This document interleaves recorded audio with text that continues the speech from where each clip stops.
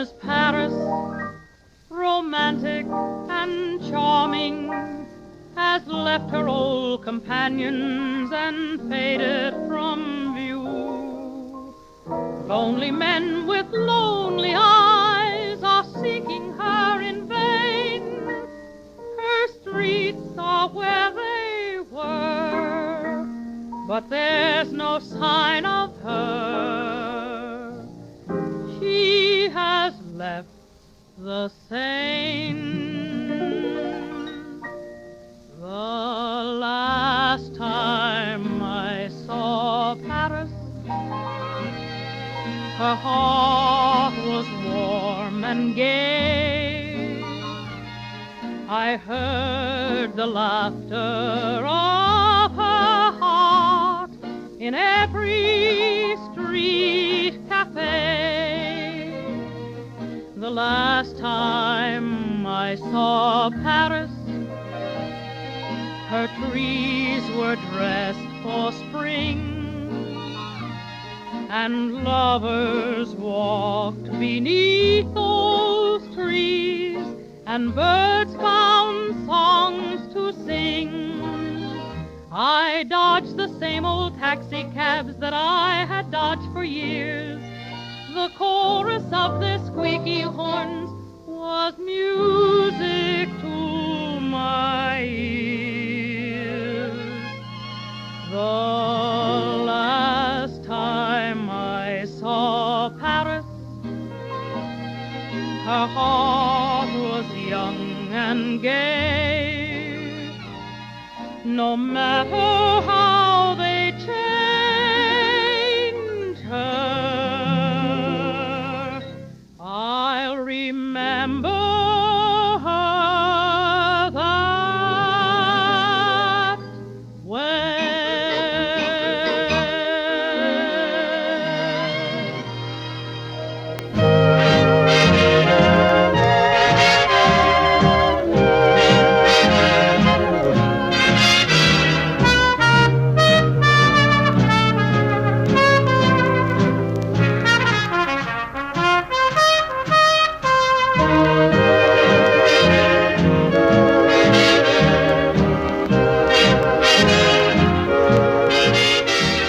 Good evening and welcome to March 12th, 1941. I'm Henry Chop, your host, and in 30 seconds I will tell you what we are going to listen to tonight. If you enjoy the content on this channel, not only subscribe, but please donate to its upkeep. Because of the vintage old-time radio, films, and music that we feature, this channel does not qualify for YouTube monetization. Help motivate us to keep posting this wonderful content and seeking out more. We'd like to think that this channel is more interesting than any other nostalgia channel of a similar type. Help us keep going by donating. In the description section of this video, you will find a secure link to PayPal. Any little bit helps. Thank you for your support. Well, tonight it's Wednesday night, so we have the Wednesday program. We are going to listen to the NBC News of the World. At 7 a.m. is when this originally aired over NBC Blue. Then we're going to move up to 4:30 in the afternoon and listen to The Lone Ranger. It's at the after-school hours, so we have some of the children's adventures. And this Lone Ranger episode is titled Robbers on the Railroad. And then we're going to have The Adventures of Superman, and then we have Jack Armstrong, the All-American Boy, 5:30 in the evening over NBC Blue. And then we are beginning to move into prime time now. We have 6:30 in the evening, the Cavalcade of America, and the story, it's a story about wheat and farming. It's an interesting story. I think you'll find it fascinating, especially if you are a rural type of person. This story is called Black Rust. And then we have Fred Allen and the Texaco Star Theater. That aired at 8 in the evening over CBS, and we have both the East Coast and the West Coast versions of this, and sandwiched in between, which aired also at 8 in the evening, we have It's Time to Smile with Eddie Cantor. And Eddie's guest tonight is Charlie Chan, Sidney Toler. So I think you will enjoy that. Hey, by the way, stay tuned after tonight's program because tomorrow night we are going to do something a little bit special. I think you'll enjoy that because we only have one program representing March 13th, and I think I am going to merge March 13th and March 14th together, which leaves the day open, and I will tell you what we are going to do tomorrow night. I think you will exciting. So stay tuned after the old time radio programs, and I will tell you what we're going to have going on. All right, I see the dials glowing. The tubes are warmed up on this old tube radio. That's our time machine. Let's give this stuff a listen. Good morning, everyone. Today, Wednesday, the 560th day of war is better than half over in Europe. And at this time, each weekday morning, we bring you the news Europeans will find in their afternoon and evening papers. First, a report from our staff in England. Go ahead, London. This is John McBain in London. German raiders last night made one of the most widespread and scattered raids of the war on Britain. 34 separate districts were bombed. All attacks were made by single planes, but some areas had several raids, especially in the Midlands and the Northwest. 2 German bombers are believed to have been shot down. Today's communique says damage wasn't heavy. In one northwestern district, buildings were set afire, but all the blazes were out or under control by daybreak. Casualties throughout the country were few. London had a lot of gunfire and many planes, but only minor bombing was reported, and damage was negligible.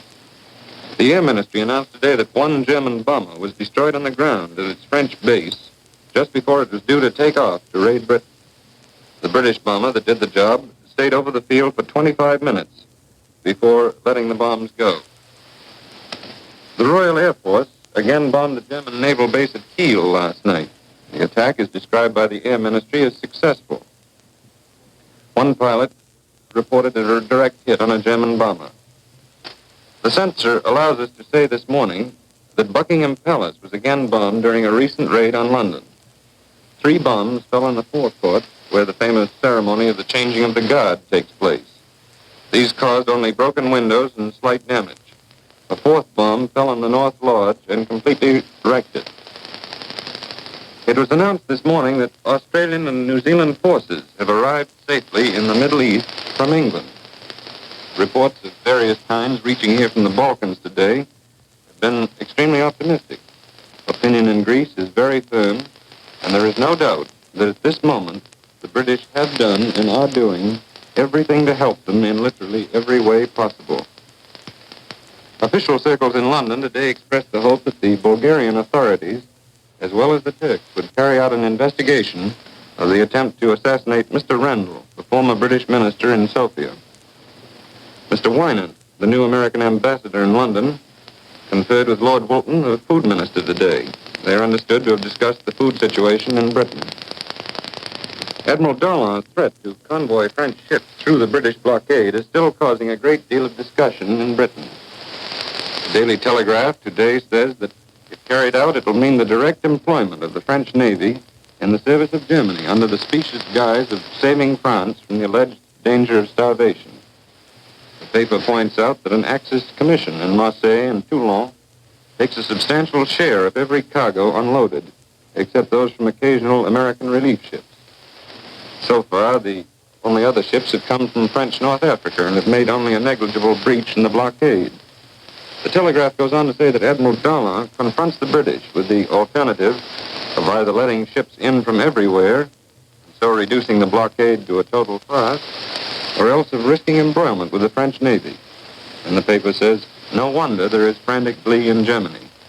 If Admiral Darlan desires the mitigation of the blockade against occupied France, the paper adds, the way to set about it is to afford us the certainty that not a ton of any cargoes admitted will reach German hands or redound directly or indirectly to the benefit of Germany. France, the French-language paper published in London, points out that for 8 months, the Germans and Italians have been taking 80% of food cargoes arriving at Marseille, and neither the Vichy government nor the press and radio in unoccupied territory have made any protest. France says that suddenly, when Hitler has need to answer the United States lease-lend bill, and when French naval bases, the French fleet would give him precious assistance, The Vichy government discovers the blockade and raises the political problem. France also publishes today extracts from letters that have arrived in England from Frenchmen in unoccupied territory. One Frenchman writing from a village in southwest France says, "Let the British win. We will eat afterwards." A letter from Marseille says that the Vichy government has been requisitioning food in the unoccupied area to help matters in Paris. Between that and the requisitioning done by the Germans and Italians, little remains, says the letter. The writer goes on to say that a few days before, a cargo of codfish had arrived in Marseille. And the boat had no sooner touched the wharf than German cars arrived to take over the cargo. The writer says that the fish heads were sold to the people of Marseille. This is John McBain in London, returning you to the National Broadcasting Company in New York. This is New York, and now from Rome via the Associated Press, Italian troops were reported today by the Fascist High Command to have captured a British position in the Keren sector of Eritrea, putting the garrison to flight. Next this morning, a report from our staff covering developments in the Reich. Go ahead, Berlin. Hello, NBC. This is Theodore Knaut speaking from Berlin. The coming visit of Japan's Foreign Minister Matsuoka is still the chief news in the German press this morning, and the papers are full of biographical accounts of their expected guest and of articles that describe his country and its power. Meanwhile, Germany's ambassador in Tokyo, Ott, is on his way here, and for the next fortnight, Japanese news is likely to loom large in the news here. These March days have always been fateful ones for the Third Reich of Adolf Hitler, for it was in March 6 years ago that he proclaimed the rearmament of the Reich, and 5 years ago that he reoccupied the Rhineland with his troops. 3 years ago, Austria was joined to Germany, and the date is commemorated in the press today with articles and pictures. And 2 years ago saw the end of Czechoslovakia and the creation of the Protectorate of Bohemia and Moravia, the first time that Hitler's Germany brought a non-German people into its orbit. So all in all, the early days of spring have traditionally been an active and a portentous time, and we are waiting to see if this year is going to hold true to form. The passage of the Land and Lease Bill by the House of Representatives, completing the legislative consideration of the bill and sending it on to the President for signature and enactment, is commented on without reserve on the Wilhelmstrasse this morning. No one, the speaker said, would consider the measure a defensive one, and in his opinion it showed up the situation in America in its true colors, for those men who remembered 1917 were relegated to the fifth column, and it was men like Secretary Morgenthau, Mr. Justice Frankfurter, and their like who pushed the bill through, as an attempt on the part of international Jewry to regain the positions it had lost. The fact that it violates the Monroe Doctrine, in German opinion, was stressed, and the recent alleged offer of a guarantee to Yugoslavia was called upon as evidence of American aggressive intentions. In any event, the effect of the bill was admitted to be to prolong the war, in doing which, however, it only increased America's opportunity to take over the British inheritance, and it was doubtless a good piece of business for the United States. To sum up, the Speaker emphasized that the nations joined in the Three-Power Pact are not going to submit to dictation from Washington, as in the case of President Wilson's 14 points, or otherwise. And the coming visit of Matsuoka is going to demonstrate that American and British calculations as to their solidarity are wrong.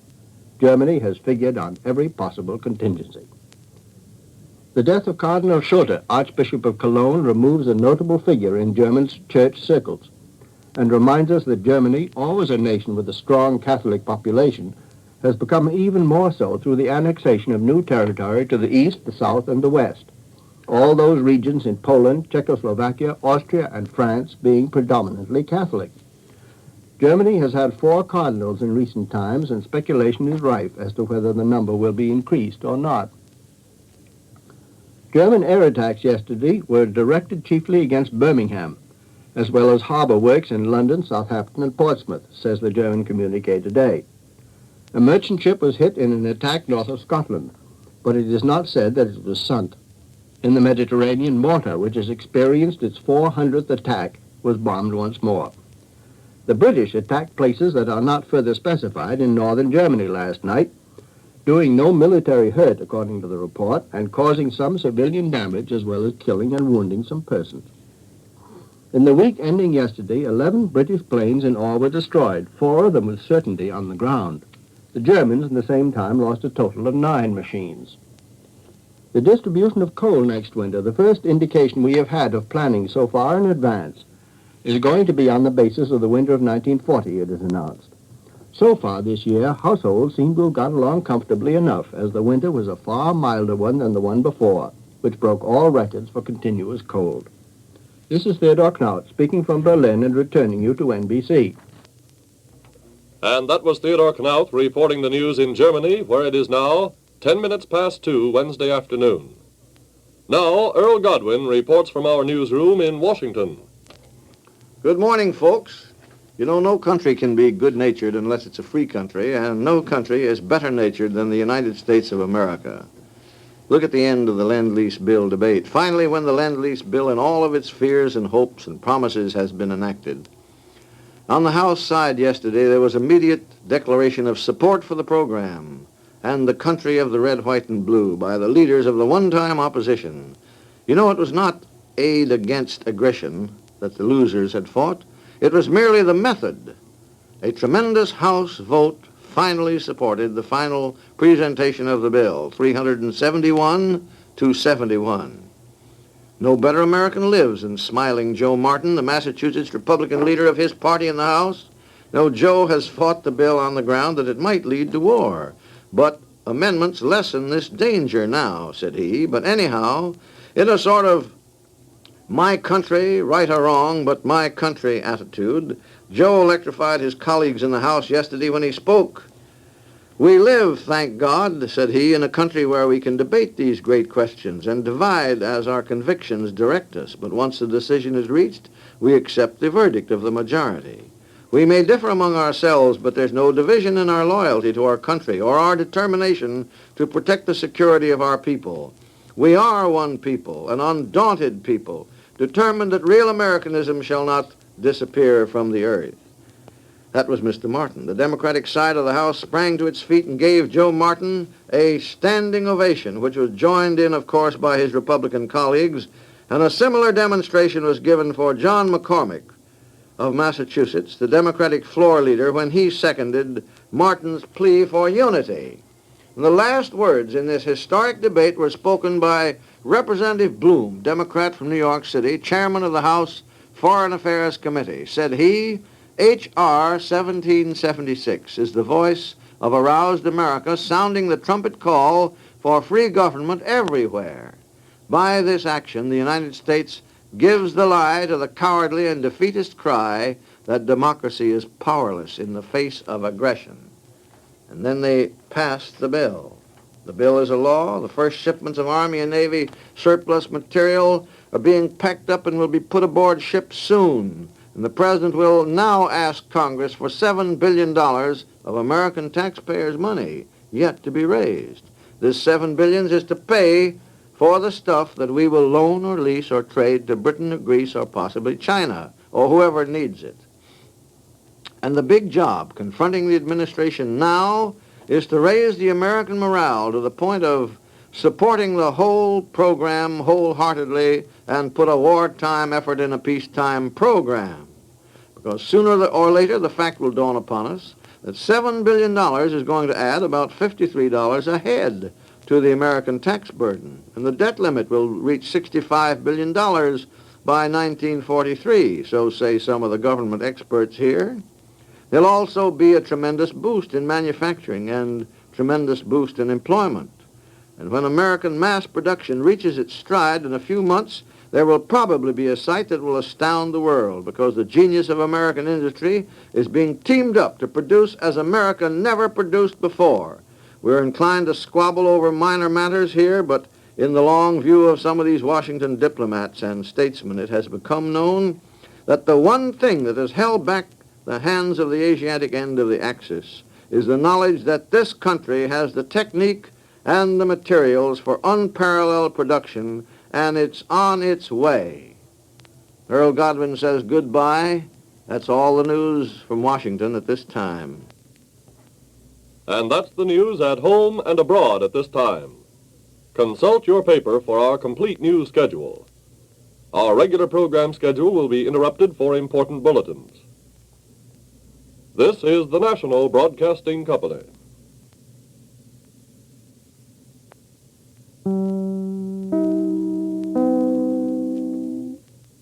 Stay tuned next for The Lone Ranger.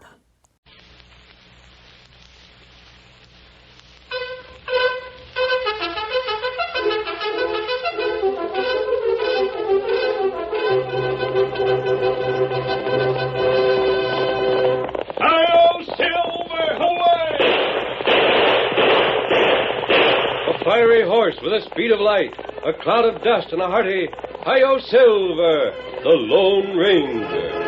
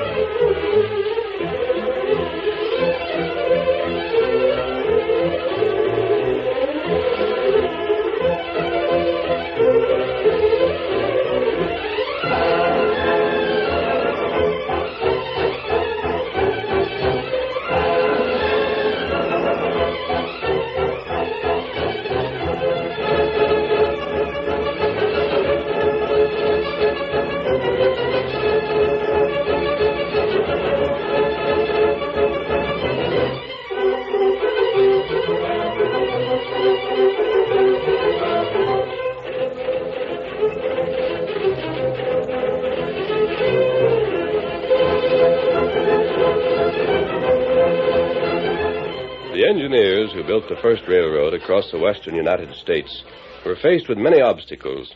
The forces of nature, outlaws, and hostile Indians. But the hardy pioneers of progress learned to depend on the strength and courage of the masked rider of the plains. And it was his knowledge of the country that made possible the completion of the great project. Return with us now to those thrilling days when the West was young. From out of the past come the thundering hoofbeats of the great horse Silver. The Lone Ranger rides again. Come on, Silver! We're heading for Railhead. Travel's waiting for us.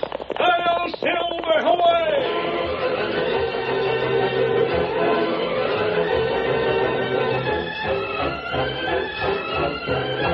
No western town was stranger, more wild, and dangerous than the one called Railhead. Railhead changed its location every day, moving westward with a new railroad.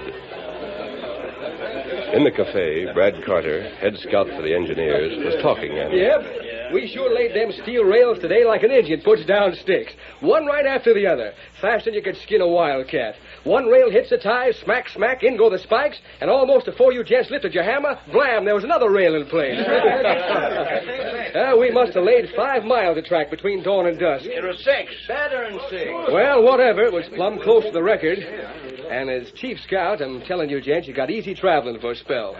No Indian sign up ahead. Nice, flat country. Yippee! Wait till we hit the mountain. We ain't hit them yet. Yep, the way things are, there won't be no trouble slowing you down. Nary a bit. And as for the mountains, Sorrowful, well, you start worrying about it when you get to them. It's easy for you to say, Carter. You don't lay the track. You just go out scouting ahead of us. Sure.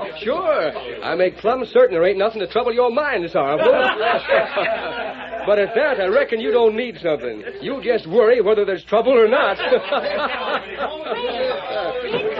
Molly, what in thunder are you doing here? Come to warn you, Fred. Sloane's heading this way. Sloane. Well, what of it? What of it? Brad Sloane don't like you one bit. Oh, now, Molly, just because him and me had a talking scrape, you Talking sometimes leads to shooting. I reckon I can handle Sloane any day in the week, twice on Sundays, without no fuss either. Sloane. Say, I'm not going to stay here. Come on, let's go. Well, Sloane, here tell you're looking for me. Here I am. Yeah, Cuddy. I see you got your guns. I don't figure I'll need gunplay for you. Molly, get back out of the way. I ain't moving. You better get back. When the shooting starts, it'll be just like Carter to hide behind a woman's skirts. Why are you... Molly, out of the way. All right, Sloan.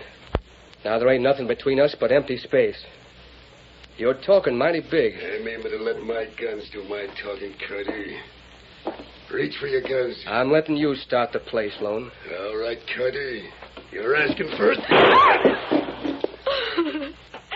All right, Sloan, stand up. You ain't hurt. Lucky for you, my bullet hit your gun before you got it up to pull trigger. You're lucky, Carter. Sure, I'm lucky, I admit it. Can't make a shot like that once in 100 years. But you ain't lucky, Sloan. In fact, you're downright washed up. Pick up your gun and slide it in your holster. Pronto. Now, mister, you're through working for the railroad, savvy? I'll get you, Carter. I'll get you. You're getting out. You're making tracks away from here. I'm calling all these gents to witness.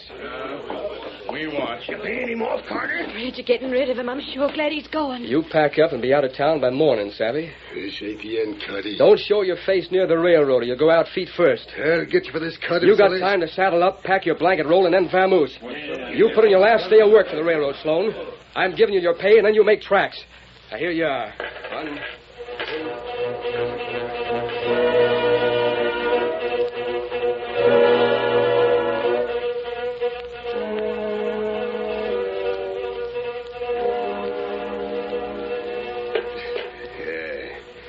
There's the cash you give me. I've got our stuff together, Sloan. Told me to get traveling before sunrise. The ponies are saddled up, ready to travel. I got a score to settle with that hombre. Come on, let's get moving. I got the blanket rolls. You're almighty certain I'm doing like Carter said, ain't you, Trent? It won't be healthy to hang around here come sunup. Come on, Sloan. Here's the horses. Letting that hombre give me orders. Come on, will you? All right, Trent, we're going. Come here, you ornery cayuse. On your horse. Which way we heading? Trent, I'm going to get Carter. Huh? I'm going to get the railroad later, but first I'm settling things with Carter, savvy? He beat you to the draw once. He's riding out ahead of the tracks in the morning. We're going that way, Trent. You're loco. If Carter sees you, he won't come see out. me. I ain't giving him a chance to. Oh, you're going to drag out you, huh? You savvy. I'm going to shoot from hiding. And I'm making sure I don't miss. Now, come on. We're heading out to pick up a good spot. Get up there. Get up there. Come on. Get up there. Oh, not bad. That heap bad. Me go quick, tell friend. Plenty trouble. Come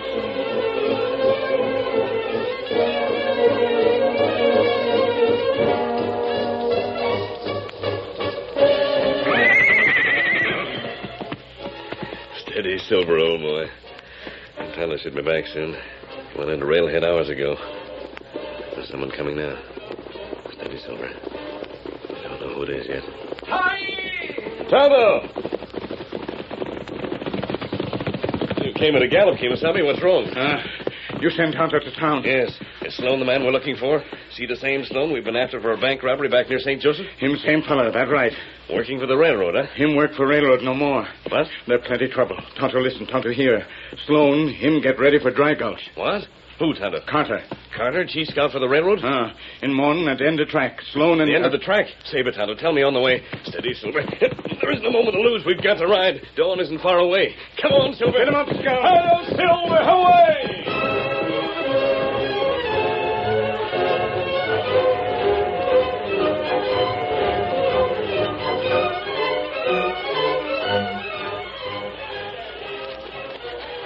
There's the end of the track down below us, Sloan. It's a long shot, even with the rifle. I got a good one, Trent. Starting to get light. Yeah. Would that be Carter on the far side of the tracks? I'm waiting to make certain. That's his horse, ain't it? I'm still waiting. It's mighty risky. Supposing they come after us. I got that figured. They won't. Huh? We're on this side of the tracks, ain't we? Yeah. And they're on the other side. Sure, but getting across the tracks ain't no job. It's a job if there's a train in the way. Ah. Yeah, now you're getting smart.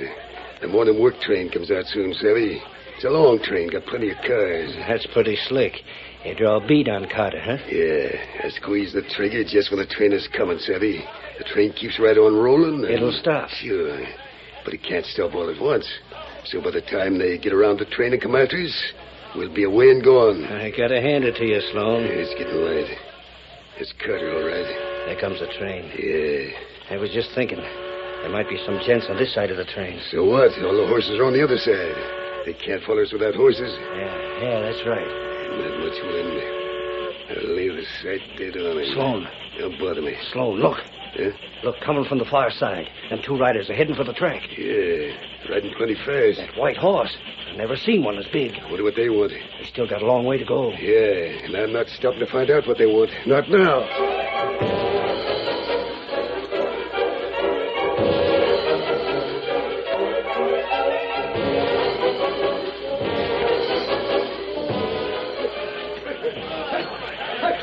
Here comes the morning work train. Sure hauling plenty of cars this trip, isn't it? Fred, you sure Sloan isn't aiming to give you trouble. Left town, didn't he? What for? What in shots? Where are they coming from? Fred, look. Two riders coming this way. They're firing into the air. Hey, one of them looks like that engine was in a cafe last night. They're yelling something. Can you hear him? No, the train makes too much noise. Hey, that fellow on the white horse. He's mad. Well, we'll soon know. Hey, you hombres, over here this way. Get your guns. It's a masked man. Fred, where are you? Come on, Silver! We come too late. That's far enough, mister. What are you after? Put up that gun. Didn't you hear us calling? We ain't interested. And besides, we couldn't hear you for the train. Hey, where are you going? Look for yourself. Carter's been shot. Fred, what on earth? Oh, yeah. I caught a bullet.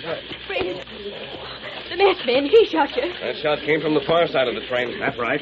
We come to warn you. No, you don't. Masked man, stay off that horse. There's still a chance. Tonto and I might be able to catch those dry gulchers. Mister, I don't savvy this at all. But the only ones we seen shooting were you and the Indian. Ain't that right, boys? That's right. You think we shot Carter? I ain't saying for sure, but we are taking you prisoner just the same, savvy? You not do that. We fight No, you. Kimasabi. No guns. We not... No, Tonto. We came here to help. But if these men It's believe... enough powwowing. We believe what we see. And we see that mask you're wearing. Molly, how's Brad? He sure needs a doctor. Now, we'll get him one. Mister, you and the engine are going into that empty car in the train. You'll be prisoners there till the train gets back to Railhead. And meanwhile, the men who dry gulch Carter are making tracks. They're getting away. That's your story. But, mister, all we gotta say is that if Carter cashes in these chips, you and the engine are gonna swing for it sure as my name's Sorrow.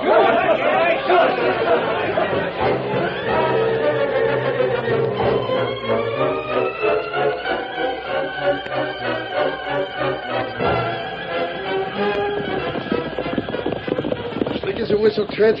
Nobody even took out after you. I seen Carter fall, Them Sloan. kids was staring the other way toward them riders. Reckon they were shooting into the air as a warning, huh? Maybe so. Did you see what happened? Sure did. Looked like Sorrowful and the boys figured they'd done the shooting, not us.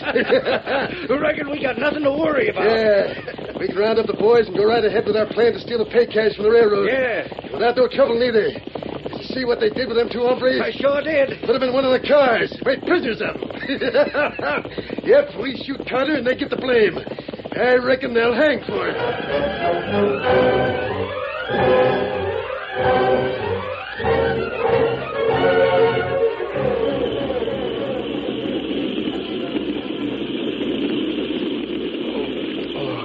How easy, Molly? Not so good, Sorrowful. I sure hope we get to Railhead soon. We'll get there, and I'll have a talk with them two prisoners in the car ahead. Yeah, I'll tell them hombres. Well, it's the masked man's horse and the engines, galloping right alongside the train. We'll see about this. So you're still here, huh? How is Carter? Sinking fast, mister. I reckon you'll swing all right. I seen your horses trailing along. Guess they broke away from the rest. The Silver and Scout will stay with us, Sorrowful. Mister, I come to take that mask off your face. I want to get a look at... I'm afraid you're going to be too late for that. Now, take that gun. Don't move. All right, Tonto. Open that door at the side of the car. What in thunder? You had that door open. We've been working on it since the train started, Sorrowful. We forced it open, and now we're leaving. Here, Scout. Here, Silver. All ready, Kimasabi. Jump for it. Go. You come now. Steady, Silver. Adios, Sorrowful. Get down. This way, Tonto. Come on, Silver. Well, I'll be dogged. They jumped right from the train to the horses. They got away and thunder racing. Look at them travel. Silver, hooray! The curtain falls on the first act of our Lone Ranger story. Before the next exciting scenes, please permit us to pause for just a few moments.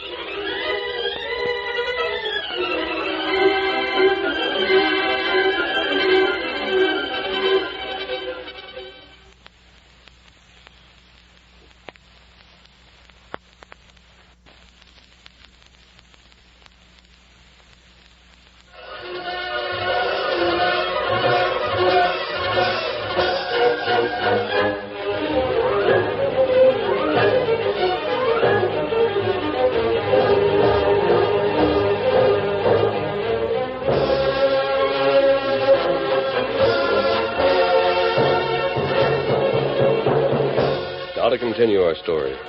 The Lone Ranger and Tonto leaped from the speeding train to the backs of Silver and Scout and made their escape. The train continued on to Railhead with the wounded man. And later that night, as darkness fell... Here, Brad.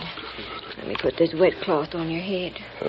That's you, Molly? The doctor said you'd be all right. Here, brung me in on the train. I'm at Railhead, huh? How far the tracks move today? 4 miles. 4 miles? Dagnabbit, that ain't enough to... Oh. Now you lay back, Brad Carter.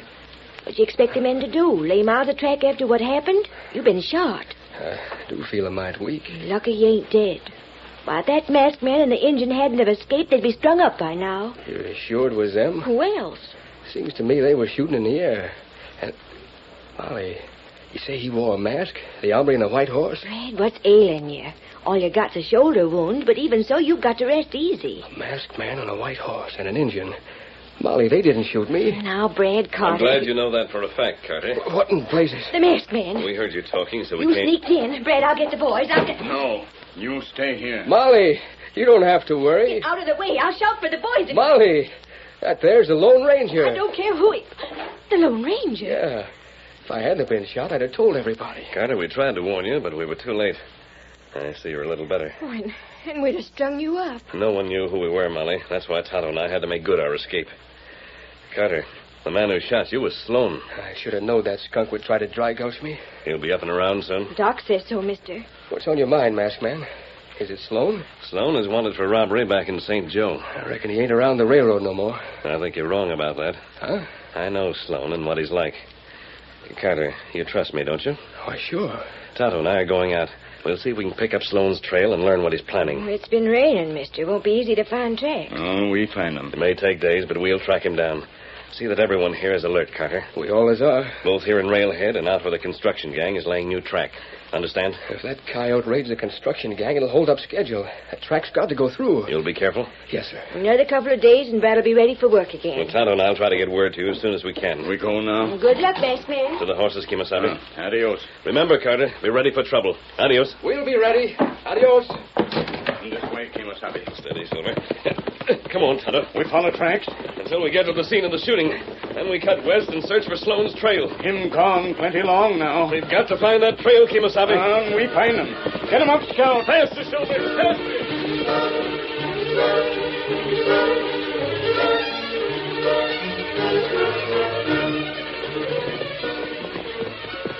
You see anything, Tonto? Oh, we looked for a long time. The signs are very faint. Look, what's that? A broken mesquite, Tonto. They come this way. Good. We're still on the trail. It's been 2 days already. 2 days. Sloan may already be planning something against the railroad. We've got to move faster. We've got to.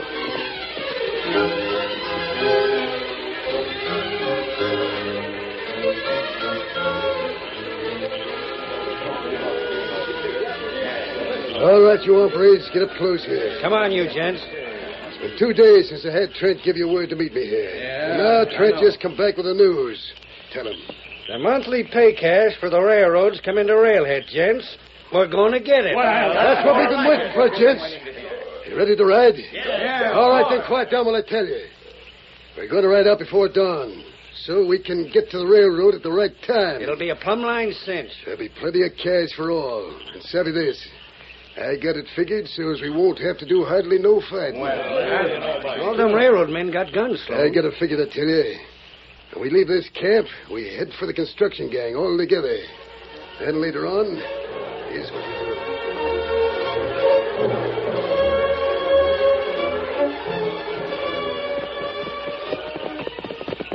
Stop, Kimasabi. Off your horse.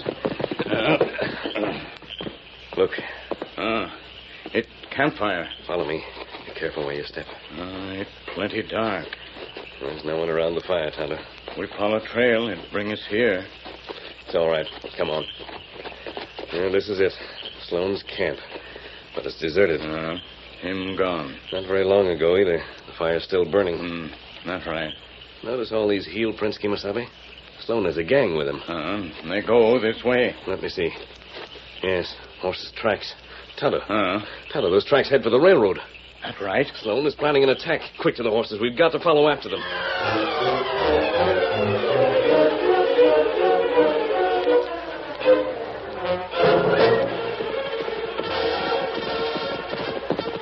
Yonder's the end of the track, Sloan. Pull up, Jess. Right up.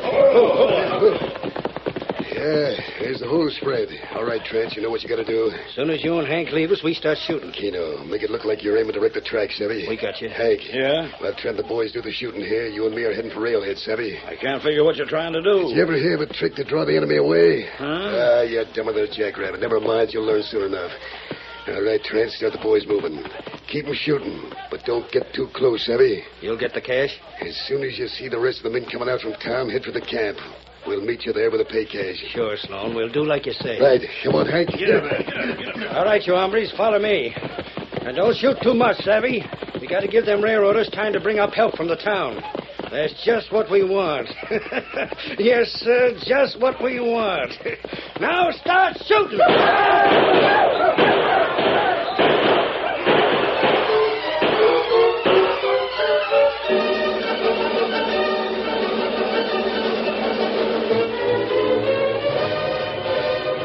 The fake attack on the end of the railroad track started.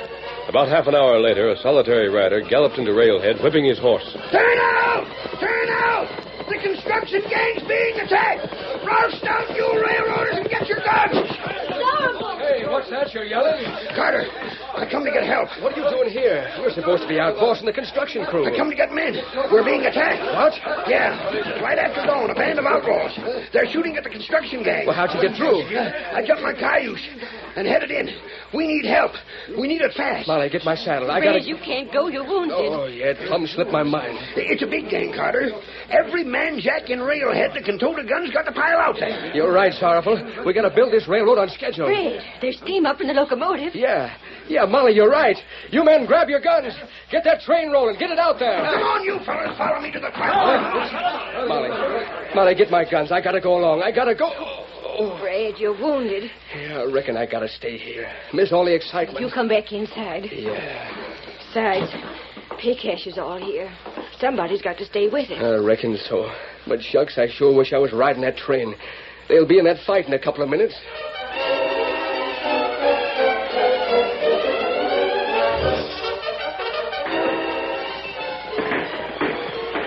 Look, Kimasabi. You come just in time. They're fighting. Sloan must be local, Tonto. Look for yourself. The railroad men have reinforcements. That train that just pulled up brought plenty more. Yet all Sloan has is about 15 men. That's right. He can't possibly do anything to... Tonto. What matter? We can see that whole band of outlaws from here. Now look hard. You see Sloan? Huh? Look. Sloan always wore a striped shirt. He isn't here. That's right. Him not there. But where is he going? He must be up to something.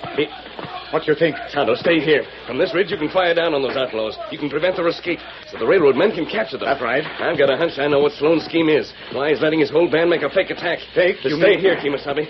The town must be deserted, and all the men around here. But why are you going? I'm heading for town, don't you see? The railroad pay cash is in town. That's where Sloan is going. It must be. Oh, that's bad. You stay here. I'm heading for Railhead. Me stay. You go fast. Come on, Silver, old boy. Hello, Silver, away!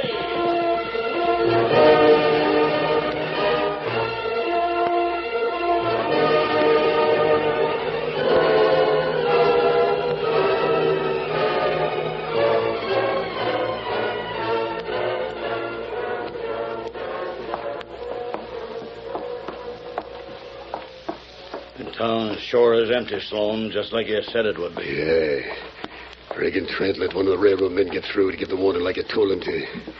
Every last man's going out to fight. Yeah. Get your hand off your gun. There's no trouble. I'll head in, grab the cash. Wait a second. What's that? Sure, I'm grouchy. I'm grouchy on account I gotta stay here and miss some fun. Well, I'll be... That's Carter. Thought you draggled. I reckon I missed him. But this time I won't. He's fast on the trigger. I ain't giving him a chance to use his gun. Not this time. Follow me. The cash must be in there where Cantor is. Better get your gun, Sloan. I got it. You ready? Red, now you take it easy. Remember what the doc said. Oh, all right, Molly. I'll stop acting up. Just two of them. Hold your gun ready, Hank. Now, come on. Button, please. No. Well, if it ain't Brad Carter. Too bad you ain't wearing your guns, Brad. Sloan, look. Pay cash must be in that safe there. Yeah, it couldn't be sweeter. Get the gold, Hank. I'm going to finish you off Carter like I meant it last time. Why, you poison rat. Easy with your talk, Molly. I don't like being called names. So it was you tried to dry gulch me, Sloan. This time I ain't missing. Pretty slick scheme you got. Drawing off all the men so you could get the cash without trouble. Yeah, it's even better this way. I didn't figure on getting you, too. If I could reach up and get my gun belt off the I'm wall, not giving you the chance. Say your prayers, Carter. No, you can't shoot him in cold blood. Get back. Now, Carter, this is what I've been waiting for. Ow, my hand. What the? Don't move from that safe or you'll get another bullet. You're not hurt, Sloan. I shot the gun from your hand. It's the Lone Ranger. You came just in time. Thanks, mister. I seen you through the window. It was all I could do to keep from letting those coyotes catch on. I'm glad I got here in time, Carter. The rest of the outlaws are at the end of the track, mister. Now, you needn't worry about them. They're being captured right now. Carter. Yeah? You think you can guard these two outlaws till I come back? I want to get Tonto. Do I? Molly, hand me that gun belt off the hook, will you? Here it is, Bad. All right, mister. I got him covered. Adios, Carter. I'll be back to take these men to jail where they belong. Carter, listen. Let me go. Let me go and I'll pay you plenty. You shut your mouth, Sloan. The Lone Ranger said to keep you prisoners. That's what I'm doing. But by thunder, it's sure going to be hard to keep from pulling this trigger. So don't make a single move, savvy? Hello, Silver! Away!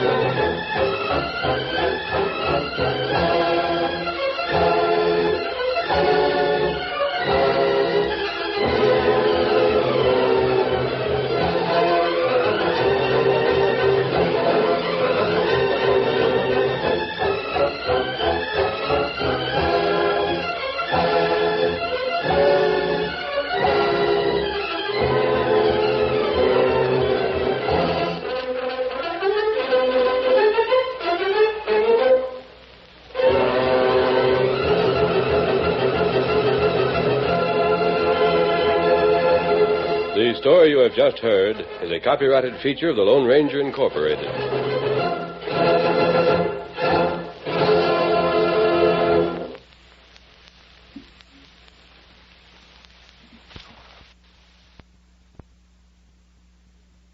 Stay tuned next for the adventures of Superman.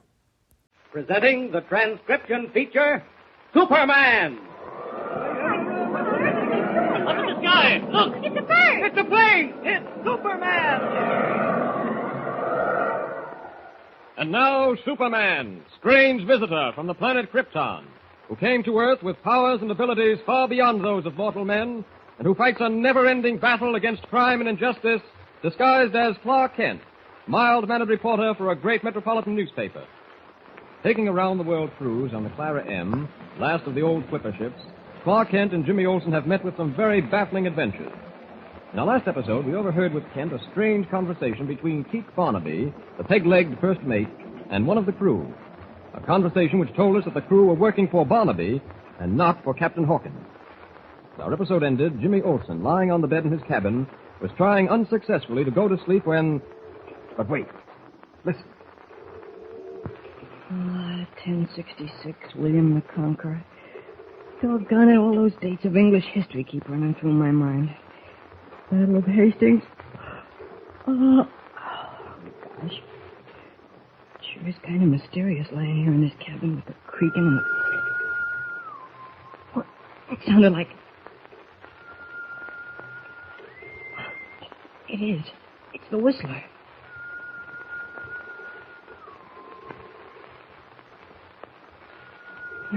Now it's moving off down the deck. Gosh, I'm scared. But I can't let that stop me. We gotta find out who that Whistler is, that's all. Gotta prove it isn't the spirit of a whistling seaman who was washed overboard years ago, like Teak Barnaby says. Yeah. I gotta pull myself together and follow that whistle. was moving up forward. Gosh, it's kind of eerie out here. Maybe I better go get Mr. Kent. But if I do that, the whistle may stop the way it did the first time we heard it. Better... Wait.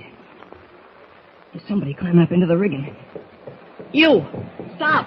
Stop where you are! Wherever he is, he's right up there above me. Well, he can't climb any further than the top of the mast, so I'm gonna climb up there after him. Gosh, harder than I thought. The rigging seems like it was alive. Oh, I almost slipped then. That shadowy figure. He's right above me. It's like to have stopped. He's not going any higher. Hey! Aloft there! Come on down! You're caught and you can't get away! He's right above me now. It's so dark there I can't see him. Just a second. Oh! My hand! Hey, stop it! You're stepping on my hands! I said stop it! I can't hold on! You hear? I'll fall! Stop! I'm falling! Oh! I've got you. Hold tight. You're safe now. You're safe. Superman. Oh. Good thing I was walking about the deck and heard him calling. Oh, what on earth he was doing up in the rigging. I'd better get him down on deck again. Now. Down!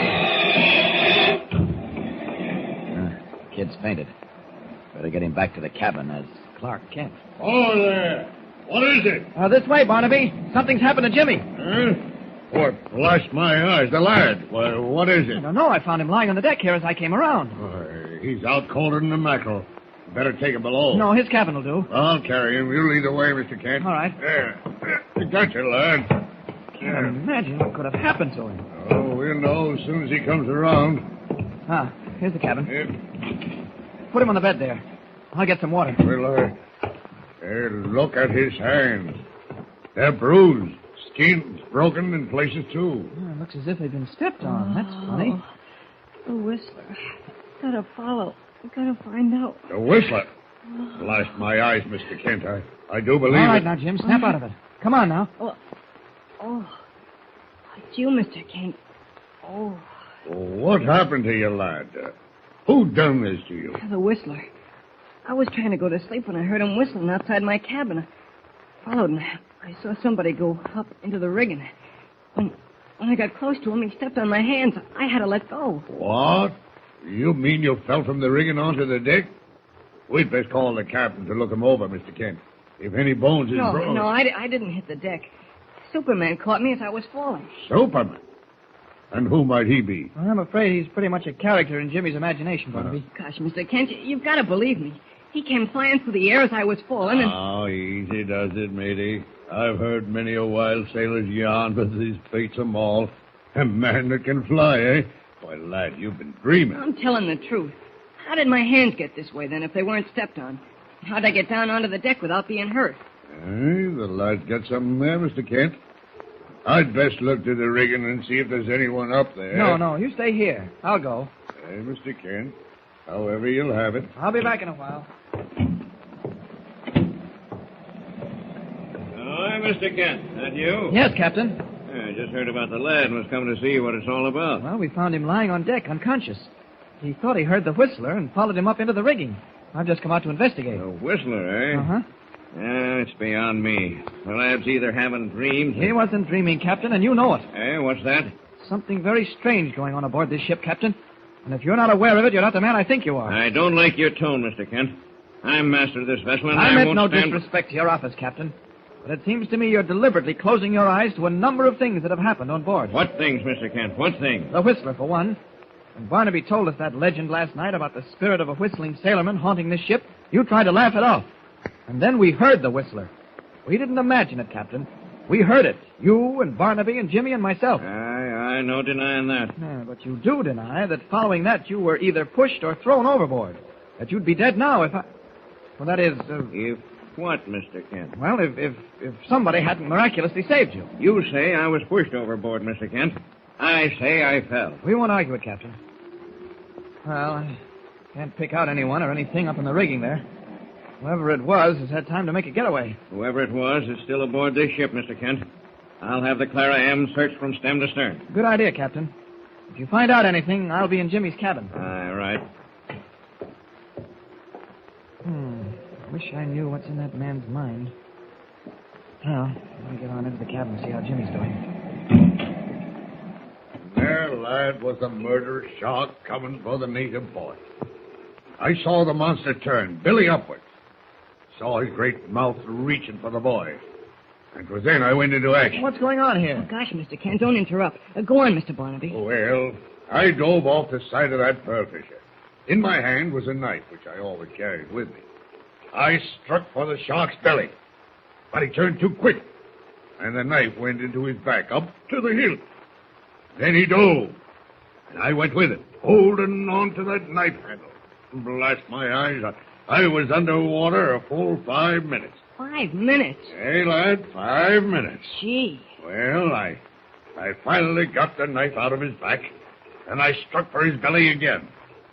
But this time, he was too quick for me. He luffed to windward and took my leg off clean as a whistle. Gosh. Well, what happened then? Well, I don't rightly remember, lad. Next thing I knew, I was lying on the deck of the pearl fisher. Oh, but how'd you get there? Well, lad, it was often I puzzled my head about that, but never could figure it out. However, the answer was made clear to me this very night. I must have been saved by Superman. Quite a story, Teak. I thought you were telling me the real story of how you lost your leg. Well, okay. Both of you can kid all you want to about Superman, but I know he exists. That's all that matters to me. Find anyone in the rigging, Mr. Kent? No, whoever it was, it had ample time to get away. The captain's having the ship searched thoroughly. Yeah, good idea. Now, Jimmy, try to go to sleep, will you? And if you hear the whistler again, I'd suggest you call me before doing anything about it. Don't worry, I will. Good night. Coming, Barnaby? I'll walk with you as far as my cabin. Hey, night, lad. Was that really the way you lost your leg, Mr. Barnaby? A shark, I mean? No, lad, 'twasn't no shark. I'll tell you the real story someday. Good night, dear. Good night.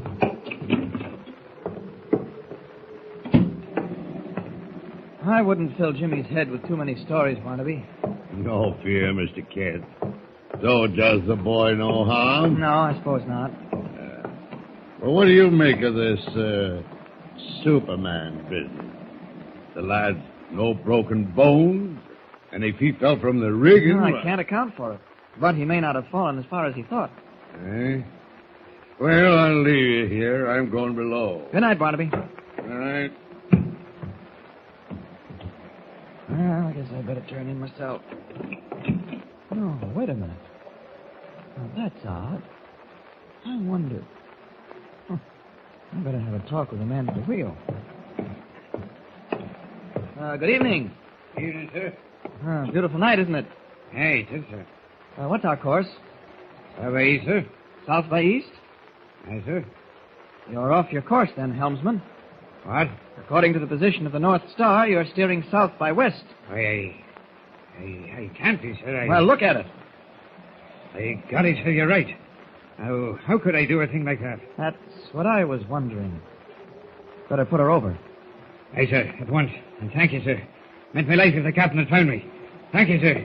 You're welcome. Good night. Good night, sir. That man's either a fool or he was deliberately off his course. And I don't think he's a fool.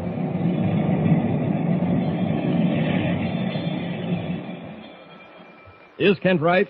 Was the helmsman deliberately off his course? And if so, why? And what is the answer to the mystery of the Whistler? What strange adventures await our friends aboard the Clara M? Be sure to hear the next thrilling episode of our story with Superman. Tune in the next thrilling installment of the transcription feature, Superman.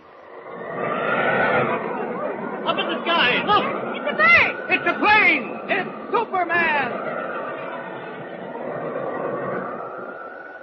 Superman is a copyrighted feature appearing in Action Comics magazine. Stay tuned next for Jack Armstrong, the all-American boy. Jack Armstrong, the all-American boy. Wave the flag for us and high, boys. Show them how we stand. Ever shall our team be champions, known throughout the land. Wheaties, breakfast of champions, bring you the thrilling adventures of Jack Armstrong, the All-American Boy. Hear ye, hear ye. Today I've got a super special piece of news for you girls who listen to Jack Armstrong. And honestly, once you've heard of what I'm going to tell you, I'll bet you'll say to yourself that it's just too good to be true. Now look, how would you like to have a brand new bracelet? One that's absolutely different from anything you've ever seen. Well, here's your chance because General Mills, makers of Wheaties, are making it possible for you to get a brand new luminous gardenia bracelet. Now, I don't have to tell you just how beautiful gardenias are, I know. They might be your favorite flower. Well, the new luminous gardenia bracelet is made of 5 perfectly formed plastic gardenias all linked together. By removing one or more of the gardenias, the bracelet can be adjusted to fit any size wrist. Each gardenia is an inch in diameter and is surrounded by glossy green leaves. Why, say, the waxy white ivory-like flowers are so realistic that it's hard to tell them from real flowers. The colors in the bracelet are waterproof and cannot in any way soil the skin or clothing. But here's what's make this luminous gardenia bracelet different from anything you've ever seen. It actually glows in the dark. That's right. The gardenias are made of a special Kruger-like plastic which, after it's properly charged under any electric light, will glow in the dark for several hours. Now, just think how unusual and attractive a bracelet like this must be. It's bound to make you stand right out in any crowd, day or night. But here's another surprising feature of the luminous gardenia bracelet. The links may be separated, and the gardenias worn as a wreath in the hair, as a necklace, or even pinned to your dress. Girls, this is an offer you just can't afford to miss. It's your one and only chance to get one of these amazing bracelets. Now, here's all you have to do to make a luminous gardenia bracelet your very own. But you've got to act fast. Just send the top from one Wheaties package, together with your name and address, and 25 cents in cash to Betty, care of Wheaties, Minneapolis, Minnesota. Now, I'll repeat those instructions. For your own personal luminous gardenia bracelet, send the top from one Wheaties package, together with your name and address, and 1/4, 25 cents, to Betty, Betty, care of Wheaties, Minneapolis, Minnesota. But remember, the supply is definitely limited, and if you want to be certain of getting your bracelet, send your order right away, tonight. And now, Jack Armstrong, the All-American Boy.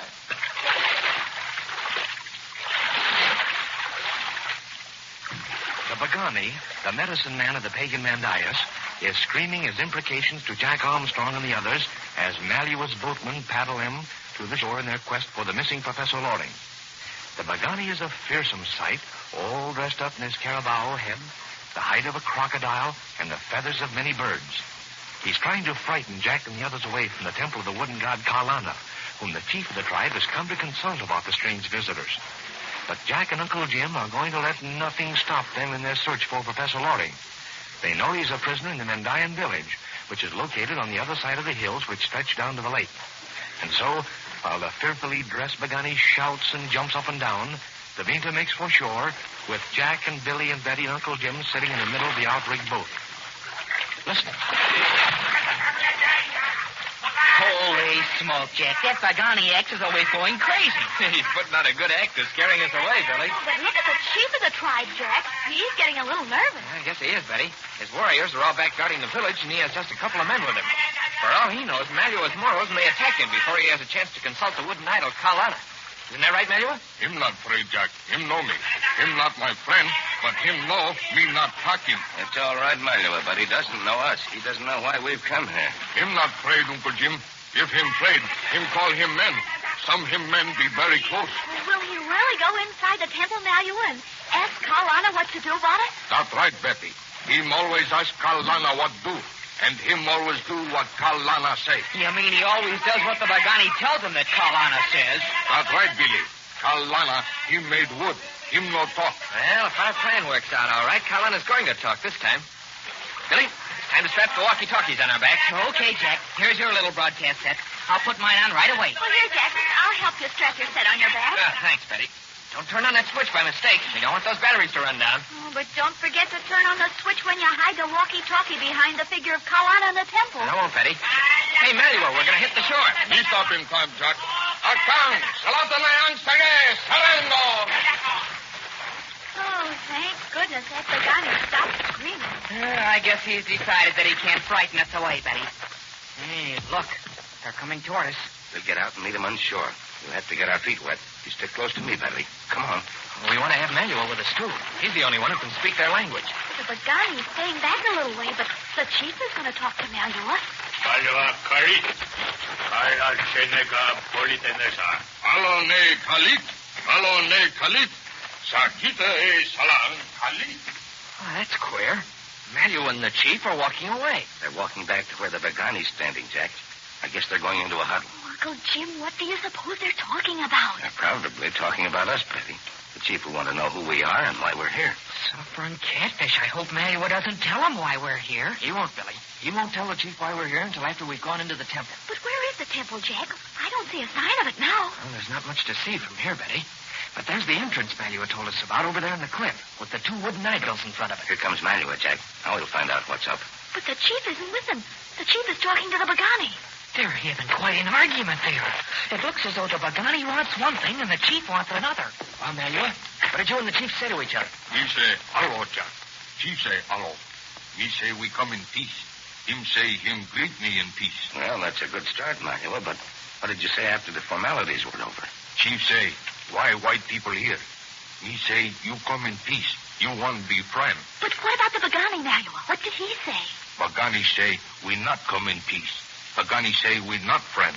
Me tell Pagani, him lie. Well, then what did the chief say, Manuel? Chief say, him ask great God Kalana what do.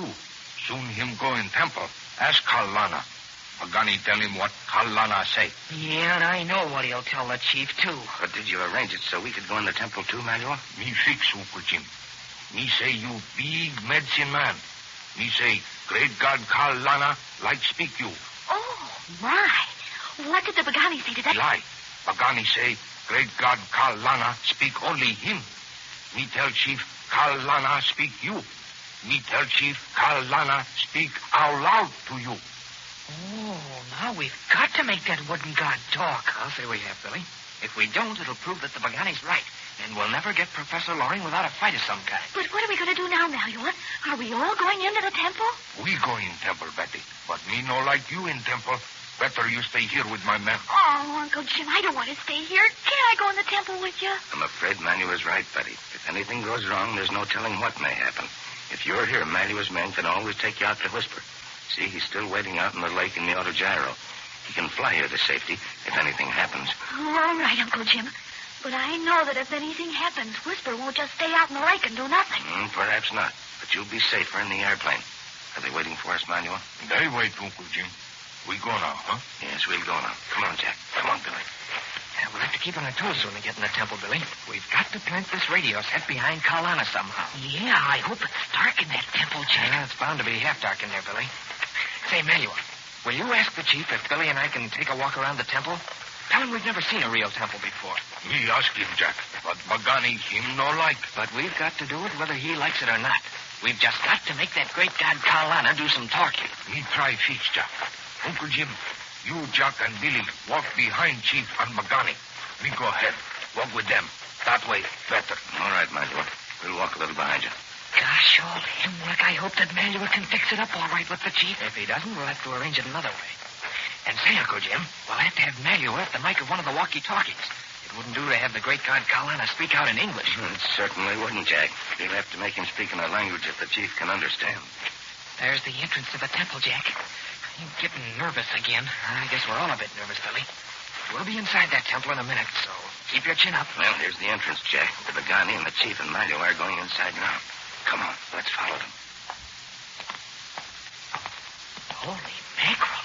It is dark inside here. Your eyes will get used to it in a minute, Billy. Remember, that's a bright tropical sun outside. But I still can't see anything, Jack. Oh, now I'm beginning to see a little. There's Manuel and the others right in front of us. I can see quite a bit now, Billy. Why, the temple is a huge cave in the hillside. And look, Billy. Look way back in the cave, right between the double row of wooden figures. Do you see it? Holy smoke, yes, Jack. It's like a great big giant sitting down with his legs crossed. It must be the great god Kalana. Is that right, Manuel? That's right, Jack. That Kalana. I'm glad he's way back in the temple where it's kind of hard to see. Say, Manuel, Did you ask the chief if Jack and I could take a walk around the temple? Me ask him, Billy. Chief say no. Him say many men go back there, but no man come back. I'll bet the Pagani told him to say that. You're wrong, Jack. Pagani say you can go. Oh, jumping Jupiter.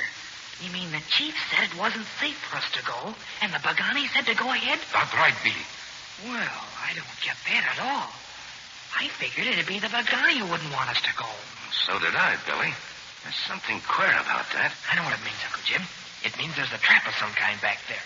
The chief doesn't want to do us any harm until he's asked Carlana what to do. But the Pagani, well, he'd be glad to have something happen to us. But gosh, Wilkins, Jack, we've got to get that walkie-talkie planted behind Carlana. You're darn tootin', Billy. Manuel, tell the chief that we have magic which will keep all harm away from us. Huh. Tell him that we'll take a chance. Wait a minute, Jack. I'm not so sure about that. There may be something dangerous back there. I know it, Uncle Jim, but it must be something and not somebody. I've got my pocket flashlight with me, and I won't take a step unless I can see what I'm stepping into. All right, Jack. I guess it's safe enough if you have a light. And we've certainly got to make that wooden god talk. Go ahead, Manuel. Tell the chief. Me tell him, Uncle Jim. Akalato ne sula. Munata pa gelita. Achatu, chita gat. Vega. Tulita ne payo burlita. What did he say, Manuel? Him say go. Him wait till you come back for him ask Carlana. But him not think you come back. Suffering catfish. Maybe this isn't such a hot idea after all, Jack. Holy mackerel, what's the chief saying now, Manuel? Him say you better have strong magic, Billy. We got strong magic. We've got magic and Jack's flashlight. Come on, Jack, before I really get scared. Let's see what's in the back of this temple.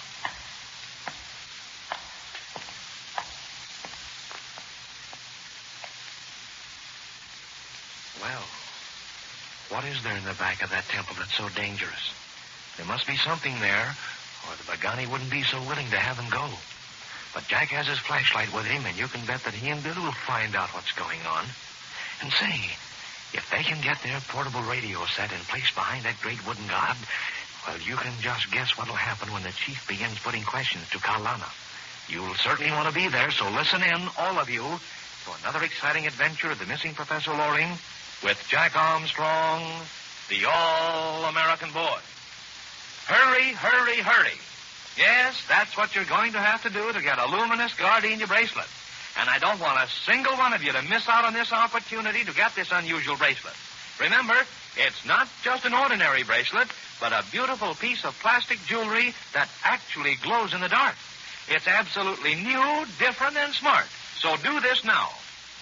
Send the top from one Wheaties package, together with your name and address, and 25 cents to Betty, care of Wheaties, Minneapolis, Minnesota. But don't put it off. The offer closes at midnight this Saturday. So get your order for a luminous gardenia bracelet in the mail tonight. Have you tried Wheaties? Their whole wheat with olive of bran. This is Franklin McCormick saying goodbye until tomorrow for General Mills, makers of Wheaties, Breakfast of Champions, who have just presented another episode of Jack Armstrong, the All-American Boy. So just buy Wheaties, the best breakfast food in the land. Wave the Piper Hudson high, boys. Show them how we stand. Ever shall our TV stand. Stay tuned next for the Cavalcade of America.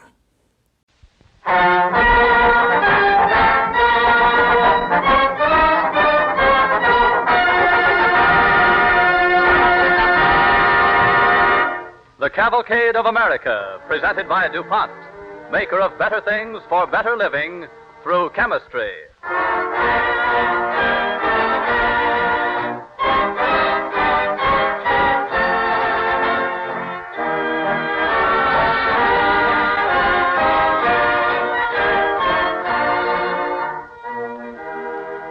There once lived an American whose name is little known, but it should be as familiar to us as the bread we eat, for he preserved the fertility of our vast American wheatlands. He was Mark Carleton, and we bring you his story in an original radio drama, Black Rust, written by Robert Tallman. Starring in the role of Mark Carlton is William Johnstone of the Cavalcade Players. Our orchestra and the original musical score are under the direction of Don Voorhees. DuPont, maker of better things for better living through chemistry, presents William Johnstone as Mark Carlton on the Cavalcade of America.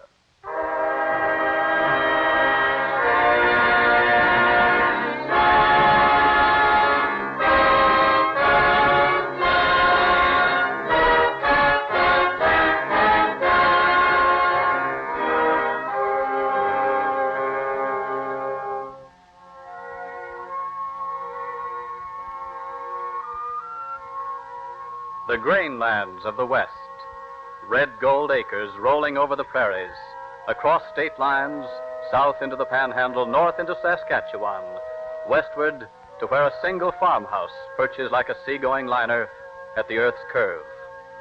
But there was a time when Americans despaired of the future of that vast granary, when the wheat stood parched and black, and the western prairies were being abandoned to the dust and tumbleweed. A blight had come upon the land, bringing poverty and desolation, bringing bewilderment to the men entrusted with a nation's bread. And the name of that blight was the black stem rust.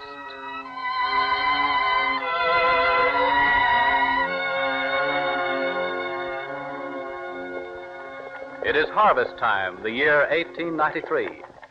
Up a dusty lane to a once prosperous farmhouse rolls a horse-drawn buggy. Whoa. At the gate it pauses, and a young man in city clothes steps down. He is Mark Carlton. Hey, Dad! Mom! It's Mark. Oh, glory be, it's Mark. Well, Dad. Oh. Gosh, it's good to see you. Well, it's good to see you too, son. How's things in Wichita? Oh, fine, fine. I'm a full-fledged professor at the university now. Oh, I'm proud of you, Mark. Pa, you and Mark wash up. I'll set another place for you. We were just sitting down to dinner. And am I hungry? I'll call you in a jiffy. All right. Ma cooking for harvest hands? No, not this year, son. Winter crop ain't yielding more than 2-3 bushels an acre. Oh? Black stem rust again? Rust, drought, late freezing. Troubles never come singly. No, they don't, do they? Never come singly. Maybe that's important. Huh? What are you driving at, son? Oh, nothing. I was just thinking. It was that way before, wasn't it? I mean, the drought and freezing weather and the rust all at once. Yeah, never like this, though. Step over here a piece, son. Now, look out over that north field. Wait. It's nothing but dust. Pa. Ma don't know how bad it is. She's got enough to worry her. But that field will never be fit to plant again. Gosh, Dad, I'm sorry. Oh, we're lucky, son. The Childers are moving out. 3 years without a crop. Wouldn't nobody bid on that land at an auction now. Well, what's going to become of them? Search me, son. What's going to become of all of us wheat farmers? It's like some kind of a curse on us.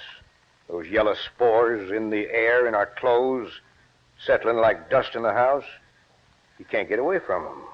I remember when I was a kid of 11. First time it came. That sulfur smell in the air. The spores got in the men's noses and eyes and made them cry. And I thought they were crying because of the bad crop. Well, maybe you wasn't so far wrong, Mark. Maybe it was about half the spores and half the ruin of those fields. The spores started us off crying, and I tell you, Mark, we couldn't stop.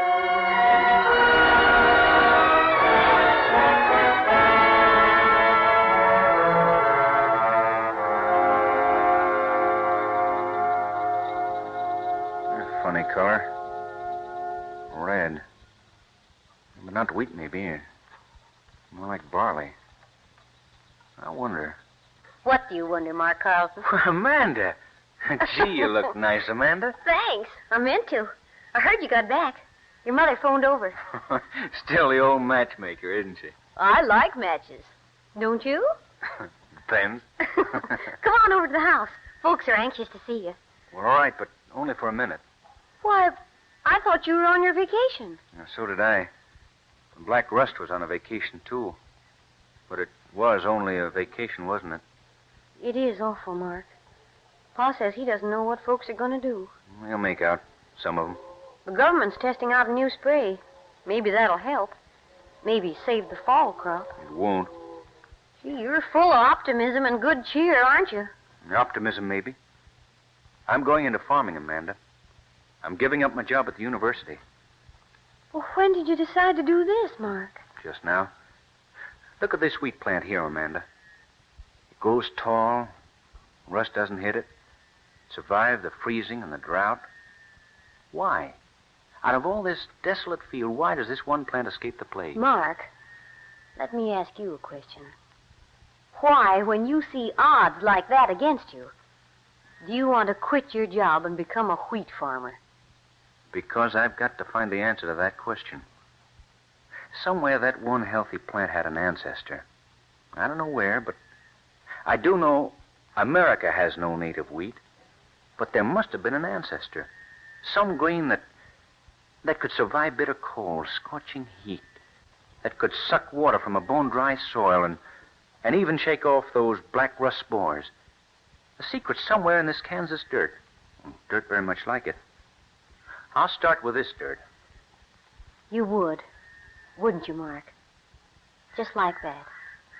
I know what you're thinking. You're thinking it's lucky you found out what kind of a fellow I am before it was too late. Mark, I'd be just as proud to be the farmer's wife. You know that. But there won't be any crop on my farm, even in good years, Amanda. I'm going to take black stem rust and smear it on every single plant. There won't be enough wheat for a bag of seed. But there'll be enough to answer my question. How, Mark? I'll know what it looks like then. The wheat God meant man to sow on these plains.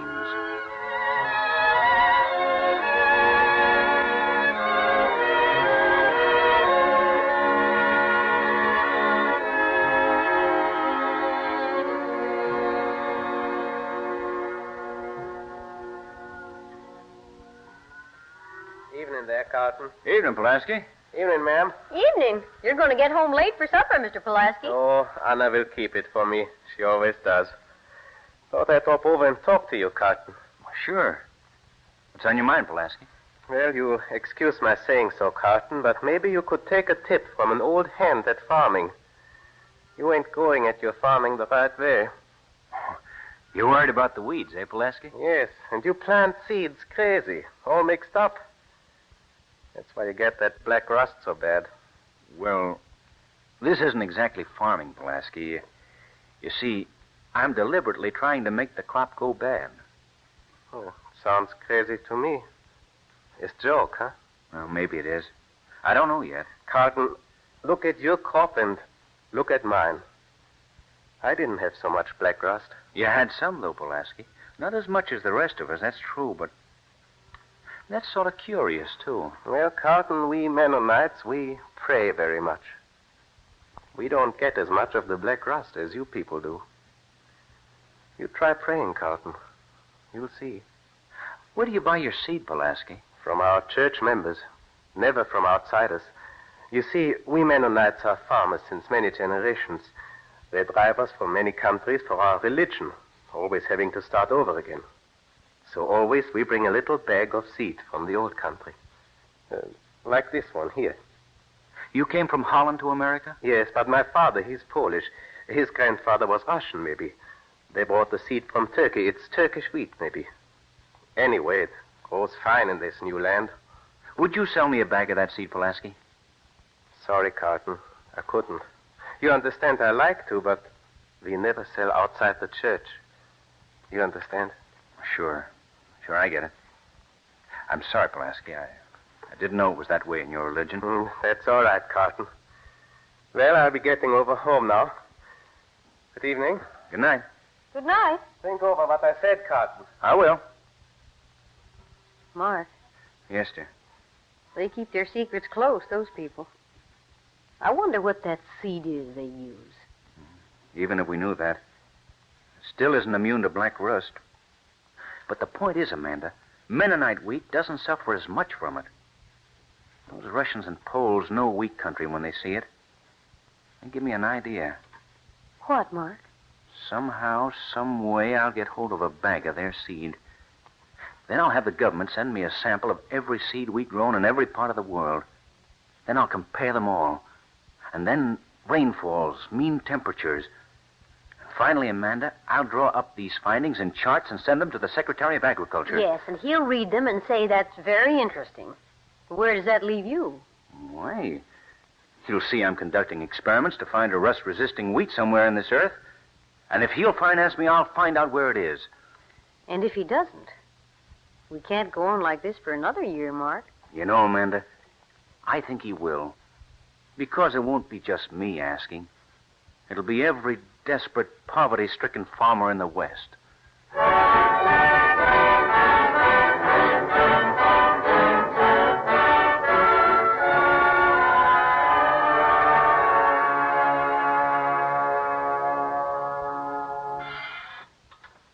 I'm glad you came home early, Mark. Letter came from Washington this morning. Here. Oh, good. This is it, Amanda, Department of Agriculture. Yeah, let's see now. Oh, what does it say, Mark? And listen to this, Amanda. I agree with you that your work must continue. If an appointment to this office as head of government work on wheat would make that possible, be assured that such an appointment is waiting you. Oh. There you are, darling. What did that tell you? Head of all the government work on wheat. Mark, that's wonderful. Yeah. But he says nothing about the findings in my charts. Nothing about my conclusion that I'll find real rust-resisting wheat only in Russia. Oh, but that'll come in time, Mark. You can't expect him to pack you right off to Russia now. In time? Another crop like last year's and the whole West will be a howling dust storm. But when you get there and talk with him, then they'll... Well, it sounds like I'll be free to go ahead on my own program anyway. First, we'll alternate the crops. We know that helps. When that's underway, then I'll go to Russia myself to find the real answer. There's just one thing, Mark. If you should be disappointed. I mean, if you don't find what you're looking for. Well, why do you say that? Well, they've had experts looking for something like this for a long time. You wouldn't be the first. Well, you don't look for wheat in an office, Amanda. Where I look for it, I'll find it.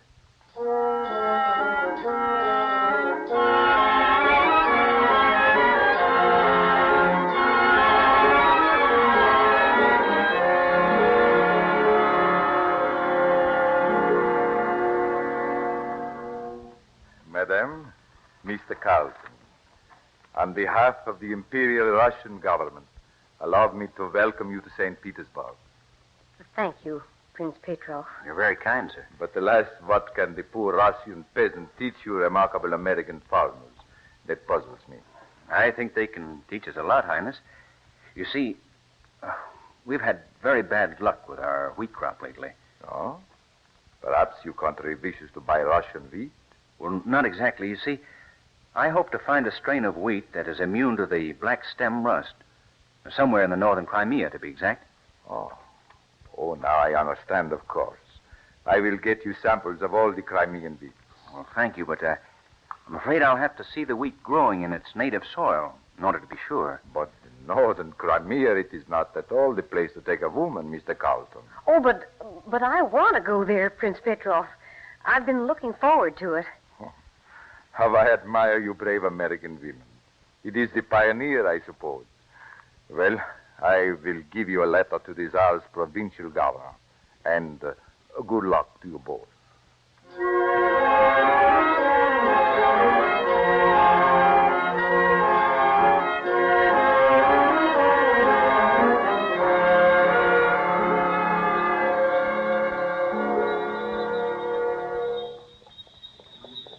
Pull up here, please, Lieutenant, in front of this hut. Brrr. Добрый день, храбрите нация. Это шуземник Ниес. Он желает справку. Да. Ask him where he got the seed for this wheat. Кто дал вам зерна? Мой дедушка. He says he got it from his grandfather. Из какой губернии старик? Он из Кубани. He says the old one brought it here from Kubanka. Well, that is impossible. Why do you say that? Well, Kubanka is nothing but a frozen waste. This wheat is obviously a superior wheat. But they do grow wheat in Kubanka. After a fashion, I suppose. After all, they must eat. Well, thank them, Lieutenant. That's all I wanted to know.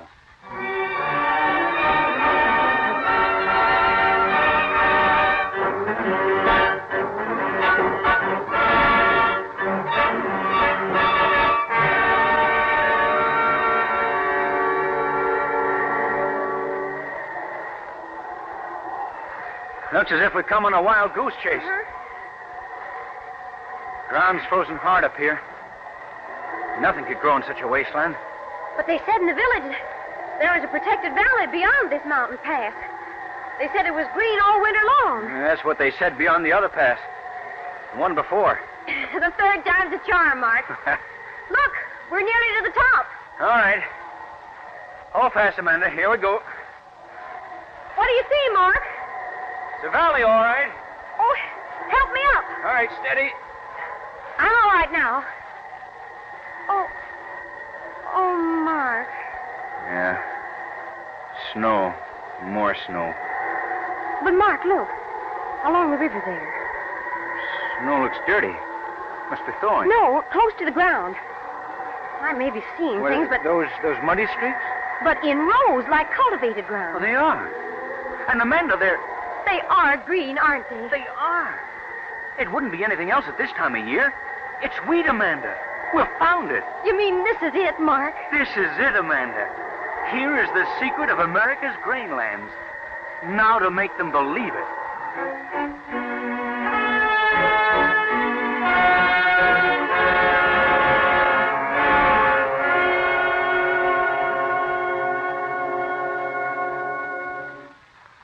But, Mr. Carlton, of course we realize the importance of your discovery. It's just we can't take the responsibility of advising farmers to grow a totally new and untried strain of wheat. Untried?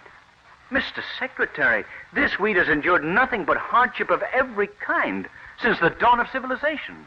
I'm sure what you say is true, Mr. Carlton, but we must follow department procedure. And it was a fool's errand after all. On the contrary, Mr. Carlton, you've done an admirable job. I needn't emphasize that you're in line for a promotion. As for this new wheat, we shall list it in the department bulletin, of course. In the department bulletin? Well, Mr. Secretary, gentlemen, there are other ways of talking to farmers. Over a fence at the section corner, outside the church on a Sunday, at town, the post office, or general store. I'll talk to them myself. I'll be a one-man Department of Agriculture. And even if you don't like it here in Washington, you'll soon be eating bread made of Cavalcade wheat.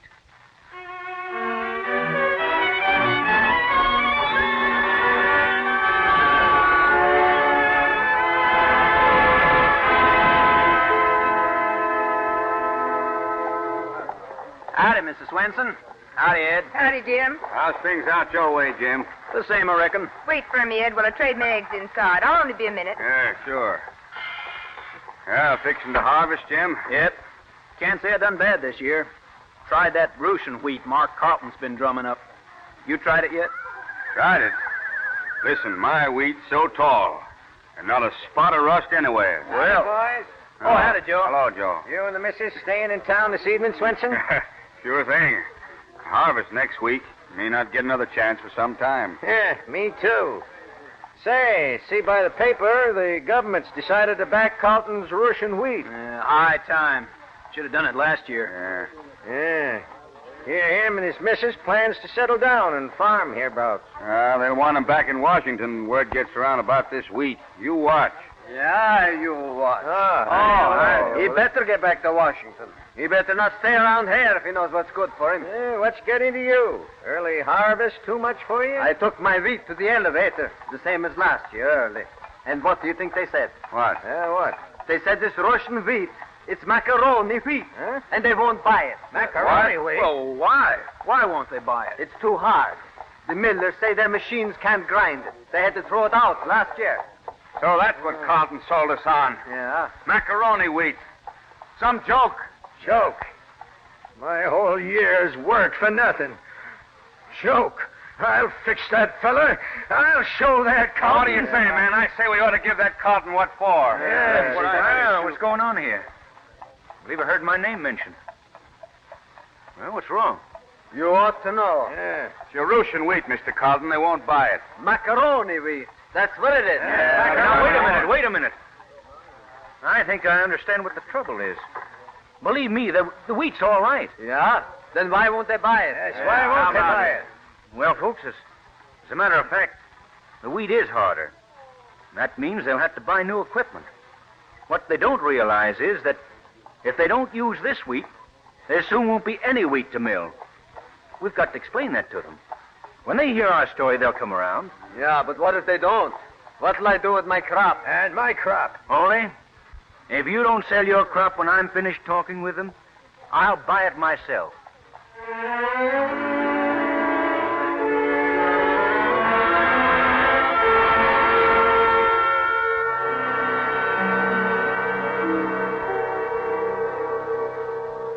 Gentlemen, I asked the members of this association to meet me today because you, as well as the farmers of this nation, are facing a crisis. I don't come to you as a representative of the government. I come to you as a wheat farmer. Well, then you can understand why our mills can't grind this new wheat of yours. Yes, I can understand that. But do you understand why it's necessary for the farmers to grow this wheat? Yes, we do, but why can't we protect our Native American wheat? Gentlemen, there's no such thing as Native American wheat. Well, isn't that quibbling, Mr. Carlton? Far from it. When the pioneers first sowed wheat on these plains, they had no idea of climate conditions here, nor where their seed wheat came from. They did all right, though. For a while, yes. That was before the Black Rust. Have you any idea how they're doing today? I think we make that our business, Mr. Carlton. Well, since you do, gentlemen, then you'll be interested to know that 10 years more of this plague, and the wheat fields of America won't be there anymore. Oh, I think that's going that far. Isn't that an overstatement, Mr. Carlton? It's an understatement. If you don't make provisions, and make them quickly, to use the only wheat our farmers can grow, you may as well go out of business, because there won't be any wheat for you to grind. What makes you so sure that your wheat is the answer, Mr. Carlton? I've gone all over the world looking for it. That's why. Utilize this wheat of mine, and you'll see the difference between a fine, even-textured flour and a flour that lumps up and goes bad before you can even get it out of the mills. Mr. Carlton, can you be sure of your facts? Gentlemen, in this package, I've brought 2 loaves of bread. Examine them. They're identical except for the flour used in the baking. You see for yourself. The good loaf is made of Cubanca wheat, the wheat that was meant to be grown on these American plains. The nearest thing to a native wheat this continent will ever have. This is very persuasive, Mr. Carlton. But for all of us here, if we do change the equipment in our mills, if we do cooperate with you in this, what guarantee can we possibly hope for against such a risk? Gentlemen, the guarantee of a prosperous nation.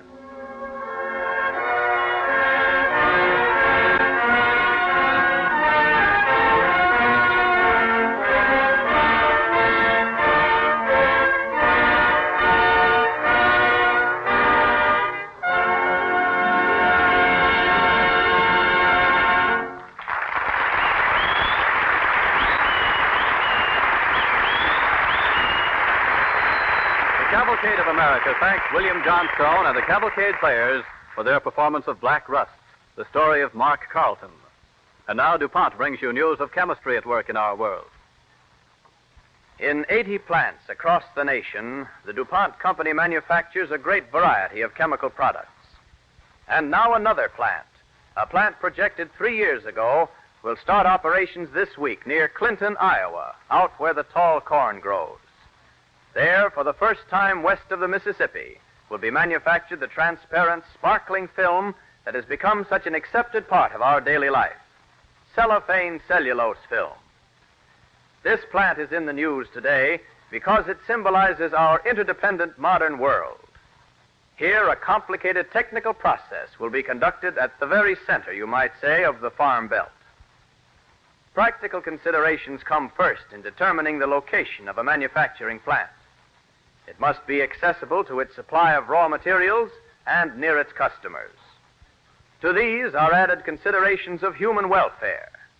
American industry is no longer concentrated in a few crowded cities. The employees at Clinton will have the beautiful Iowa countryside in which to make their homes. The words better living through chemistry here take on a very real significance. It's a consideration also that 500 local men and women around Clinton will have new jobs. From the broad point of view, A cellophane plant in an agricultural state traditionally known for its corn and hogs is an example of the new partnership growing up between industry and the farm. Cellophane protecting food products and making them more attractive helps sell the farmer's crop. Because more people buy, there's more demand for it. So a new plant for its manufacture is called for, with everyone benefiting. The loaf of bread from Iowa wheat that ends up in a sparkling sanitary cellophane package helps to bring about the reductions in cost that have lowered the price of cellophane to a mere fraction, only 12% of what it cost 16 years ago. An entirely new industry, quick frozen foods, now makes use of cellophane in its packaging. That's a direct partnership between science and the farm. The farmer provides the foods, chemistry helps to freeze and package them. Interesting as this new partnership between farmer and chemist may be, the glimpse of future possibilities it opens to us is still more thrilling. The farmer of the future will become an increasingly important source of industrial raw materials.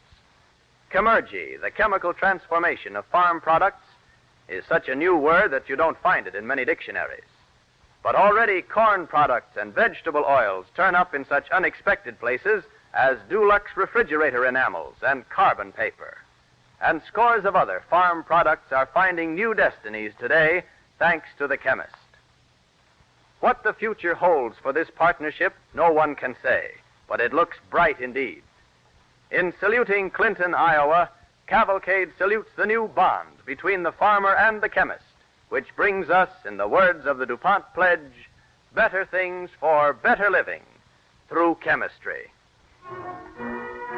And now the star of next week's program, John McIntyre of the Cavalcade Players. Next week, our play is called I Sing a New World. It's a story of Walt Whitman, the great poet of our people whose song so richly and powerfully expressed that freeborn spirit burning in the hearts of all Americans. We hope you'll be with us for our Cavalcade broadcast next week.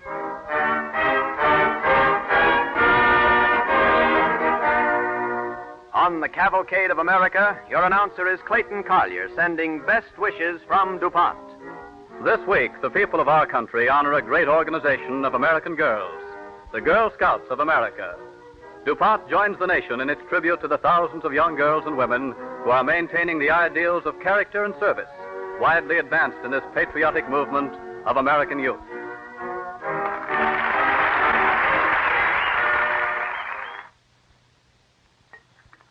This is the National Broadcasting Company.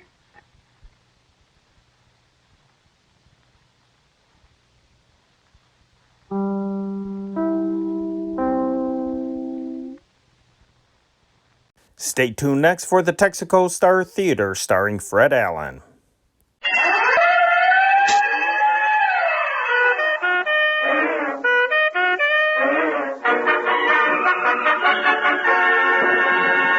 The Texaco Star Theater.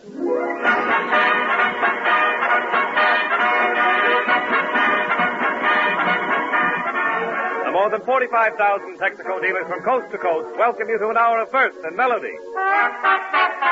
With our star comedian, Fred Allen, Kenny Baker and Portland Hopper, the Texaco Round Table, the Martins and Al Goodman's Orchestra. It's Texaco time.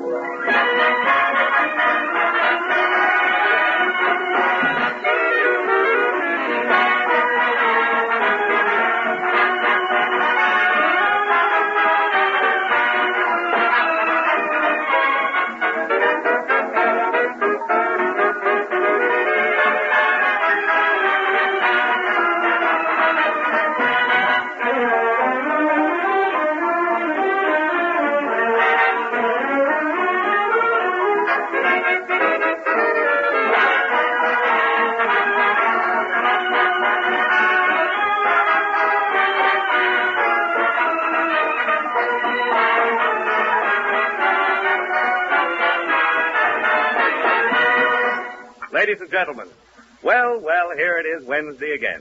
And here it is 9 o'clock again. And here is that man again. What's his name again?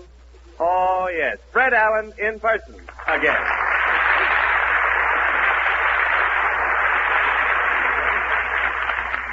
Thank you. There's one thing Major Bowes can't do out there. Thank you, and good Thank you, and good evening, ladies and gentlemen, again. And Jimmy again. Stop giving me those dragged-out introductions again. Now, don't you know that we're living in an age of speed? Time is of the essence in our business here. Why, this is radio. Oh, gee, I'm sorry, Fred. I didn't know you were in such a hurry. Well, now you know, Jimmy. This program is a split-second proposition. Everything is done with clock-like precision. You see that mess of tense, haggard faces behind the control room glass there? Why, yes. Well, those men are all concerned exclusively with the function of time, those men. Each one of those highly trained craftsmen is holding a calibrated stopwatch, synchronized with the Naval Observatory at Greenwich. I couldn't locate it for a minute, but it's...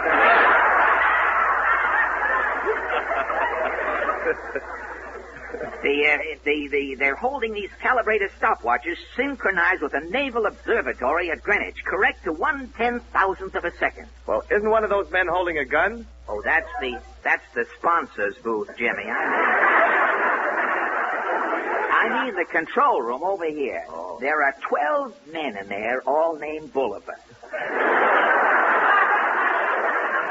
Okay, Fred. Let's get on with the newsreel. Well, that's what I say. Let's get on with the newsreel. Time in radio is precious, Jimmy. Tempus fugit. Time and tide wait for no man. A stitch in time saves... All right, then. Let's get to the newsreels. You're only wasting time. When you say I'm wasting time, you're wasting time saying I'm wasting time. You don't seem to understand, Jimmy. This is radio. Every note of music, mind you. Every word I speak. Every door slam. Everything is time. Even the 2 laughs we get. Timed right down to the bone and then retimed. Clocks ticking, calculations, engineers, science, mathematics, astronomy, research, all adding up to one brilliant, precise result. What? Every week we get off the air late.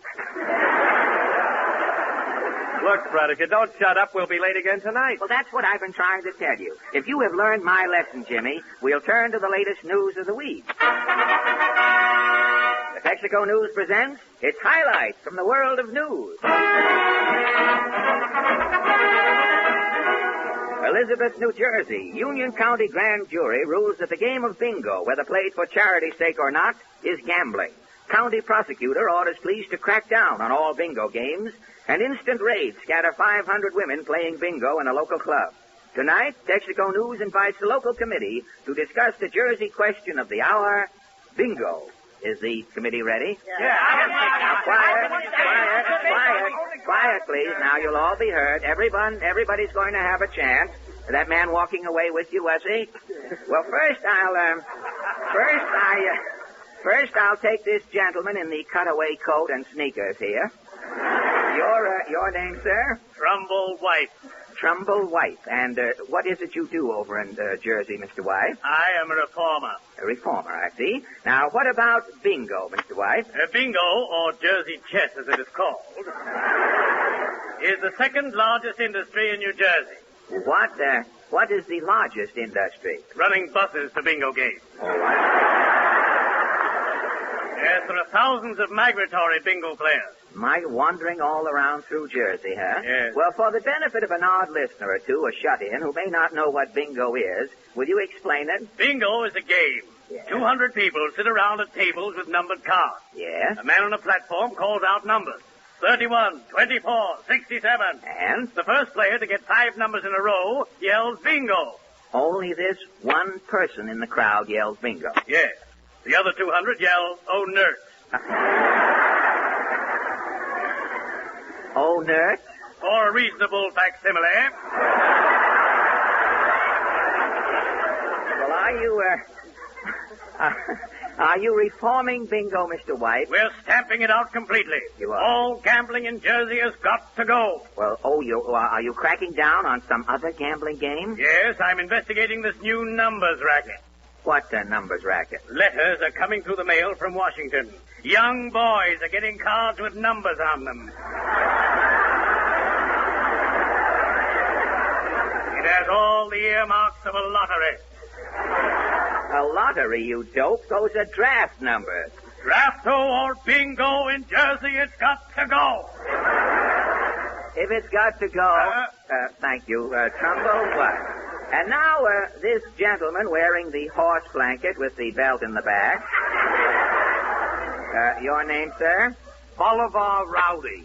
Bolivar Rowdy. And what is your story, Mr. Rowdy? Well, I was running a movie theater. I'm playing single features, double features, triple features, Mickey Mice. And how was business? I was losing me shirt. What did you do? I write to Hollywood. They send a guy on to hypo me business. Oh, I send his solution. Well, he says I got everything going on inside the theater. It's a mistake. A mistake? Yeah, he says I ain't got nothing going on in the lobby. Oh, a movie theater. You have to... Well, did you get some attractions for your lobby? Brother, I got attractions all over the joint. Outside, I got singing pickets. Singing pickets outside. In the ticket booth, there's a magician. Inside the lobby, I got 16 acrobats and 40 pinball machines. Yeah. I got a mind reader outside the ladies' lounge.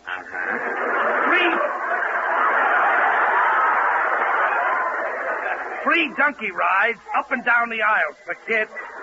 And under each seat, there's a 7-course dinner. Well, did this boom business? Nah, I'm still losing me shirt. And then? Bingo. In comes bingo. It's sweeping the country. Oh, and you? Well, I threw them bums and pinball machines out of me theater and put in bingo. I'm cleaning up. Business was good, huh? I'm jamming them in. Weekends, I gotta put in vaudeville to chase people.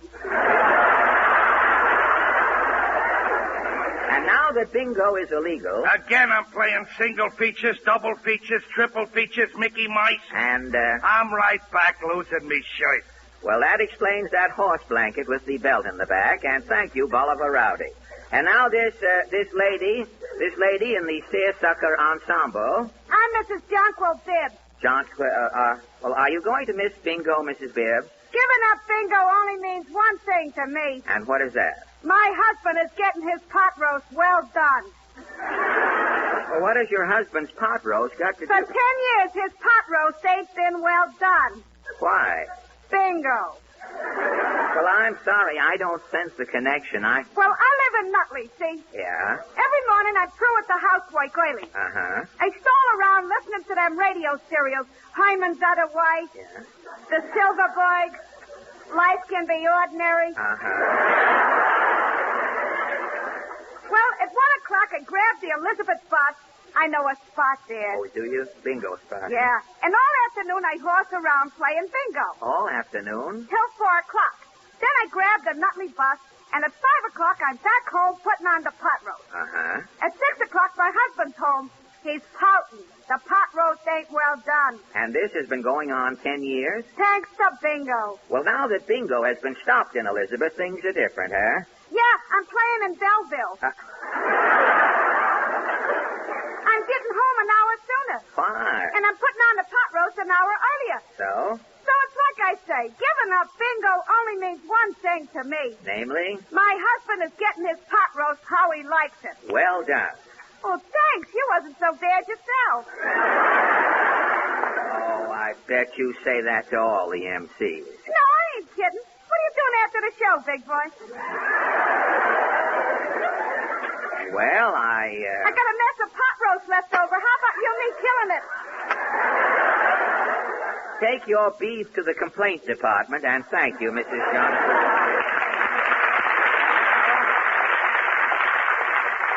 This gentleman with the corduroy knickers and the patent leather wedgies. Your name is, Darby Timmons. Darby Timmons. Yeah. And how do you feel about bingo? The abolition of bingo should be done away with. Well, why, Darby? I ain't seen me wife for 6 months. You mean? Bingo. Your wife plays? It's the same routine every week. Every night I come home, there's a note laying in a frying pan. There's just one word on it. And the word is? Bingo. Bingo. Every night she's out at different clubs playing. Monday night it's the Daughters of Barbara Frici. Tuesday it's Sisters of Hope Circle. Uh-huh. Wednesday it's some new club. Girls who formerly knew Rudy.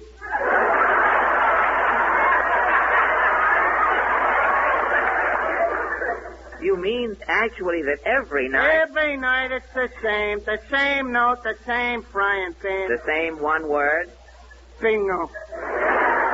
Why don't you do something about I it? am. I'm taking action tonight.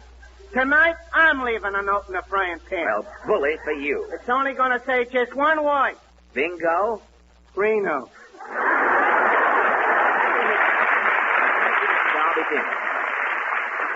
If bingo is legally banished throughout the state of New Jersey, bingo easies may spring up.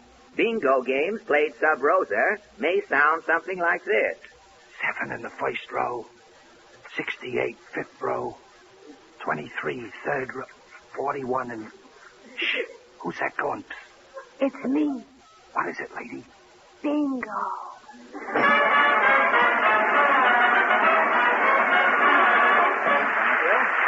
Thank you. And now from bingo, we turn to singo.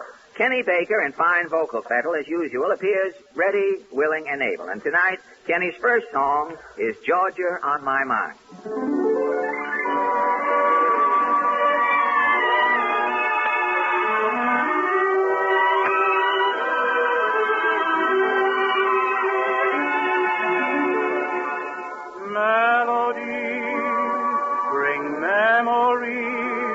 That linger in my heart make me think of Georgia. Why did we ever part? Some sweet day when blossoms fall and all the world's a song, I'll go back to Georgia. 'Cause that's where I belong.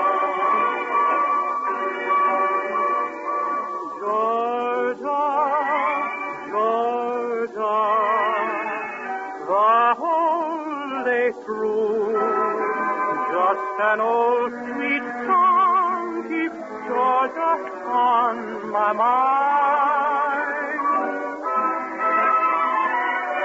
Georgia,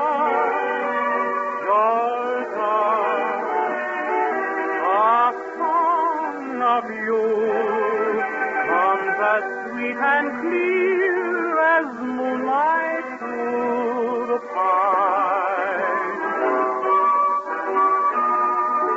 Other arms reach out to me, other eyes smile tenderly, till in peaceful dreams I see the road leads back to you.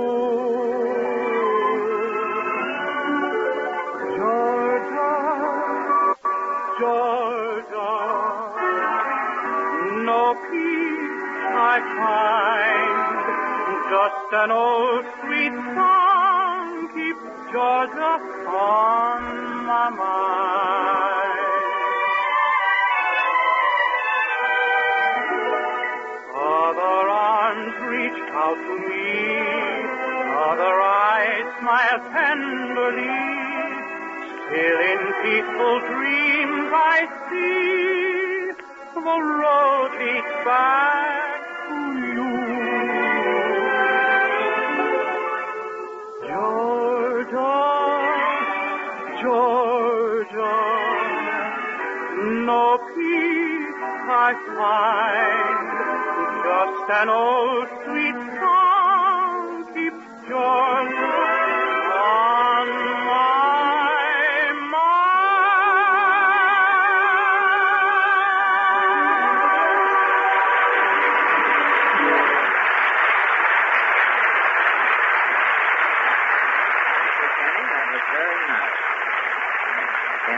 Georgia on his mind.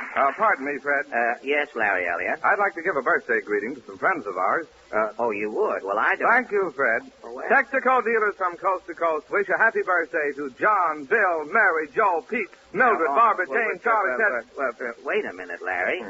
You sound like Uncle Don gone mad there. How many people are you wishing a happy birthday anyway? 53,000, Fred. 53,000, all our friends? They can be. because they're the 53,000 young American men and women who this week and every week reach driving age. Yes, a happy birthday to them all, and may they all soon enjoy the thrill of getting behind the wheel of a car for the first time. And you, ladies and gentlemen, no matter how long you've been driving, you'll recapture that first thrill behind the wheel of your car with Sky Chief, Texaco's different premium gasoline. Sky Chief will delight you with surging, hill-leveling power when open country invites, yet throttle down to an effortless glide in traffic, and pick up again with an eager, buoyant lift. And that kind of flexible power is why you shift gears less often when Sky Chief is in the tank. Why you relax with such confidence at the wheel. Try Sky Chief, your Texaco dealer's premium gasoline for those who want the best.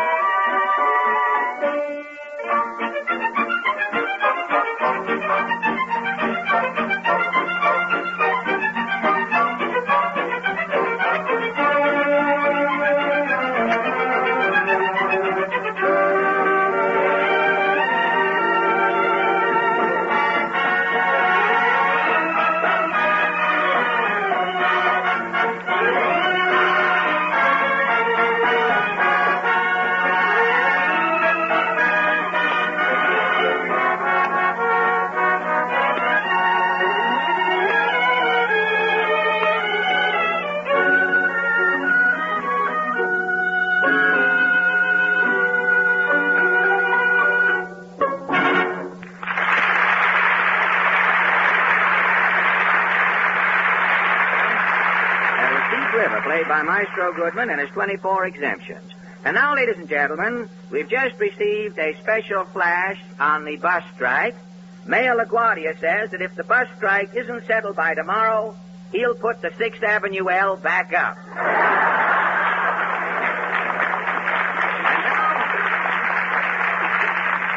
And he'll do it, too. He's got the hat and the blowtorch.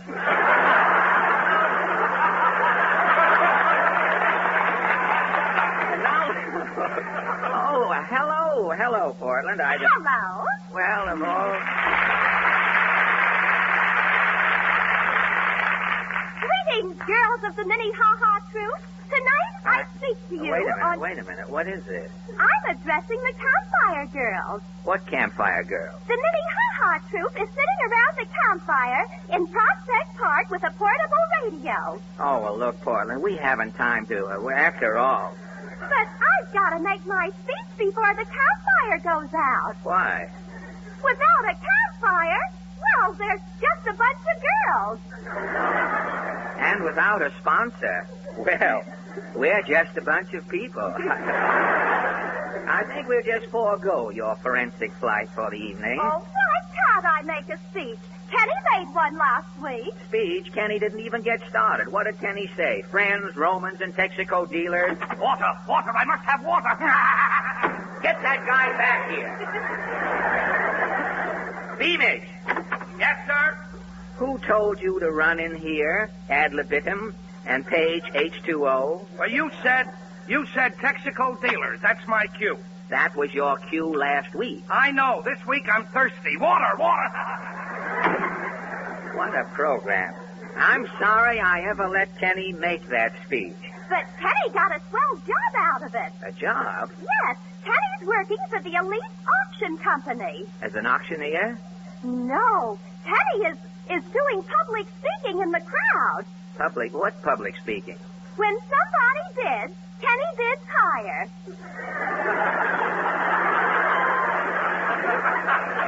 Well, he's a tenor. Naturally, he bids higher than other people. But look, Portman, Kenny isn't a public speaker in that auction dump. He's nothing but a shill. What's a shill? A shill, as in she'll be coming round the mountain when she comes. A shill is a man who works with the auctioneer incognito. A shill bids other people up, you see, so they pay more than the article is worth. Oh. And I'm certainly surprised at Kenny stooping to such infamous skullduggery. But Kenny thinks he was hired because of the speaking voice. He was hired because he looks like a simpleton. That's why he was hired. Who bid what? Sold any man. All right, Kenny. We know about your new racket. It's not a racket, F.A. It's a swell job. Did you have a good day today, Kenny? Terrific. Thanks to me, the company made its biggest sale of the day. Well, how did you swing it? Well, all afternoon it was dull. Nothing much happened. Then the policeman went away and things picked up. Naturally. The auctioneer put up a genuine Chinese music box. It was a beauty. And what happened, Kenny? A wealthy gentleman and Mr. Huxley bid 25 cents. And then? The auctioneer tipped me a wink. Like a flash, I bid 50 cents. Yeah? Huxley bids $1. I bid $2. Yes? Huxley bids 5. I yell 10. And? Huxley bids 11. I bid 12. Huxley bids 13. Yeah. I bid 14. Go on. That's all, brother. Mr. Huxley stopped bidding. And you? I won. The auctioneer sold it to me for $14. You won? You mean you got stuck? Stuck? Why, it was a bargain, F.A. Oh, I give up. There's nothing I can do. Why didn't you let Mr. Huxley have it when he said $13, Kenny? He didn't want it, Porty. Mr. Huxley was a shill, too. We just hadn't been introduced.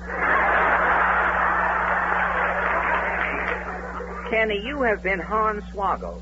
Don't you know that for $14 you now own a Chinese music box that's probably worth about 2 bits? Oh, don't worry, F.A. I'll get my money back. How, Kenny? I've got the music box here. I'll auction it off right now. Over my dead body. But I got to get my $14 back, F.A. Why? I've got to go back to shilling tomorrow. I've got to have money. Suppose I outbid somebody again. Kenny, you have been trimmed more times than the wick in a lighthouse lamp. Now, just start your music box going and join it on the way out. But, F.A., Look, if we want Chinese music here, we can get it from Mr. Goodman.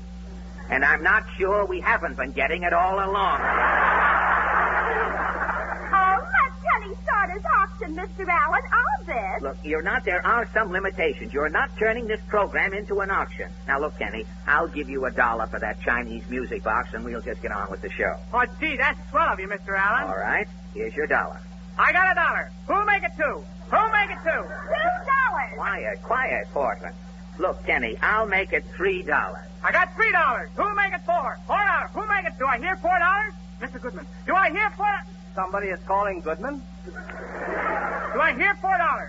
Do I hear $4? It could be. Money talks.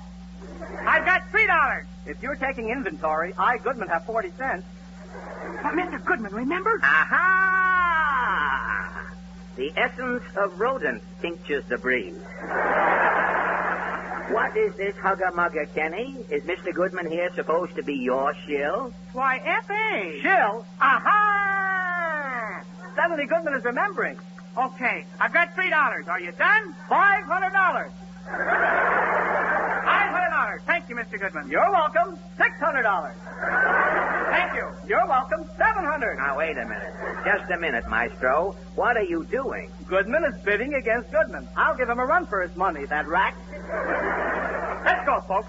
$700 has been bid. $700 for this genuine Chinese music box. 701. Okay, Mr. Allen, it's your turn. I said $3, and that's my limit. 700 twice. It won't help, Kenny. 700 3 times. 700 4 times. 700 5 times. Do I hear $4, Mr. Allen? I said $3. You can take it or abandon it. Now let's get on with the program. But Mr. Goodman bid $700. If you catch the Goodman who bid $700 for a Chinese music box, from me to him say, you should live so long. Kenny, look, fold up your portable shill and... I'll answer it. Hello? The Elite Auction Company? Yes, I still got it. Okay, I'll be right down. What was it, Kenny? Where's that music box? I've got to feed it right down to the auction company. Gosh, maybe they found out it's valuable. That's right. Maybe they want to buy it back. Now, just a minute, Kenny. If that fly-by-night auction company really wants that music box back, there's something in the wind. Look at this writing on the box, Mr. Allen. What does it say? Ming Dynasty, 1200 A.D. Ming Dynasty, 1200? Guys, it's 700 years old. I'll never get my money back for this piece of junk. Kenny, I've been thinking, lad. After all, you and I are old buddies. Now, I hate to see an old buddy get stuck. I tell you what I'm going to do, old buddy. You give me that old junky music box, and I'll give you back your $14. Gosh, F.A., you're a true blue buddy. Here. And here, old buddy, is your $14. Mr. Allen, are you sure you're not cheating, Kenny? Frankly, Portland, I am. Mr. Allen! Kenny, I took advantage of you. Now, I may make $100,000 out of this deal, but that's beside the point. I only did it to teach you a lesson. Now, always let this remind you, Kenny, let it serve to remind you, never trust anyone, even an old buddy. I'll remember that, F.A., buddy. Can we play your music box, Mr. Allen? Well, all right, but be very careful of it. I'll wind it up. Now, easy, Kenny. That's 700 years old. It must be very delicate. There, it's all set. Now, turn that little switch, Kenny. Okay. Quiet, everybody. We'll probably hear a strange oriental melody that has been lost to civilization for centuries. Here goes.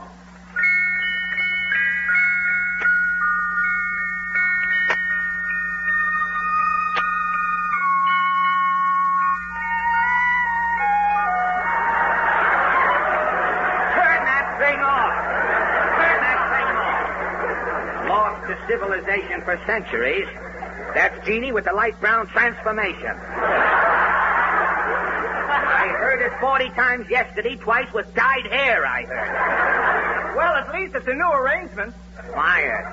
Ming Dynasty, 1200 A.D., a priceless antique. Well, I didn't say it was. Oh, no? What was that important phone call you got a few minutes ago, Kenny? It was from the Elite Auction Company. I know that. But what did the man say? He said to hurry down. Why? For $2 more, he'll give me one that plays Fantasy. Kenny, you took advantage of an old buddy. I only did it to teach you a lesson, F.A.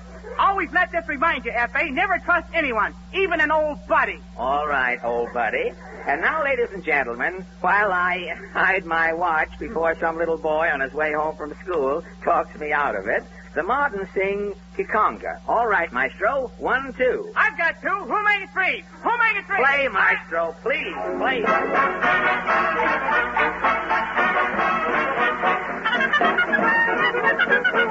With a 1, 2, 3 kick, here we go. Make your heart go tick, tick, knock the floor. Make your heart beat quick, quick, solid Joe. Like Kikonga. Make your heart go tick, tick. When she gives out with a 1, 2, 3 kick. Like Kikonga. Oh, like Kikonga. Kick, kick, Kikonga. Kikonga, kick. Like Kikonga. She's a kick, kick, shake the shoulder with a bandonita. Like Kikonga. Oh, like Kikonga. Kick, kick, Kikonga. Kikonga, kick. When you first see her dancing, you'll know you've never seen a lady more than dancing. From the Rockies to the Argentine, La Kikonga makes her heart beat quick, quick. When she Happy kids out with a 1, 2, 3 kick. Lucky conga, oh, lucky conga. Kick, kick, kick, conga. Oh, conga. Happy conga. Come and do that. Happy conga. Though she's never left Manhattan, she can conga like a Latin. On and on that happy conga. On and on. Make her heart go tick, tick. Lift your feet. With a 1, 2, 3 kick. Don't retreat. Make the heart beat quick. Hear that beat.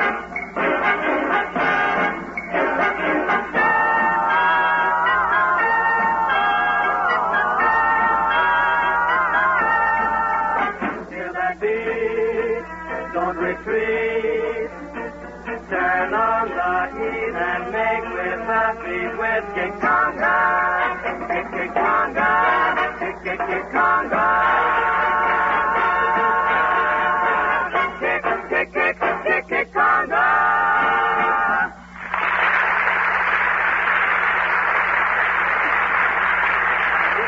The Martins have to run for their train. They're opening an engagement at the Key Theater in Boston tomorrow. Say, give my regards to Mayor Tobin, Martins, as you pass by the City Hall going down School Street there. Say, Jimmy, what's wrong with Kenny? I don't know. Well, look at him. He's standing there staring into space. Say, maybe he's in love or something. Did I hear my name mentioned? Yes, and I'm surprised you did, Kenneth, the way you're standing there in a coma. What's the matter? Have you got trance in your glands? Oh, I'm just dreaming of life in the South Seas. The South Seas? Yeah. Last night I read a book, Life in Pogo Pogo, or Just a Sarong at Twilight. Yeah? Tonight I keep seeing myself under a palm tree, strumming a ukulele, dancing a hula with Dorothy Lamour. Yeah? Baker the Beachcomber, simple child of nature. Well, look, child. Before you take off for the South Seas, let me tell you that life down there isn't all that it's cracked up to be. Coconuts keep falling off those palm trees and conking you on the head. Well, it could be vice versa. I mean, you can climb a tree and hit a coconut with your head. I mean, it's optional, but I was just paying a little courtesy, a little respect to gravity here, and you men laugh at me. Coconuts keep falling off those palm trees and conking you on the head. People who give you a hot foot are always setting your grass skirt on fire down there. Why, yes, and besides, you never get a chance to relax. You've always got to keep watching for smoke. For smoke? Why? Why, because those South Sea islands have volcanoes. And people who live near a volcano always have to keep a lookout for smoke, for it may be a sign that trouble's brewing. And smoke puffing from the exhaust of a car might mean trouble, too. It can be a sign that engine wear has reached a point where only a repair job will help. So decide not to wait until your car smokes. By using insulated Haviland motor oil, you can help prevent needless engine wear indicated by a smoky exhaust. Wear due to heat, wear due to cold, and wear due to oil impurities. For insulated Haviland has the strength of body to stand up under the high temperatures of modern engines, where ordinary oils may break down and invite serious wear. Insulated Haviland is free-flowing, too. Protects against the wear of cold starts. Haviland is also distilled to remove carbon-forming impurities. So look out for smoke and trouble. Stop at your Texaco dealer and change to insulated Haviland.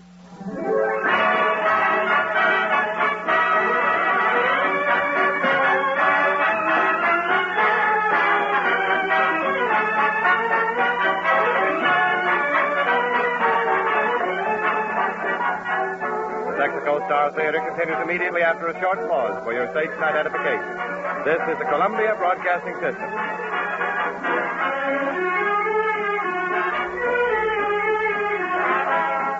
WABC, New York.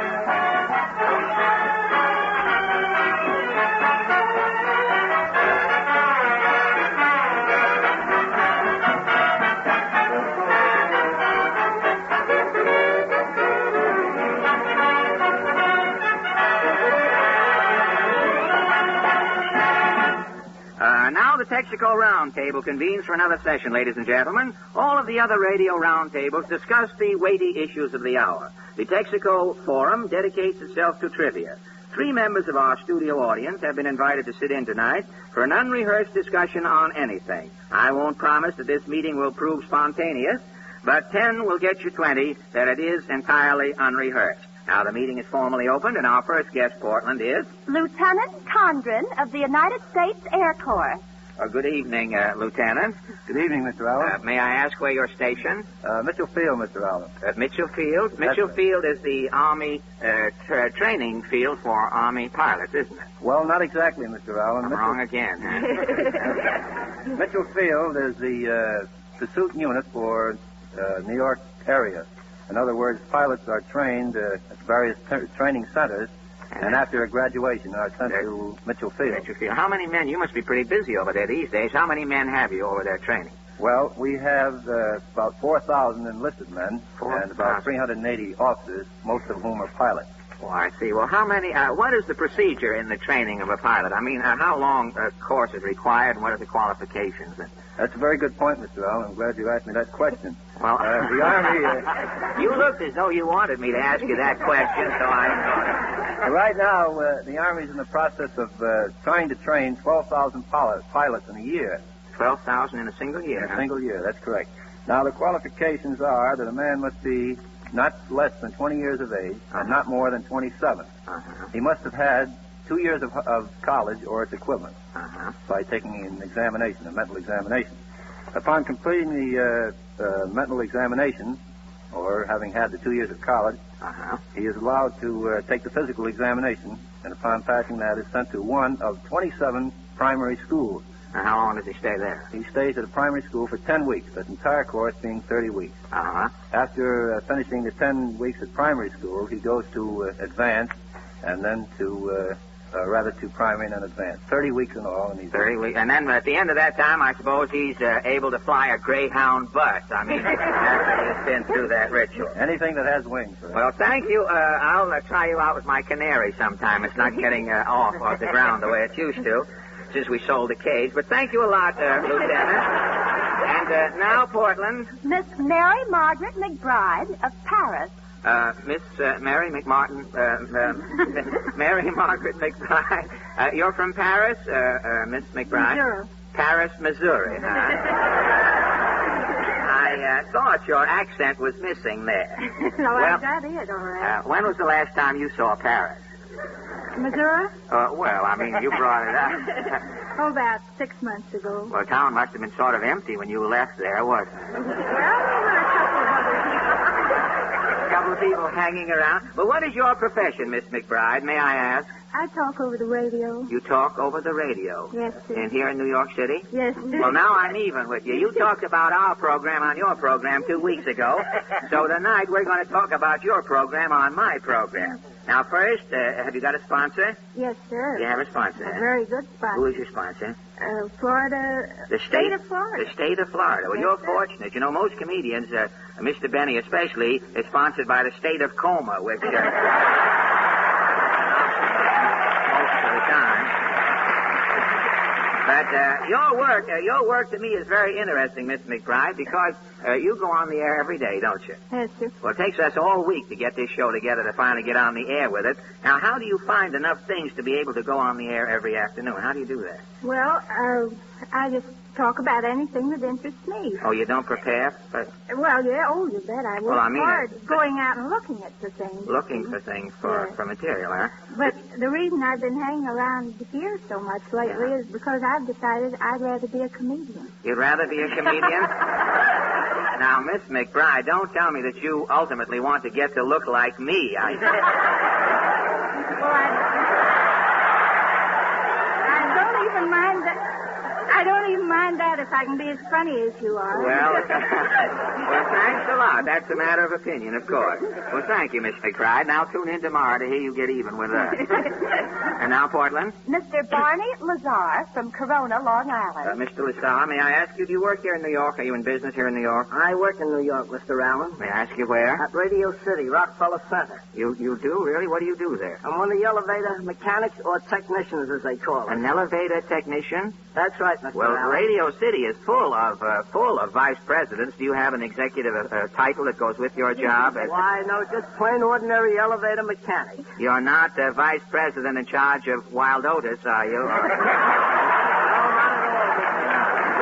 I'm sorry sorry to hear that. Well, that apparently brings us to our question. Now, tonight the round table considers the average man's approach to his daily newspaper. In this high-pressure age, most newspapers conduct advertising campaigns to call the reader's attention to feature writers, Broadway columnists, and cartoon strips.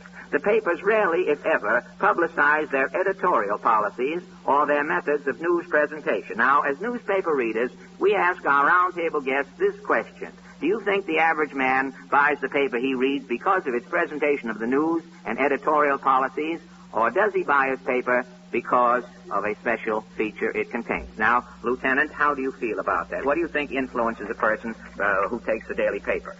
Well, from what I can see in the... say in the subways in the morning, whenever I come to town on business, I'd say most people buy them for the comics. For the comics supplement. Well, you may have something there. What influences you when you buy your paper? Do you buy it for the sports section or the editorial policy of the paper or the way it presents its news or what? Well, frankly, I live from day to day for Dick Tracy. Oh, just for Dick Tracy. Well, I can imagine you living with high blood pressure and in eternal suspense, but I guess in your business, Lieutenant, you don't mind that. I imagine Dick Tracy's a letdown after you've been working around the field all day. Well, Miss McBride, how do you feel about it? What appeals to you most in a paper? Well, I think most people buy it for news, but if you'd asked me this question a few years ago, I'd have said I bought a certain paper just to see if my story had got in. Oh, you were writing for the newspaper, yes, huh? And that's what newspaper people do. Well, that's pretty selfish. Of course, on most papers, if all the people who write for the papers bought the paper, they wouldn't have any trouble about circulation. Well, thank you, Miss McBride. I'm a little pressed for time here. The tailor brought it back too tight. Mr.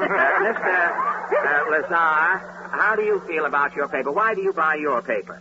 Well, I like to buy the news, Mr. Allen, because I like to read the columnists in the news. Oh, you're one of those gossip men, huh? I don't read the Mirror because I don't... Well, we're not allowed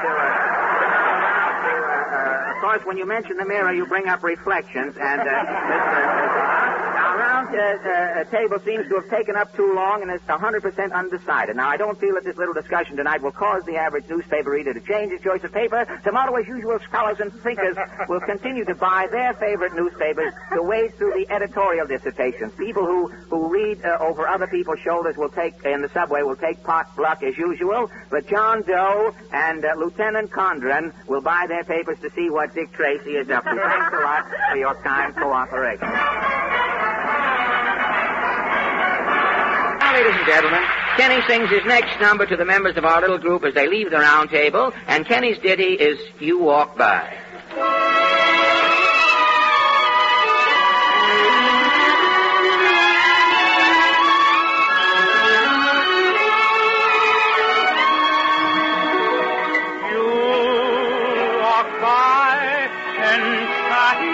As a dream, you walk by and dim the sunlight's gleam.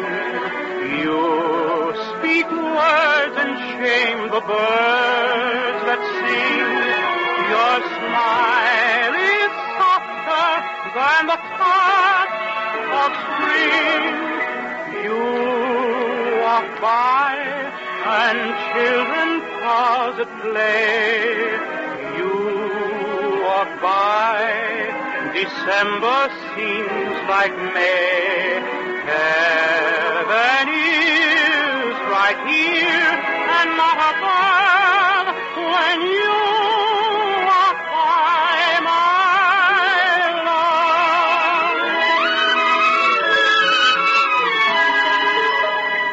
Magicians can make things disappear or pull a rabbit out of a hat. But your loveliness, my dear, does greater things than that. You walk by and children pause at play. You walk by, December seems like May. Heaven is right here and not above when you walk by, my love.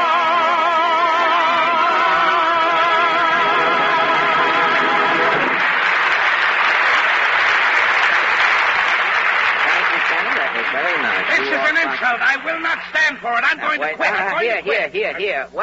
Who is that? Who's quitting? I'm quitting. Well, now, wait a minute. You can't quit. Why, you're one of my leading Texaco workshop players, son, and our sketch goes on in just a minute. That's just why I'm quitting. Do you realize that sketch deals with the income tax? I refuse to play in it. Why? I'm mad at the income tax.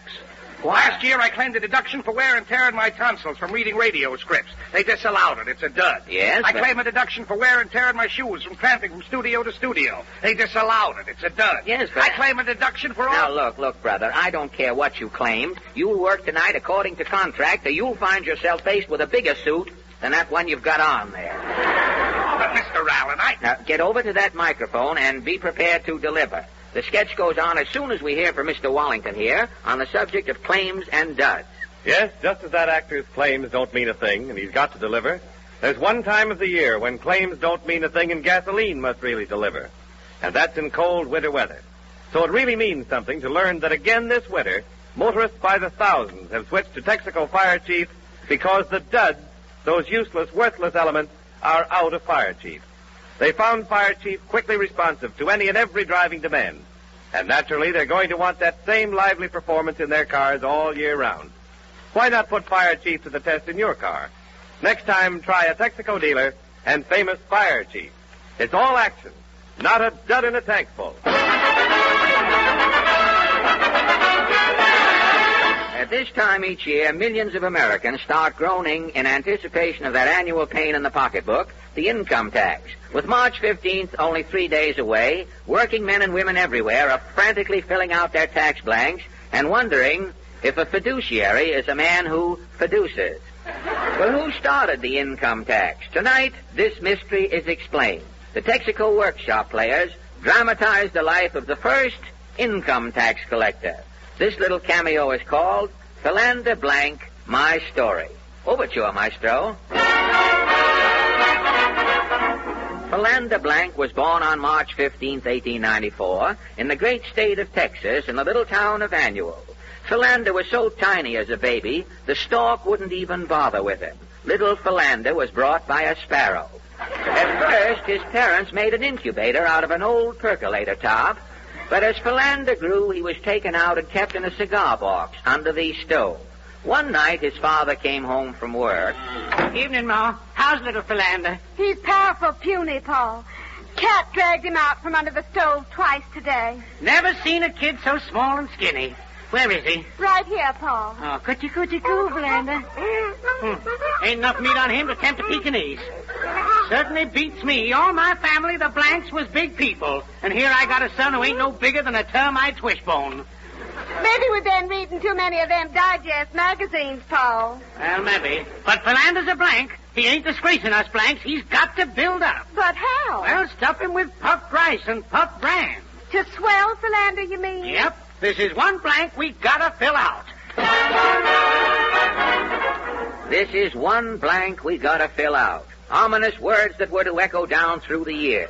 But Philanda thrived on his puff diet and grew stronger each day. The baby's strength was the talk of the little town of Annual in Texas. When Philanda was 3 years old, his mother wrote a letter to old Granny Blank. And in the letter she said, Little Philanda keeps getting stronger. Yesterday, the little fella picked himself up by the seat of the diaper and held himself out to arm's length. At the age of 12, he was so strong, the village blacksmith complained to Philanda's father. The smithy said, Blank, I don't mind your son pulling the shoes off of horses I've just shod to pitch quoits.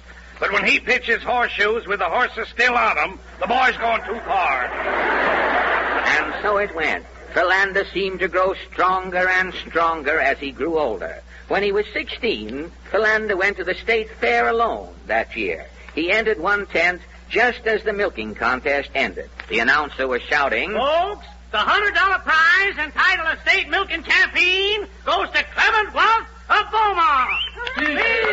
Say something, Clement. Oh, shucks, 'twarn't nothing. The cow had and I took.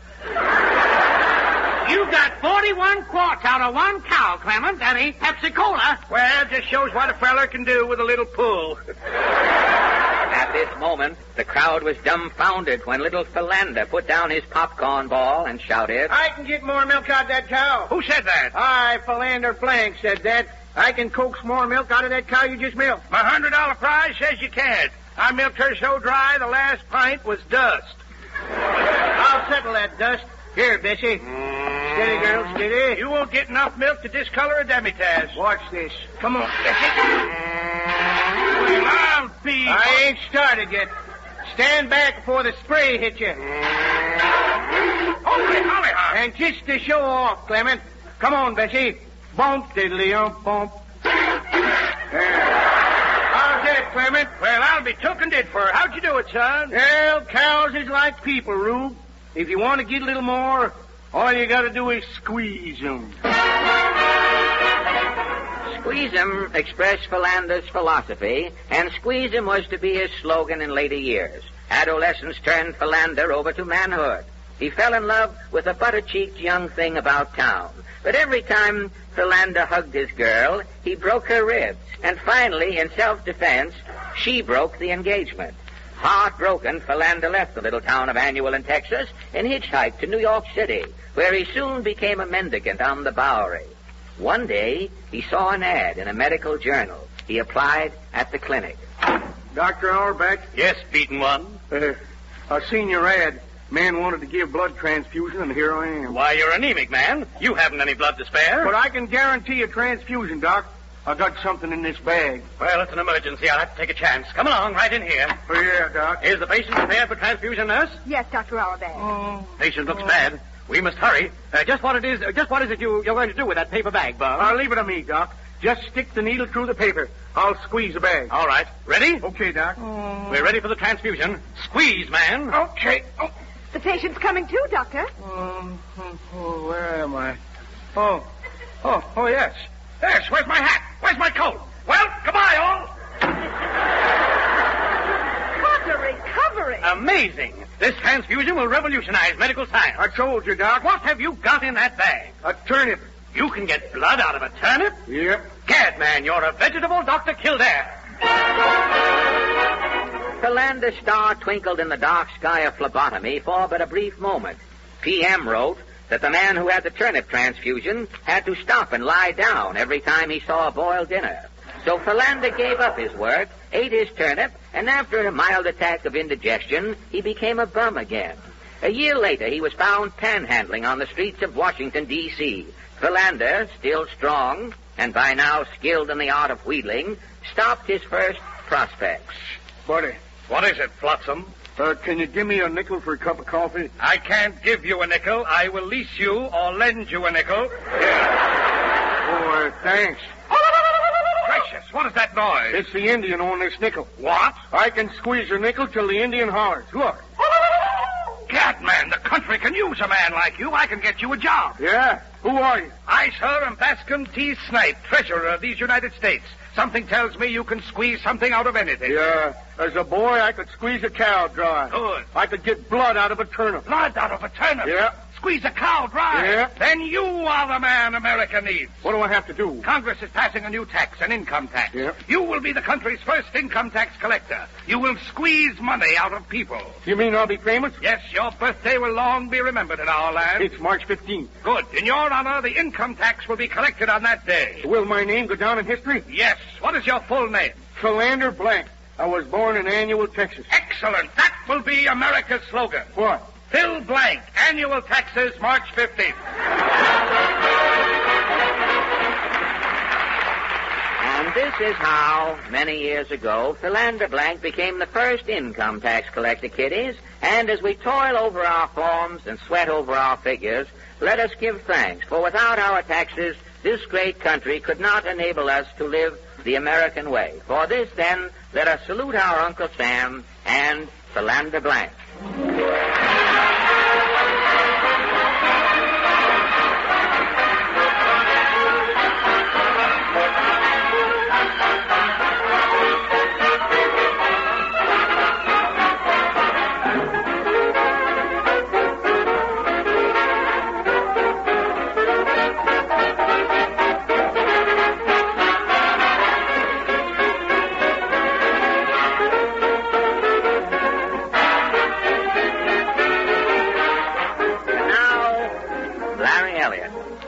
The next few moments are devoted to the entire petroleum industry by the Texas Company.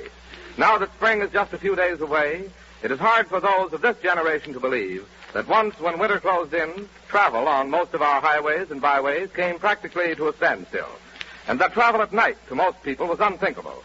Today, you can get into your car and travel clear across the country in any direction without more than a second's thought to the weather, and with no worry about obtaining gasoline, motor oil, and service.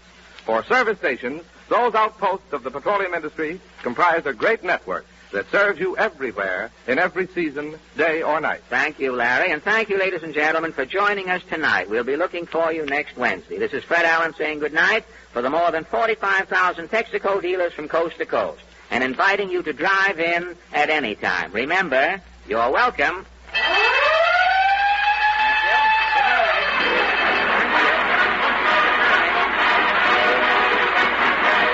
This is the Columbia Broadcasting System.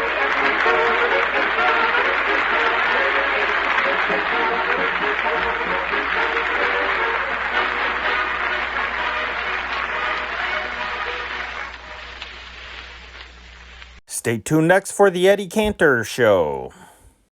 Ladies and gentlemen, the makers of Ipana for the Smile of Beauty and Sal Hepatica for the Smile of Health present It's Time to Smile. With Eddie Cantor. Time to smile. Time to wear a grin. That's the style. Put it in full in your chin. Let your froth right from your fireside through the countryside. Cross the great divide. Push your cares aside. Find the sunny side. Time to smile. And here he is, Eddie Cantor.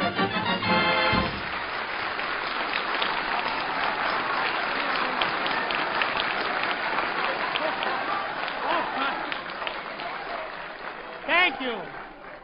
Thank you. Good evening, ladies and gentlemen. Well, Harry, I just came from the income tax office, and all the celebrities were there. You know, we've only got a few days. One of the clerks gave a tax blank to Hedy Lamarr. Can you imagine? The government wants Hedy Lamarr to fill out her form. Yeah. But in all fairness, Harry, I must say that this year, everybody's only too happy to pay, even the biggest stars, believe me. Say, Eddie, what does a man like Clark Gable have to pay for it? Well, if Gable makes $400,000, he has to give the government $300,000. Well, is that good? What has he got left? $100,000 in Carol Lombard. Is that bad?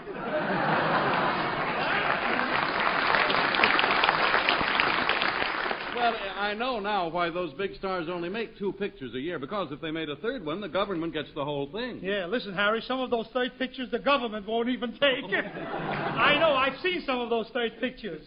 Seen them, I made one. Well, look, Eddie, you know so much about income tax. Maybe you'd be willing to help me with mine. Look at this blank here. I can't make head or tail of this Well, thing. it's very simple, Harry. Look here. It says, see Instruction 1, Paragraph 4, Schedule B, which says taxable items are obligation of a state, territory, and political subdivision thereof, and issued under the Federal Farm Loan Act, and interest accrued in excess of exemption, and anyone around my base is it. How did that get in here? Well, let's see. It says there, see Paragraph 3, Schedule A. Schedule A. It says, see Paragraph 5, Schedule B. Here it is. It says detour to Paragraph 7. Here, Harry. Well, what does it say in Paragraph 7? Then? It says, won't give up, eh, buddy? Oh, there's something wrong here. Let's try this a different way, Harry. How much, for instance, did you earn last year? Well, before I signed with you, I worked 5 weeks. Yeah. That's $5,000. Yes. Then I worked 13 weeks with you. That's $130. Yeah.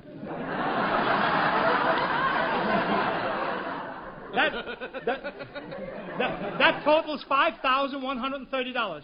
Harry, how come on your return here you only put down $1,500? Oh, well, I'm no show-off. Yeah, but you can't do that, Harry. You'll get in trouble if you don't put down the right amount. Oh, well, I took care of that. Look here. Look what I wrote on the bottom of the blank. Let's see that. Any similarity between my figures and the correct ones is purely accidental. Oh, Harry. That's no good. Well, I I'm disgusted with the whole thing anyway because they printed my total earnings in the newspapers. Yeah, but they print the total earnings of all the celebrities on the front pages. Oh, but mine wasn't on the front page. It was listed under embarrassing moments. Say, that reminds me, Eddie. Yeah. What about little baby Joe? Are we allowed to deduct $400 for him? Oh, fine chance you'd have listing that kid as a dependent. Remember, he's worth $1 million. He's got to file a return himself. Oh, don't worry, darling. Don't worry, little Joe. I'll figure out your returns for you. Let's see. Deductions? Deduction? Yeah. Oh, you know, it's too bad the baby can't talk, or he'd tell us what he wants taken off. I know what he wants taken off.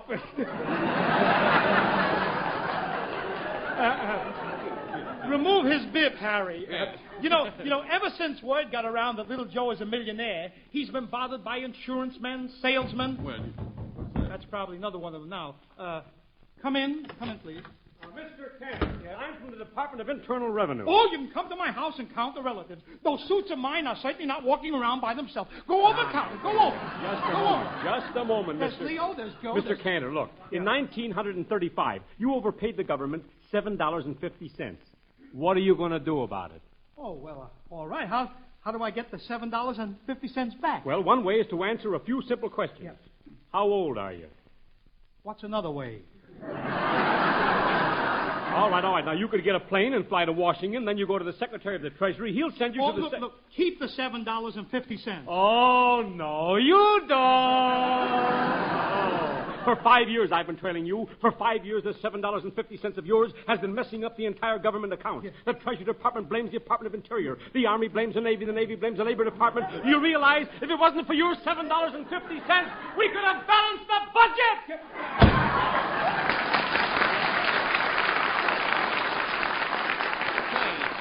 Eddie, look, in all the excitement here, we forgot about little Joe. Don't worry about little Joe. He's well taken care of since I hired that famous mammy from Gone with the Wind as his nurse.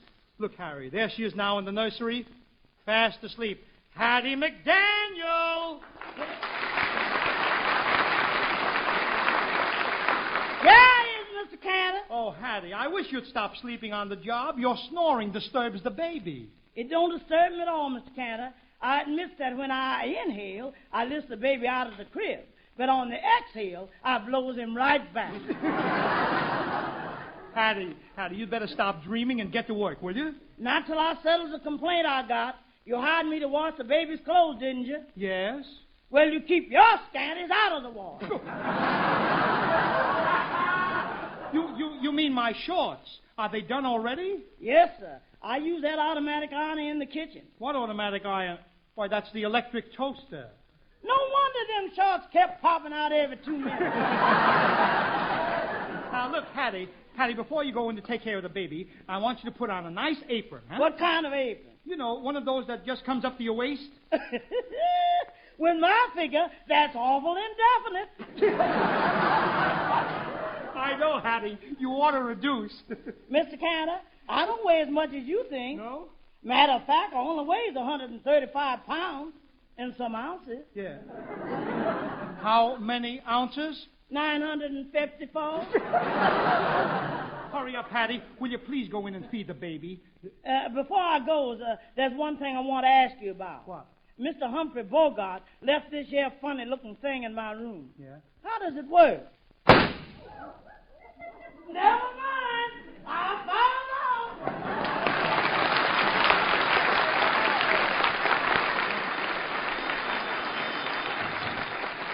Is that the phone? Hello? Hello, Cantor. Guess who this is?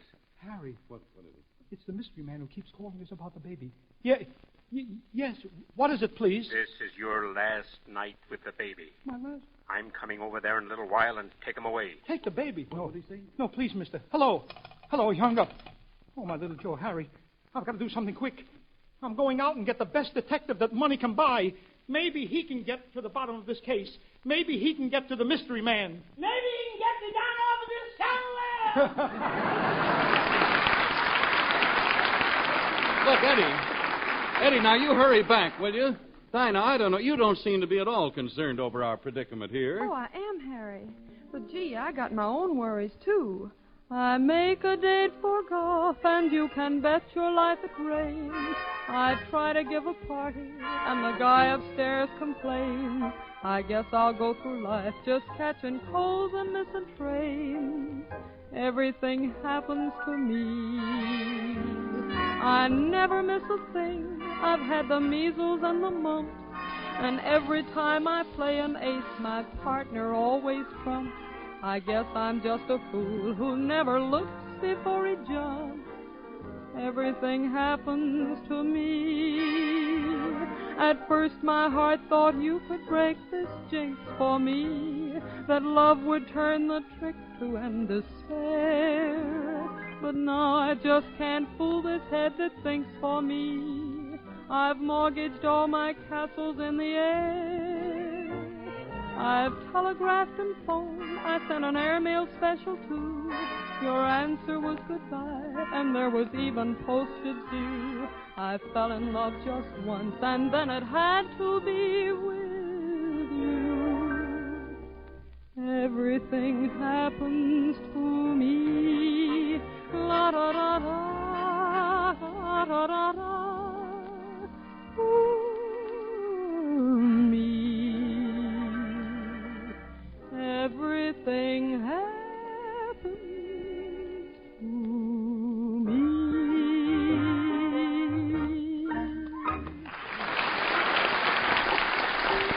Oh, you know, Dinah, that was perfect. Thanks, Harry. Gee, I hope Mr. Cantor gets back soon with that detective. This whole thing's giving me the creeps. Yeah, me too. Come in. Mr. Cantor, I heard you say you wanted a detective. Well, I'm your man. But, yes, sir, I know all about criminals. Used to be one myself. Well, look, my friend, we're already getting a detective, and besides, I'm not Eddie Cantor. I'm Harry Bonzell. Oh, the fellow who sings. No, that's Cantor. No, I'm the fellow who tells people about Sal Hepatica. Why do you do that? Well, very often a person will put off until night taking a laxative he needs in the morning. And as a result, he feels under the weather the rest of the day. But, ladies and gentlemen, anyone who knows about Sal Hepatica knows these two important things. First, that Sal Hepatica brings gentle relief, usually within an hour. And second, Speedy Sal Hepatica also helps counteract excess gastric acidity, helps turn a sour stomach sweet again. That's why you should get a bottle of Sal Hepatica from your druggist tomorrow. Then whenever you need a laxative, morning or night, see how much faster you feel better when you take gentle, speedy Sal Hepatica. Oh, Eddie, what did you find out? Harry, I think we're finally going to get straightened out with the mystery man. I went out and I hired... I'll tell you about it later. Hello, Eddie Cantor speaking. This is the Secretary of War. Are you going to take back that $7.50? No. What are you going to do about it? You'll see. Justice always triumphs. Harry, what do you think they'll do to me? Oh, I don't know. Come in. Company, halt! For $7.50 they sent the army? What is that? Are you Eddie Cantor? Oh, yes. Captain Jones, 3rd Regiment, 4th Division, 5th Army Corps. Look, I don't care if they send the Army, the Navy, and the Marines. I do not want the $7.50. Very well, Cantor, but the next time we have a draft... Yes? We're leaving you out.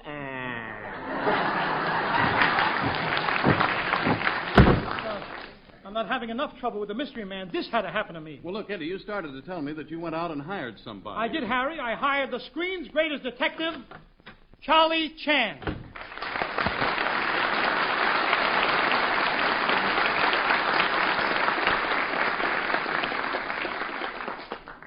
Thank you so much. Well, I'm glad you're here, Inspector Chan. Now, let's get down to business. To begin with, 5 weeks ago, I got a baby. Darn clever, these Americans. No, look. No, the baby's not mine. I found it in a bureau drawer. Which drawer, please, top or bottom? What difference does that make? Most important. Must determine whether baby left by tall or short stork. No, please. It couldn't have been a stork. What make you so sure? 'Cause we had an argument and I don't take from him anymore.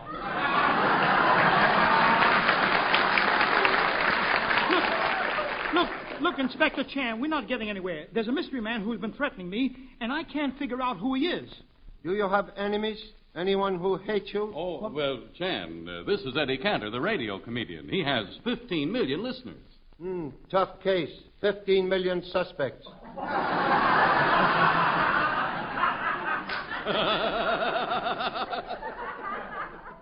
That laugh sound like maybe inside job. Why, you don't suspect Harry Von Zell?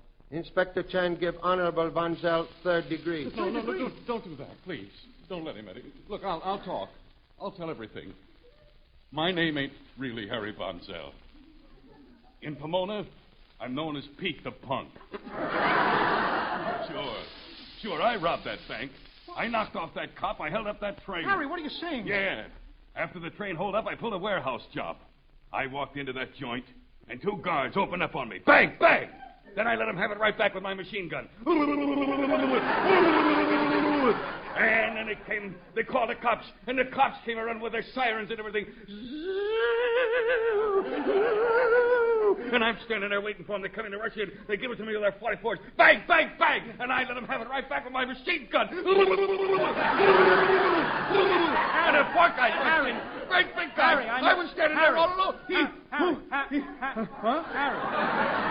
Harry, are you confessing? Are you confessing to all those crimes? I'm auditioning for gangbusters. Move over. Bang, bang, bang! Keep it. All right. Look, Inspector Chan, we're not getting any place. Please, remember, this is dark mystery. Dark mystery? Somebody paging me? Inspector Chan, this is the baby's nurse, Hattie McDaniel. Would like to have photograph of nurse for reference, please. That's unnecessary, Mr. Chan. If you want to know what I look like, just take a picture of Sophie Tucker and gaze at the negative. But Charlie Chan, is Hattie under suspicion? First rule of good detective is cherchez la femme. Find the woman. Aesop say that. Find the woman? No, that wasn't Aesop. No. That was Phil Harris. Inspector Chan, suppose we go on... Hey, look, somebody threw a rock through the window. There's a note tied to it. It's from the mystery man. It says, Cantor, if you know what's good for you, meet me in 15 minutes at the above address. P.S. Bring with you $1,000 cash. Well, what am I going to do? I haven't got $1,000 on me. Second note. What it say? It says, I'll settle for $950. What now, Charlie Chan? What are we going to do? Chan will beat Mystery Man at own game. We go to his hideout. But what about the money he wants? Chan advise you not to pay Mystery Man. But if I don't, he's liable to bump me off. If he do, Chan, get him. Justice always triumph. Yeah, but what about me? I'll be off the air. Justice always triumphs. That's fine. I'll be gone and leave the government stuck with that $7.50. We go now to House of Mystery Man. Yeah, but we must do it without too much talk. Yes, Aesop say best way to catch rat is to keep traps shut. Hello? Inspector Chan speaking. This is Aesop. Blame me for one more of those broken down puns and I'll slug you.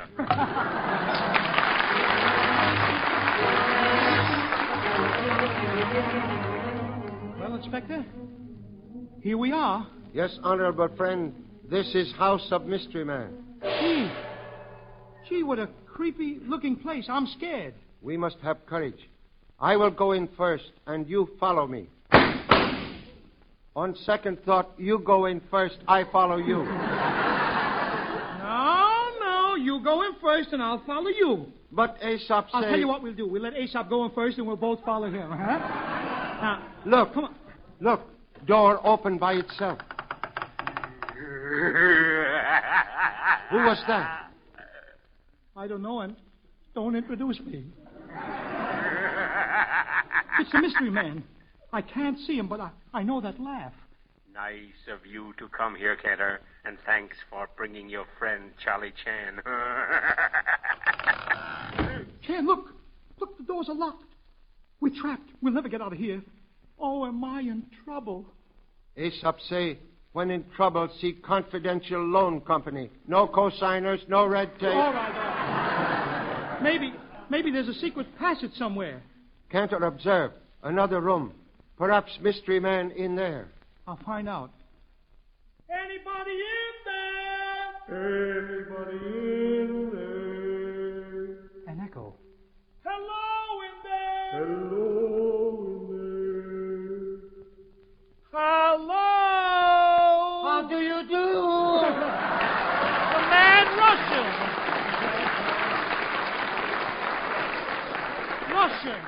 Russian, what are you doing here? I'm doing a little detective work. Detective? Did you ever hear of Bulldog Drummond? Yes. I'm one of his pups. Oh, Russian. Leave the detective business to someone more capable. I want you to meet a friend of mine who has headquarters in every corner of the world, who has traveled by land, by sea, by air, who has made trips to Honolulu, Mexico, and every state in America. Hey, Cantor, this is Mrs. Roosevelt. No, Russian. This is the great Chinese detective, Charlie Chan. Perhaps can help solve case. You have had experience, Mr. Russian? Experience? I'm laughing at you. Why, 20 years ago in Russia, there was a great train robbery. Yes? What happened? Someone stole the crown jewel. On a train? And then began the greatest manhunt in history. Yes. Within 24 hours, I solved the case. How did you do it? I confessed. But, Mr. Russian, that 20 years ago. Since then, what you do? 20 years. They should have given you life. Not enough. Don't give me any of that chow chan. Chow chan? Or I'll fix it so you can't chew your chow chum. Oh, stop. You're no detective. Please, Mr. Russian. What was your most baffling case as sleuth? Well, once I... Never mind. Answer the inspector. My most baffling case, Chan, was when I found a man who had 19 bullet holes in him. Also, he had been stabbed 15 times. But his suit did not have a single scratch on it. How could that be? It was an inside job. Look, Russian. If you want to prove you're a detective, snoop around and find that mystery man for us. Well, I'm glad he's gone. Wait. Look, something moved. A shadow. That ain't no shadow, boss. That's me. Hattie, why are you in here? I didn't plan to come in, boss. I was just waiting outside for you. Yeah. But while I was sitting on the curb, yes, a cop come up and give me a ticket for double parking. Hattie, I'm sure if you're here, Professor Chan won't be... Where is he? Professor Chan. He's disappeared. Is my face red? Yeah, we got to do something quick. The phone. Phone? Where? Right here in the script. Number, please. Police headquarters, and hurry. Now, keep cool, Hattie. Hello? Hello. This is Eddie Cantor. This is Washington. What's going to be with that $7.50? No. Operator. Operator. Get me Harry Von Zell at NBC. Keep cool, Hattie. That's my line. Hello, Harry Von Zell speaking. Harry, what are you doing? Oh, Eddie, I'm just getting ready to say, ladies and gentlemen, to honor the Girl Scouts of America, our 13-year-old Olive Major sings Libiamo from the opera Traviata.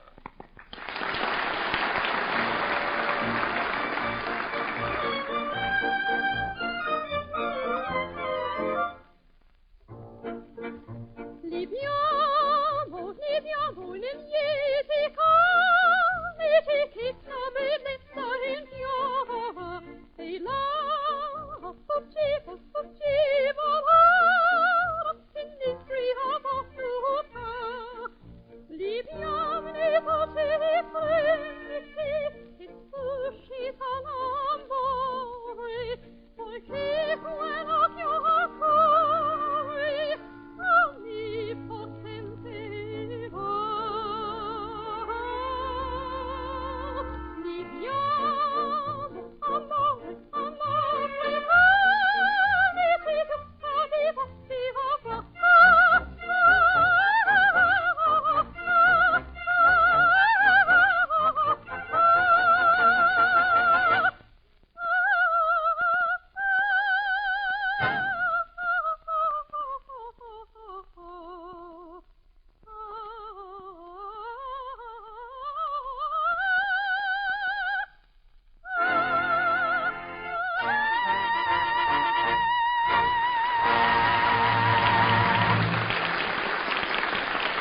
Olive, that was as fine a bit of singing as I have ever heard, dear.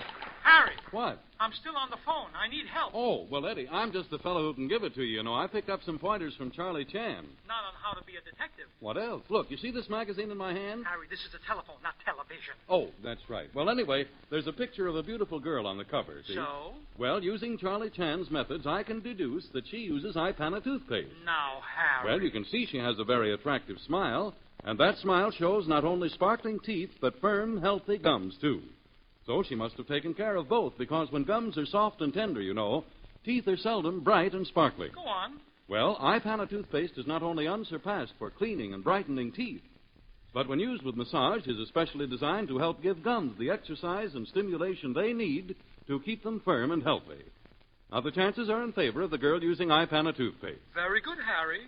Very good. Yeah, well, you might find fault with my deduction, but you certainly can't find any fault with Ipana toothpaste, because so many dentists wouldn't recommend it and use it themselves if they didn't think it was mighty good. And a nationwide survey revealed the fact that dentists prefer Ipana toothpaste for their own personal use, 2-to-1 over any other dentifrice, paste, powder, or liquid. So, ladies and gentlemen, help yourself to sparkling teeth and healthier gums, to a real smile of beauty, by starting tomorrow to faithfully massage with Ipana toothpaste. Harry! How do you like that? What Von Zell said was so interesting, I forgot to ask him for help. Eddie Cantor, look. I've got him tied up. The mystery man. Mystery man? That's Charlie Chan.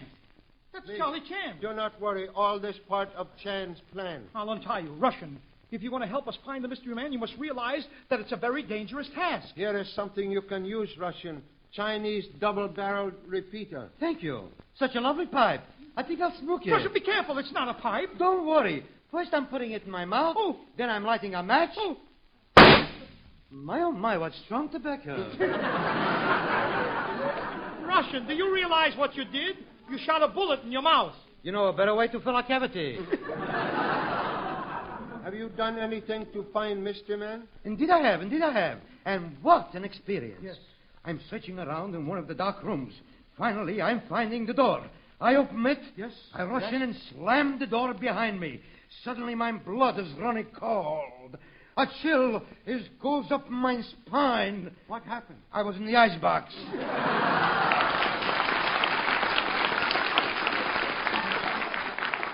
Mr. Cantor, this place is too spooky. Let's get out of here. Yeah. Eddie Strike, my advice to you is take baby and get out of town quickly. Leave Mystery Man to me. Cantor, you're not getting out of town. You're not even getting out of this house. Did you hear that, Harry? We've got to get out. But how? The windows are barred. The doors are locked. Don't worry, Miss Cantor. You can follow me through them holes in the wall. What holes? I'll make them as I go along.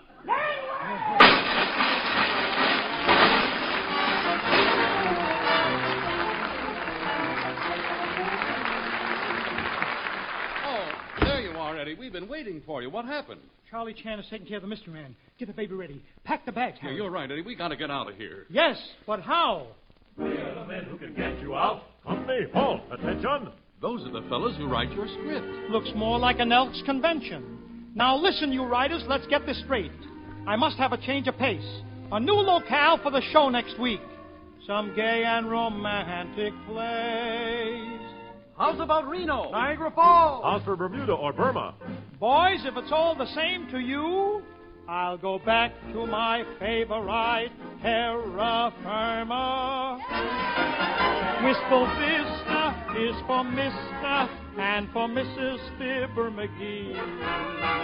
Harlem is dandy for Amos and Andy, but Broadway was made for me. Old Waukegan is intriguing. To Jack Benny, I must agree. Johnson has Olson and Mammy has Jolson, but Broadway was made for me. Florida has Barracuda. Boston's that way about beans. Onions cry for Bermuda, but my heart is right between Brooklyn and Queens. Old Van Buren is alluring to the Bob Burns family tree. Maine is for Valley, Berlin, Tin Pan Alley, but Broadway was made for me. Broadway, that crazy thoroughfare. Broadway. The street with smiles to spare. Broadway. Act like a millionaire. Meet and speak and live and thrive and thank their stars that they're alive. From the Great Lakes to the Cambridge, this is our land and it's free. So I thank my Maker for each blessed acre, from mountain top to the sea. But Broadway was made for me. Come on, little Joe, let's go to Broadway.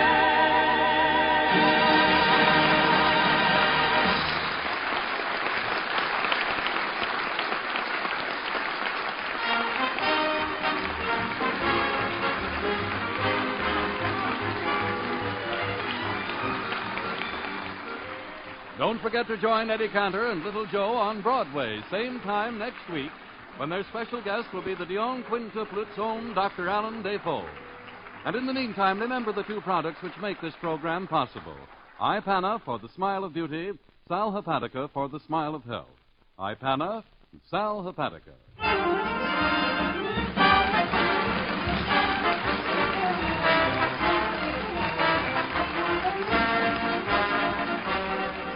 Within the next 3 minutes, your Mr. District Attorney will be faced with one of the most gripping problems of his career, the case of the red-headed reporter. So stay tuned to this station.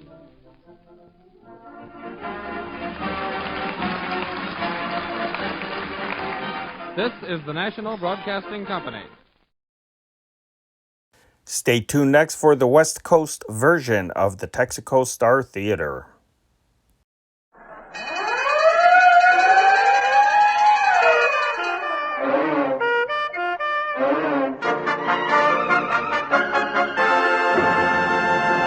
The Texaco Star Theater.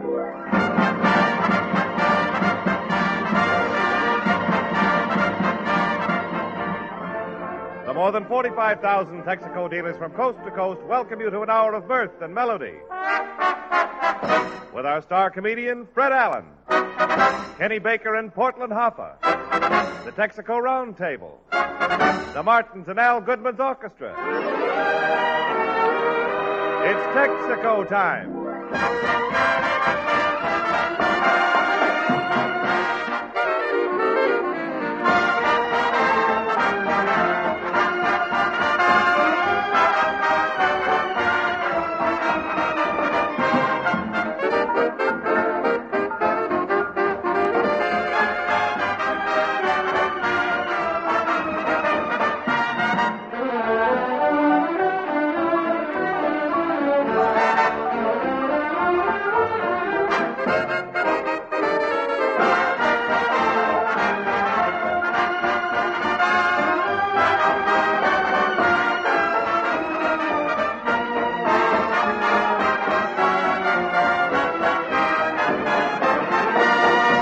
Ladies and gentlemen, well, here it is, Wednesday again. And here it is, 9 o'clock again. And here is that man again. What's his name again? Oh, yes, Fred Allen in person again.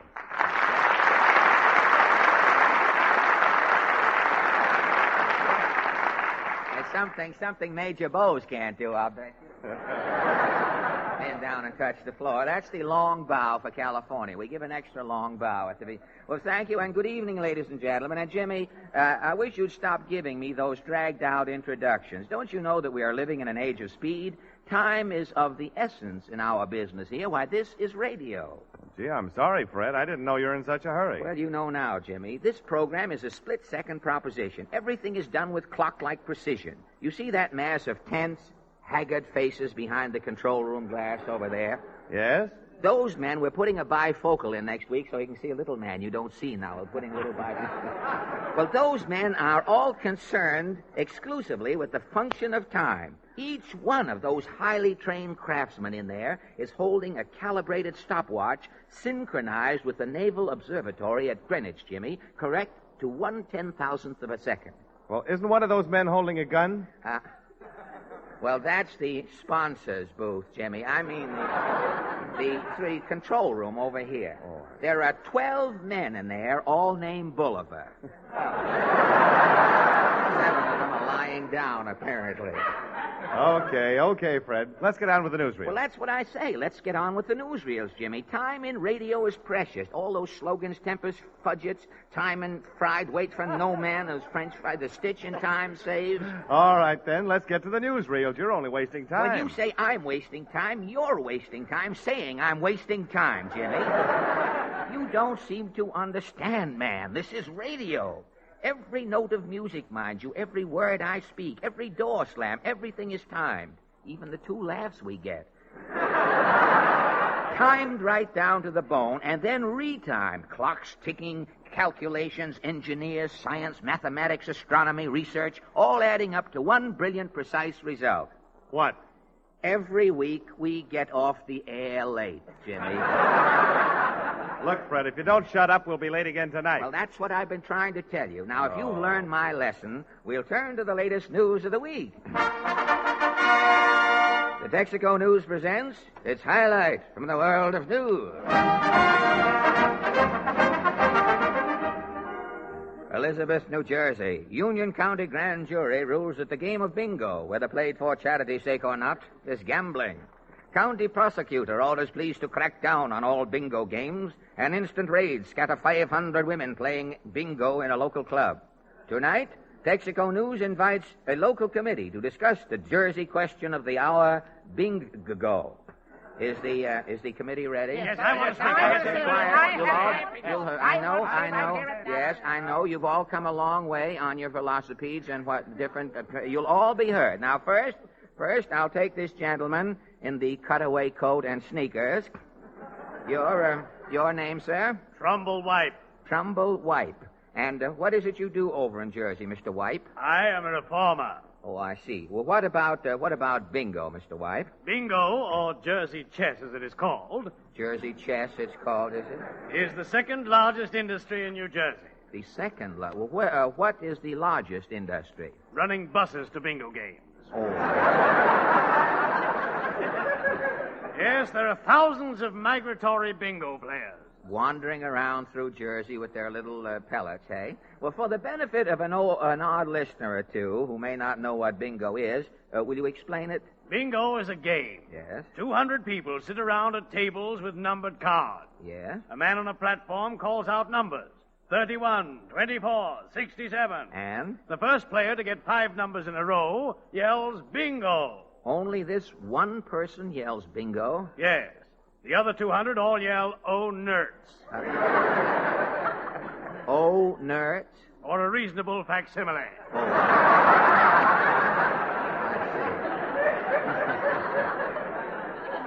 But tell me, are you reforming bingo, Mr. Wipe? We're stamping it out completely. All gambling in Jersey has got to go. Oh, are you cracking down on some other gambling game, too?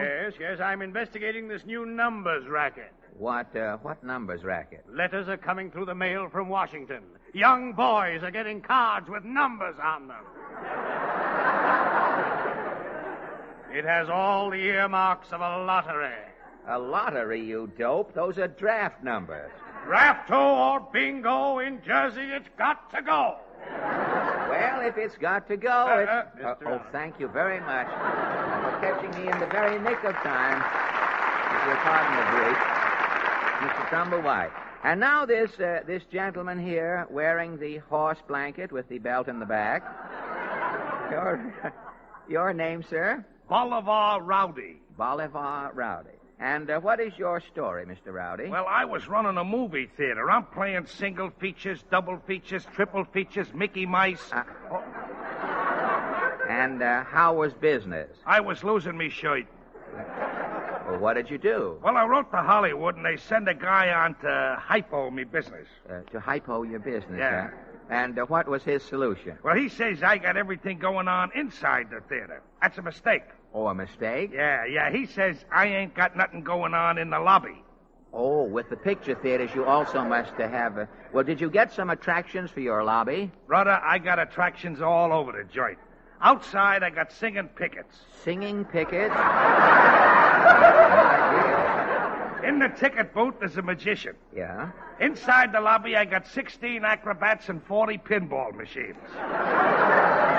I got a mind reader outside the ladies' lounge.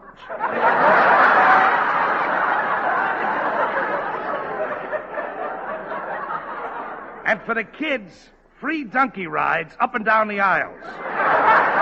While the picture's going on. Yeah. And under each seat, there's a 7-course dinner.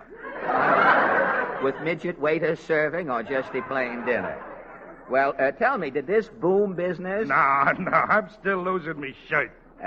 And then? In comes Bingo. It's sweeping the country. Oh, and then you... Oh, I threw them bums and pinball machines out of me theater and put in Bingo. I'm cleaning up. Business was good, huh? I'm jamming them in. Weekends, I got to put in Vaudeville to chase people. Well, now that Bingo is illegal... Again, I'm playing single features, double features, triple features, Mickey Mice. And? I'm right back losing me shirt. Well, that explains that horse blanket with the belt in the back. And thank you, Mr. Bolivar Rowdy. And now this lady in the seersucker riding habit. I'm Mrs. Jonquil Bibb. Are you going to miss Bingo, Mrs. Bibb? Giving up Bingo only means one thing to me. And what is that? My husband is getting his pot roast well done. Well, what has your husband's pot roast got For 10 years, his pot roast ain't been well done. Why? Bingo. Well, I'm sorry. I guess I'm just dull. I don't sense the connection between the... Well, I live in Nutley, see? Yeah? Every morning I'm through with the housework early. Uh-huh. I stall around listening to them radio serials. Hyman's Other Wife, The Silverbergs. Yes, Life Can Be Ordinary. Yes. Well, at 1 o'clock, I grabbed the Elizabeth bus. I know a spot there. Over in Elizabeth? Yeah. Bingo, huh? Yeah. And all afternoon, I horse around playing bingo. Oh, a combination horse room and bingo parlor, is it?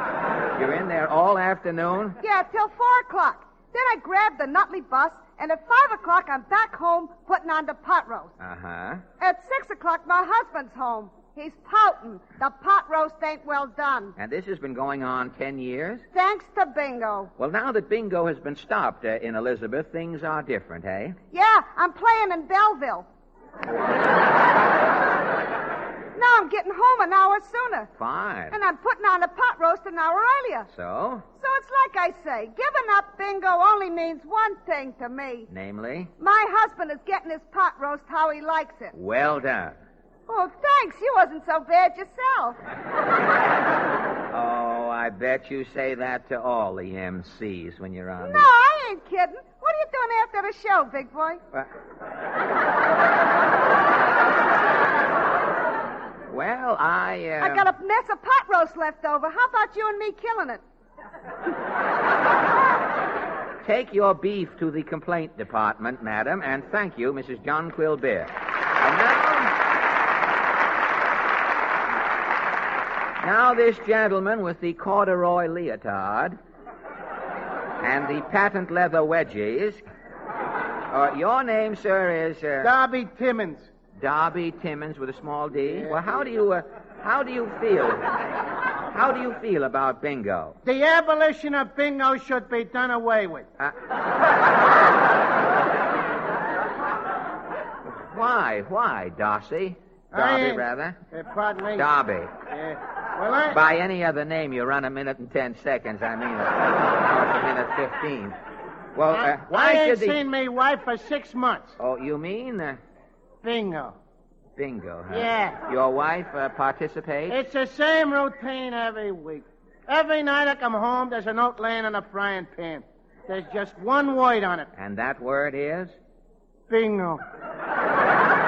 Bingo. Every night she's out to different clubs playing. Monday night, it's the Daughters of Barbara Frici. Monday. Tuesday, it's Sisters of Hope Circle. Wednesday, it's some new club. Girls who formerly knew Rudy. Large organization, I imagine.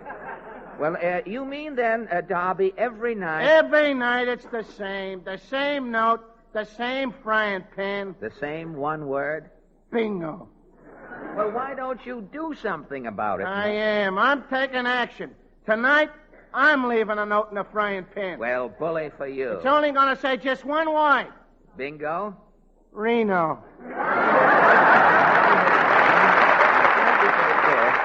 Mr. Darby Timmons. If bingo is legally banished throughout the state of New Jersey, bingo easies may spring up. Bingo games played sub rosa may sound something like this. 7 in the first row, 68, fifth row, 23, third row, 41. Shh. Who's that going? Psst. It's me. What is it, lady? Bingo. Thank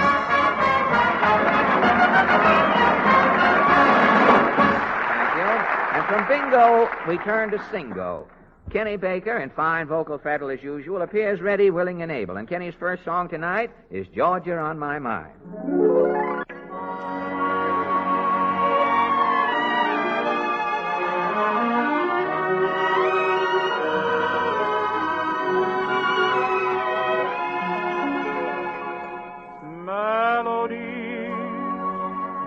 Memories that linger in my heart make me think of Georgia.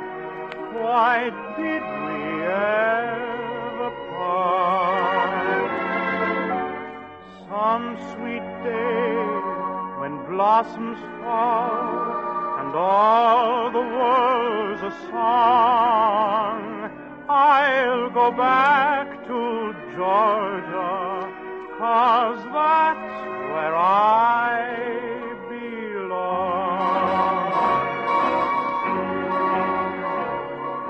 Georgia, Georgia, the whole day through, just an old sweet song keeps Georgia on my mind.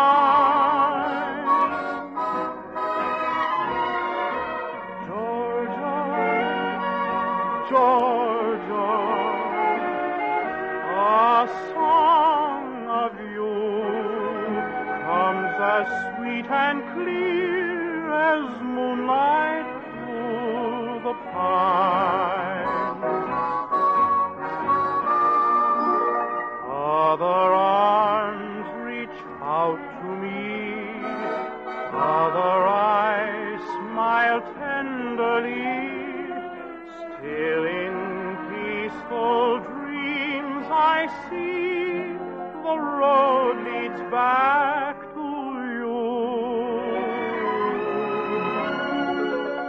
Georgia, Georgia,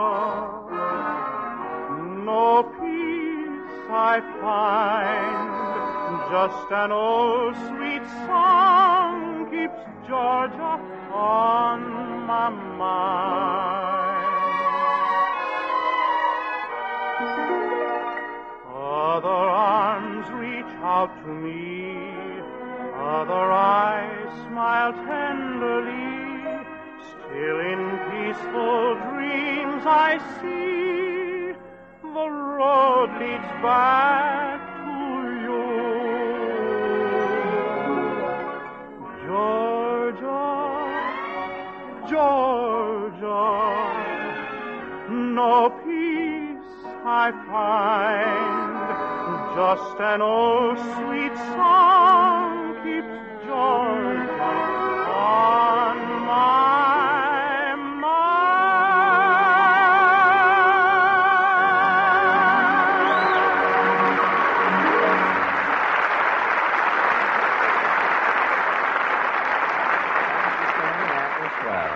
Kenny had Georgia on his mind, and I... Pardon me, Fred. Oh, yes, Larry Elliott. I'd like to give a birthday greeting to some friends of ours. Oh, you would you? Well, Thank you, Fred. Texaco dealers from coast to coast wish a happy birthday to John, Bill, Mary, Joe, Pete, Mildred, Barbara, Jane, wait a minute. Charlie, Ted... Wait a minute, Larry. Yeah? You sound like Uncle Don gone mad there. Hayward. Not bad. Yes, exactly that. Now, you've taken the words out of my mouth. You put them back in there again before I'm accused of having vacuum around the larynx there. Well, tell me, how many people are you wishing a happy birthday anyway? 53,000, Fred. 53,000. All our friends? They can be, because they're the 53,000 young American men and women who this week and every week reach driving age. Yes, a happy birthday to them all. And may they all soon enjoy the thrill of getting behind the wheel of a car for the first time. And you, ladies and gentlemen, no matter how long you've been driving, you'll recapture that first thrill behind the wheel of your car with Sky Chief, Texaco's different premium gasoline. Sky Chief will delight you with surging, hill-leveling power when open country invites, yet throttle down to an effortless glide in traffic, and pick up again with an eager, buoyant lift. And that kind of flexible power is why you shift gears less often when Sky Chief is in the tank, why you relax with such confidence at the wheel. Try Sky Chief, your Texaco dealer's premium gasoline for those who want the best.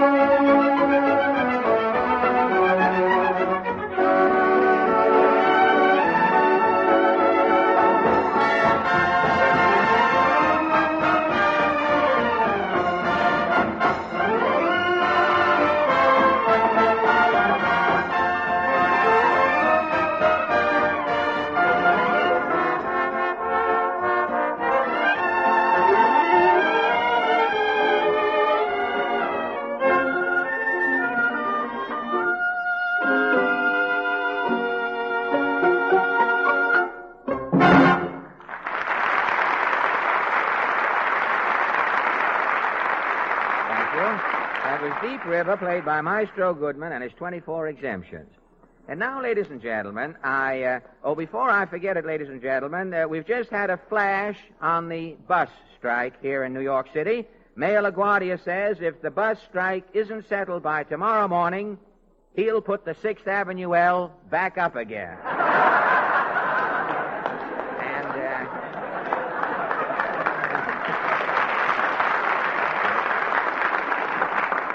Believe me, the mayor can do it. He's got the hat and the blowtorch. He's ready. If he can find out where they hid the thing when they took it away. Hello, Portland. I didn't see you there. Hello. Well. Greetings, girls of the Minnehaha troupe. Tonight I speak to you. Oh, now, wait a minute. Just a minute. What is this? Why, I'm addressing the Campfire Girls. What Campfire Girls? The Minnehaha troupe is sitting around a campfire in Prospect Park with a portable radio. Oh, now look, we haven't time to cater to But small... I've got to make my speech before the campfire goes out. Why? Without a campfire, well, they're just a bunch of girls. And without a sponsor, well... And without a sponsor, we're just a bunch of people out in the outer office of AFRA, don't forget. Well, we just better forego your forensic flight, I'm afraid. Oh, why can't I make a speech? Kenny made one last week. A speech. Kenny didn't even get started. What did Kenny say? Friends, Romans, and Texaco dealers. Water, I must have water. Get that guy back here. Beamish! Yes, sir. Now, who told you, Beamish old boy, to run in here and page H2O? You said Texaco dealers. That's my cue. That was your cue last week. I know, but this week I'm thirsty. Water. What a program. I'm sorry I ever let Kenny make that speech. I'm sorry. But Kenny got a swell job out of it. A job? Yes, Kenny's working for the Elite Auction Company. Oh, as an auctioneer? No, Kenny is doing public speaking in the crowd. What public speaking? When somebody bids, Kenny bids higher. Well, he's a tenor. Naturally, he bids higher than other people. Well, look, Portland, Kenny isn't a public speaker in that auction dump at all. He's nothing but a shill. What's a shill? A shill, as in she'll be coming round the mountain. A shill is a man who works with the auctioneer incognito, like, you know. A shill bids people up so that they eventually pay more than the article is worth. Oh. And I'm certainly surprised at Kenny stooping to such nefarious skullduggery. But Kenny thinks he was hired because of his speaking voice. He was hired because he looks like a simpleton. He mills around the crowd. They don't suspect him. Who bid sold any man. All right, Kenny. We know about your new racket. It's not a racket, F.A. It's a swell job. Did you have a good day today, Kenny? Terrific. Thanks to me, the company made its biggest sale of the day. Well, how did you swing it? Well, all afternoon it was dull. Nothing much happened. Then the policeman went away and things picked up. Naturally. The auctioneer put up a genuine Chinese music box. It was a beauty. And what happened, Kenny? A wealthy gentleman, a Mr. Huxley, bid 25 cents. And then?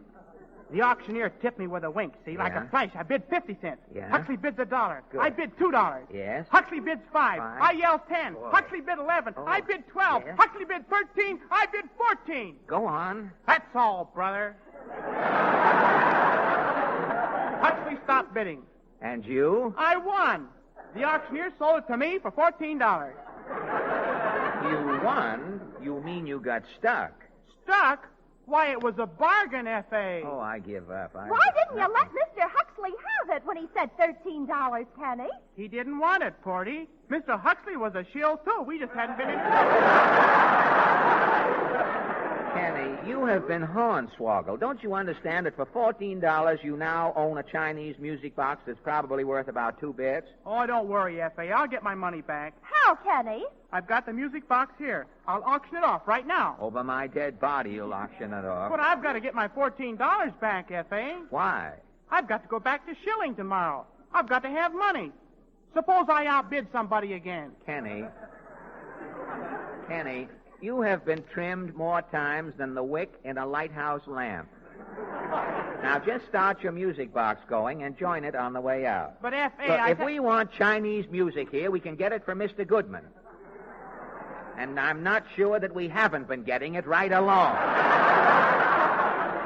Oh, let Kenny start his auction, Mr. Allen. I'll bid. You're not turning this program into an auction. Now, look, Kenny, I'll tell you what I'll do. I'll give you $1 for the Chinese music box, and we'll just get along with the show. Oh, gee, that's swell of you, Mr. Allen. All right, here's your $1.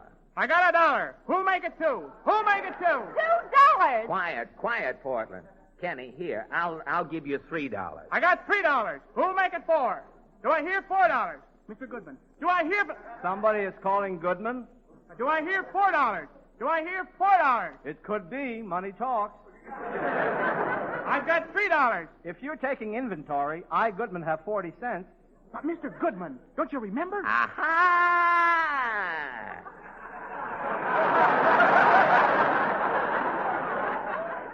The essence of rodent tinctures the breeze.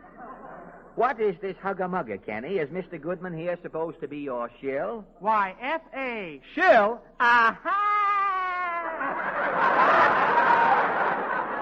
Suddenly, Goodman is remembering.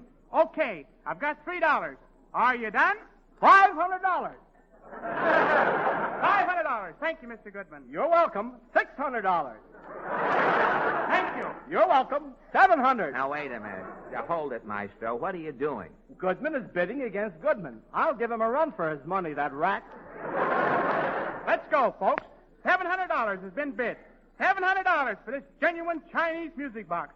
700 once. Okay, Mr. Allen, it's your turn. I said $3, and that's my limit. 700 twice. It won't help. It won't help, Kenny. 700 3 times. 700 4 times. 700 5 times. 700... Do I hear $4, Mr. Allen? No, Kenny. I said $3. You can take it or abandon it. Now, let's get on with the program. But Mr. Goodman bid $700. If you catch the Goodman who bid $700 for a Chinese music box, from me to him say you should live so long. Kenny, will you fold up your shill, your portable... I'll answer it. Hello? The Elite Auction Company? Yes, I've still got it. Okay, I'll be right down. What was it, Kenny? Where's that music box? I've got to beat it right down to the auction company. Gosh, maybe they found out it's valuable. That's right. Maybe they want to buy it back. Now, just a minute, Kenny. If that fly-by-night auction company really wants that music box back, there's something in the wind. Look at this writing on the box, Mr. Allen. What does it say? Ming Dynasty, 1200 A.D. Ming Dynasty, 1200 Gosh, AD. it's 700 years old. I'll never get my money back for this piece of junk. Kenny, boy, I've been thinking.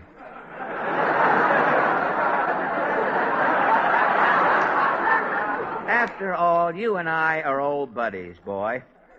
I hate to see an old buddy get stuck. Now, I tell you what I'll do, old buddy. You give me that old junky music box, and I'll give you back your $14.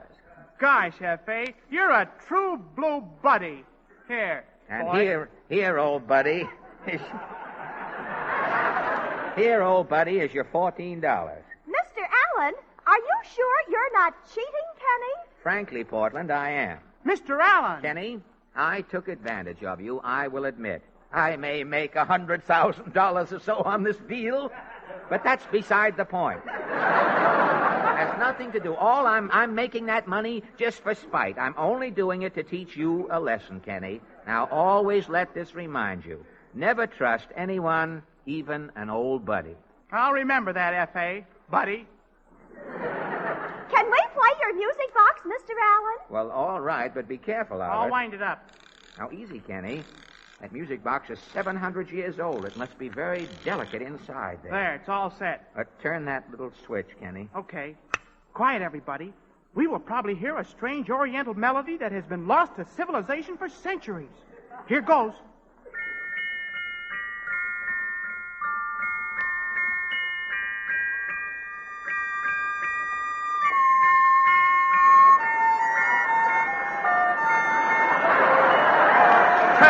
Thing on.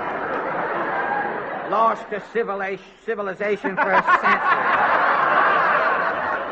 Well, there isn't enough of it left on the world today to mention about. I only mention, look, lost to civilization for centuries, eh? That's Genie with the light brown transformation. I heard it 40 times yesterday alone. At least it's a new arrangement. Quiet.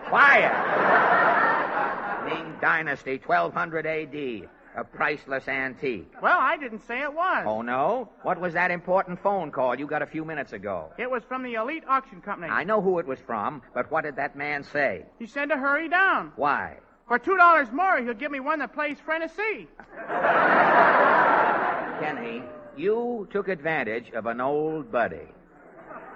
I only did it to teach you a lesson, F.A. Always let this remind you, F.A. Never trust anyone, even an old buddy, boy. All right, old buddy. And now, ladies and gentlemen, while I hide my watch before some little boy coming home from night school talks me out of it, the Martins sing for us Kikonga. All right, Maestro, 1, 2. I've got 2. Who'll make it 3? Who'll make it 3? Play, Maestro, play.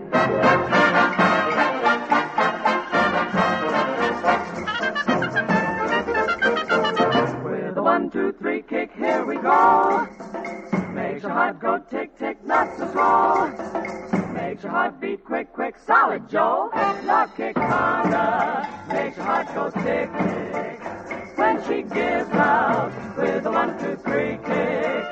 Lucky conga, oh, lucky conga. Kick, kick, kick, conga, kick. Lucky conga, she's a chic, chic diva. Shakes her shoulder with a band underneath her. Lucky conga, oh, lucky conga. Kick, kick, kick, conga, kick. When you first see her dancing, you'll know you've never seen a lady more entrancing. From the Rockies to the Argentine, Lucky conga makes your heart beat quick, quick. When she gives out with a 1, 2, 3 kick. Lucky conga, oh, lucky conga. Kick, kick, kick, conga. Oh, conga, happy conga. Come and do that, happy conga. For she's never left Manhattan, she can conga like a Latin. On and on, that happy conga, on and on. Makes your heart go tick, tick. Lift your feet. With a 1, 2, 3 kick. Don't retreat. Makes your heart beat quick. Hear that beat.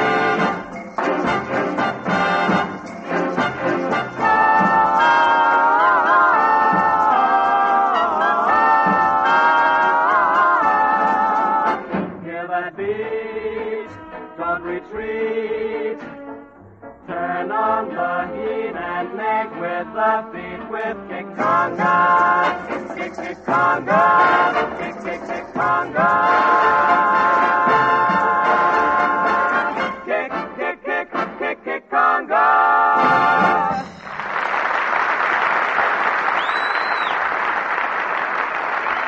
Thank you. Say, Jimmy, the Martins have to run for their train, folks. They're opening an engagement at the Key Theater in Boston. This is for the folks in Pasadena who may be spending the weekend in Boston. Now, hey, Jimmy, they open tomorrow, by the way, if anyone's left already. Get word to your friends along the Lincoln Highway. Say, Jimmy, Yes. What's wrong with Kenny? I don't know. Well, look at him. He's just standing there staring into space. Yeah, maybe he's in love or something, huh? Did I hear my name mentioned? Yes, you did, and I'm surprised that you did. The way you're standing there in a coma, what's the matter, Kenny? Why, have you got trance in your glands or something? Oh, I'm just dreaming of life in the South Seas. The South Seas? Yeah. Last night I read a book, Life in Pogo Pogo, or Just a Sarong at Twilight. Yes? Tonight I keep seeing myself under a palm tree, strumming a ukulele, dancing a hula with Dorothy Lamour. Baker the Beachcomber, a simple child in nature. Well, look,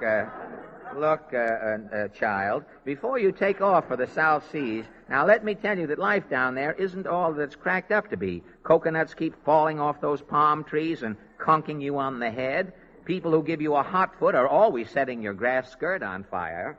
Yes, that's right. And besides, you never get a chance to relax. You've always got to keep watching for smoke. For smoke? Why?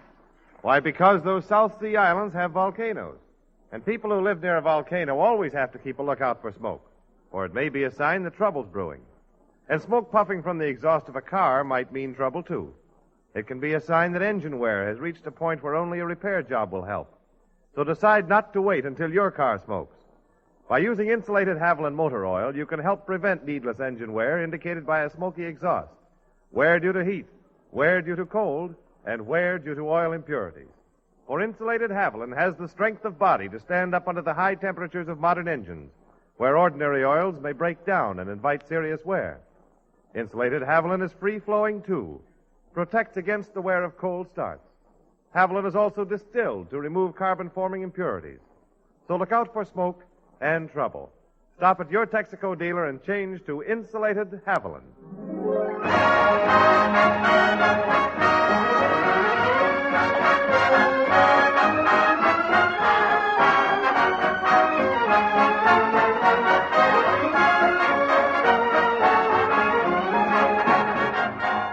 Texaco Star Theater continues immediately after a short pause for your station identification. This is the Columbia Broadcasting System.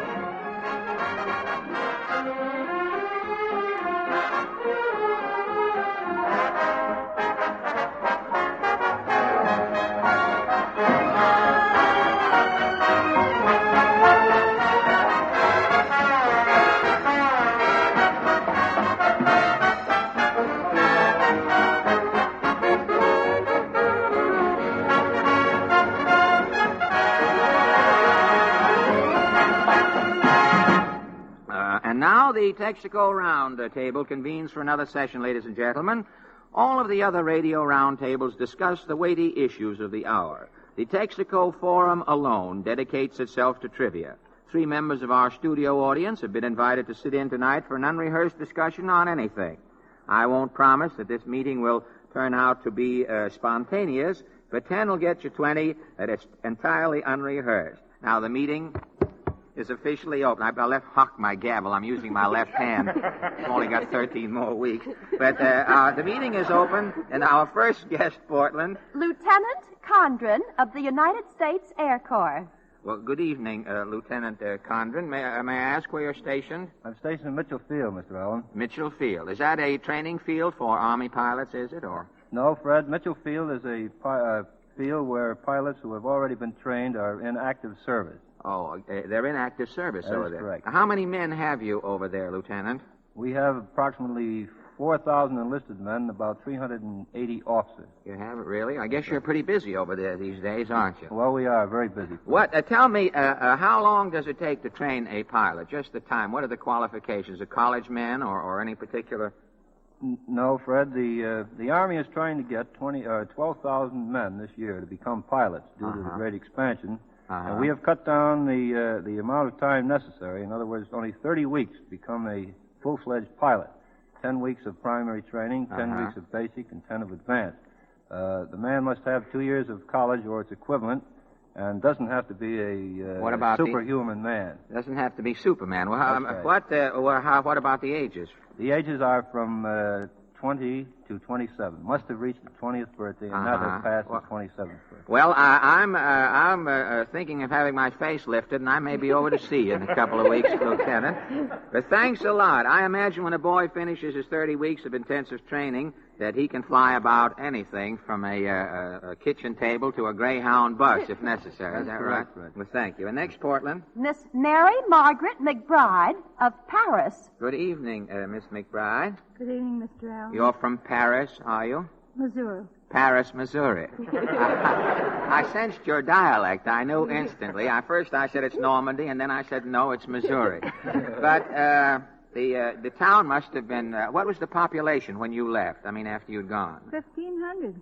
Well, it's 1,499 after you left. No, 1,501, you see, when I was there. Left. Well, that's good to get out of town and make it even numbers. Saves a lot of trouble for the old Farmer's Almanac operating in that section. Well, tell me, Miss McBride, what is your profession or calling? Well, I talk over the radio. You do really? You talk on the radio? Do you sympathize with me? Yes, I do. I sympathize greatly with you, Miss McBride. Now I'm even with you, you know. That's why I asked you to come up here tonight, because 2 weeks ago you put our program over a slow fire on your program. Tonight we thought we'll get you up here and talk about your program. Is that all right with you? Sure, but I thought I was very nice to you. Well, I said you were funny. Well, you did? But you had. Now, you'll have to start a trend, and a thing like that, you know, will end up... I might be the new Bob Hope. I don't know. I like you better than I do. Oh, now, whoa. They're not going to get me mixed up in that. I've got enough trouble. Bob will have Yehudi around here looking for me. The way I look, Yehudi'd get the worst of it if we bumped into each other. But tell me, you're on the air 5 days a week, Miss McBride? Yes, sir. But how do you do it? I mean, we're only on the air once a week, and it takes us all week, you may not believe it, but it takes us all week to accumulate what you've been hearing tonight to get it ready for this evening. Now, how do you manage to go on every day and find material? How do you do it? Well, I just talk about everything that happens. You prepare scripts? I live my life on the air. No, sir. Oh, your life is an open book. Is an open 50-watt secret. Huh? Yes. Well, you're up there. You don't have to get laughs. You don't have large and enthusiastic audiences such as we have here, do you? You don't. No. I just sit there alone and think my thoughts out loud. Think your thoughts out loud. Mm-hmm. Well, when television comes, you'll have a double value, Miss McBride, and thank you. And now, Portland. Mr. Barney Lazar From Corona, Long Island. Mister, you want to deny that you're from Corona, Mr. No, I Lazar? do not, Mr. Allen. You have 30 seconds for rebuttal, if you're from Corona. I'm still from Corona, Mr. Allen. But tell me, what, are you in business here in New York City? I am, Mr. Allen. You are, huh? I'm over at Radio City at Rockefeller Center. Oh, you're running the opposition over there. I've heard about you guys. I'm one of the elevator mechanics or technicians. An elevator technician, huh? Well, how do you do if an elevator gets stuck on the 60th floor? How do the people get down? You give them parachutes or something? Why, no. We just try to get them out as fast as we can. If we can't, why, they stay there until we release them. Well, that's good to know, because after this, I will take 6 months' provisions with me when I'm going up towards the Rainbow Room. Well, thank you, Mr. Lazar. You've settled a great problem. But what it is, it hasn't dawned on me yet. But well, that apparently brings us to our question. And tonight, the round table considers the average man's approach to his daily newspaper. In this high-pressure age, most newspapers conduct advertising campaigns to call the reader's attention to feature writers, Broadway columnists, and cartoon strips. Now, the papers rarely, if ever, publicize their editorial policies or their methods of news presentation. Now, as newspaper readers, we ask our roundtable guests this one question. Do you think the average man buys the paper he reads because of its presentation of the news and editorial policies, or does he buy his paper because of a special feature? Lieutenant Condren, what appeals to you most? Why do you buy your favorite paper?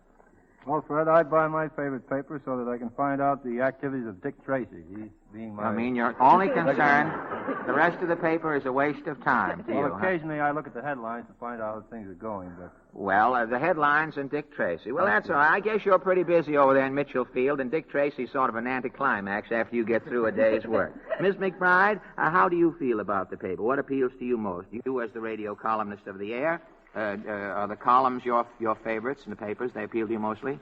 Well, I don't read it for editorials, and I think the average American doesn't because he has his own opinion and doesn't want to... he just checks when he reads that. Well... I say news. News. You would say news. All right, Mr. Well, after all, an editorial is only 2 cents worth of ink and an opinion, really. Mr. Lazar, how do you feel? What appeals to you mostly in the... I like to read the columns, Mr. Allen. You like columnists. You like to read the Broadway That's right. columnists? You're loaded with gossip. Hey, will you hang around a while later? I'd like to talk to you. You might save me reading Winchell later. Well, our round table, we're a little pressed for time. The tailor brought it back wrinkled. And I want to thank you. I was going to sum up, but why sum up when we haven't accomplished anything to sum up? I'll just thank you all for your kind cooperation. Thank you, and the floor...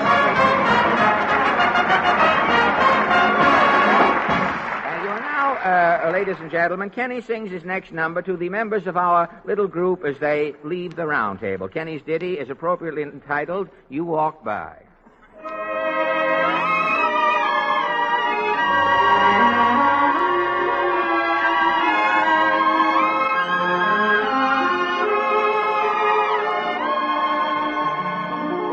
You walk by and chatting as a dream. You walk by and dim the sunlight's gleam. You speak words and shame the birds that sing.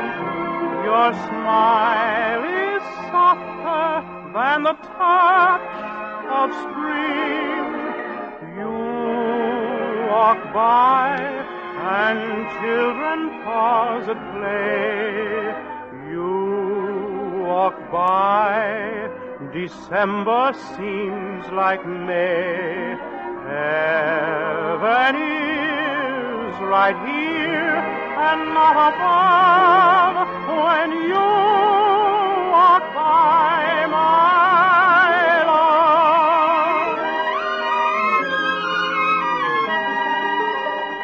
Magicians can make things disappear or pull a rabbit out of a hat. But your loveliness, my dear, does greater things than that. You walk by and children pause at play. You walk by, December seems like May. Heaven is right here and not above when you walk by my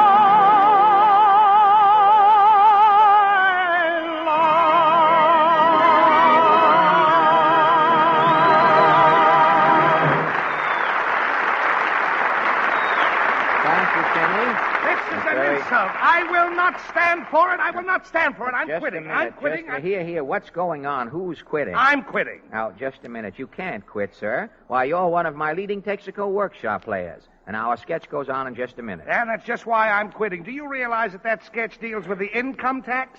I refuse to play it. Why? I'm mad at the income tax.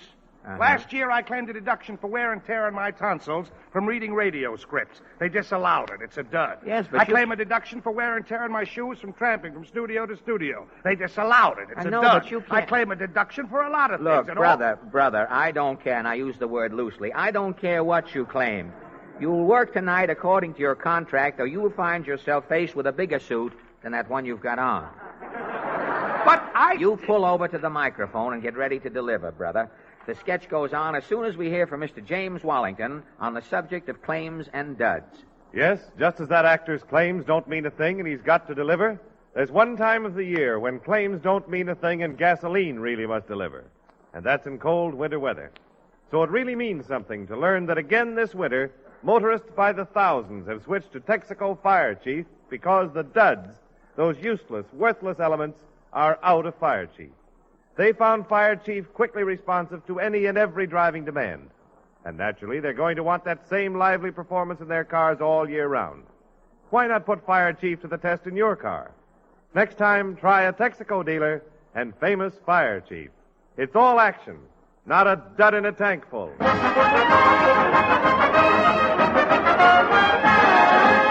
At this time each year, millions of Americans start groaning in anticipation of that annual pain in the pocketbook, the income tax. With March 15th only 3 days away, working men and women everywhere are frantically filling out their tax blanks and wondering if a fiduciary is a man who fiduces. But who started the income tax? Tonight, this mystery is explained. The Texaco Workshop Players dramatize the life of the first income tax collector. This cameo is called Philanda Blank, My Story. Overture, Maestro. Philanda Blank was born on March 15, 1894, in the great state of Texas in the little town of Annual. Philanda was so tiny as a baby that the stork wouldn't even bother with him. Little Philanda was brought by a sparrow. At first, his parents made an incubator for him out of an old percolator top. But as Philanda grew, he was taken out and kept in a cigar box under the stove. Well, sir, one night his father came home from not working. Evening, Ma. How's little Philanda? He's powerful puny, Paul. Cat dragged him out from under the stove twice today. I've never seen a kid so small and skinny. Where is he? Right here, Paul. Good-you-coo, Philanda. Ain't enough meat on him to tempt a Pekingese. Certainly beats me. All my family, the Blanks, was big people. And here I got a son who ain't no bigger than a termite's wishbone. Maybe we've been reading too many of them digest magazines, Paul. Maybe. But Philanda's a blank, and he ain't disgracing us Blanks. He's got to build up. But how? Well, stuff him with puffed rice and puffed bran. To swell Philanda, you mean? Yep. This is one blank we gotta fill out. This is one blank we gotta fill out. Ominous words that were to echo down through the years. But Philanda thrived on his puff diet and grew stronger each day. The baby's strength was the talk of the little town of Annual down in Texas. When Philanda was 3 years old, his mother wrote a letter to old Granny Blank. And in the letter she said, Little Philanda keeps getting stronger. Yesterday, the little fella picked himself up by the seat of the diaper and held himself out to arm's length. At the age of 12, he was so strong the village blacksmith complained to Philanda's father. The smithy said, Blank, I don't mind your son pulling the shoes off of horses I've just shod to pitch quoits. But when he pitches horseshoes with the horses still on them, the boy's going too far. And so it went. Philanda seemed to grow stronger and stronger as he grew older. When he was 16, Philanda went to the state fair alone that year. He entered one tent just as the milking contest ended. The announcer was shouting, Folks, the $100 prize entitled a state milking champion goes to Clement Wolf of Beaumont. Say something, Clement. Oh, shucks, 'tweren't nothing the cow had and I took.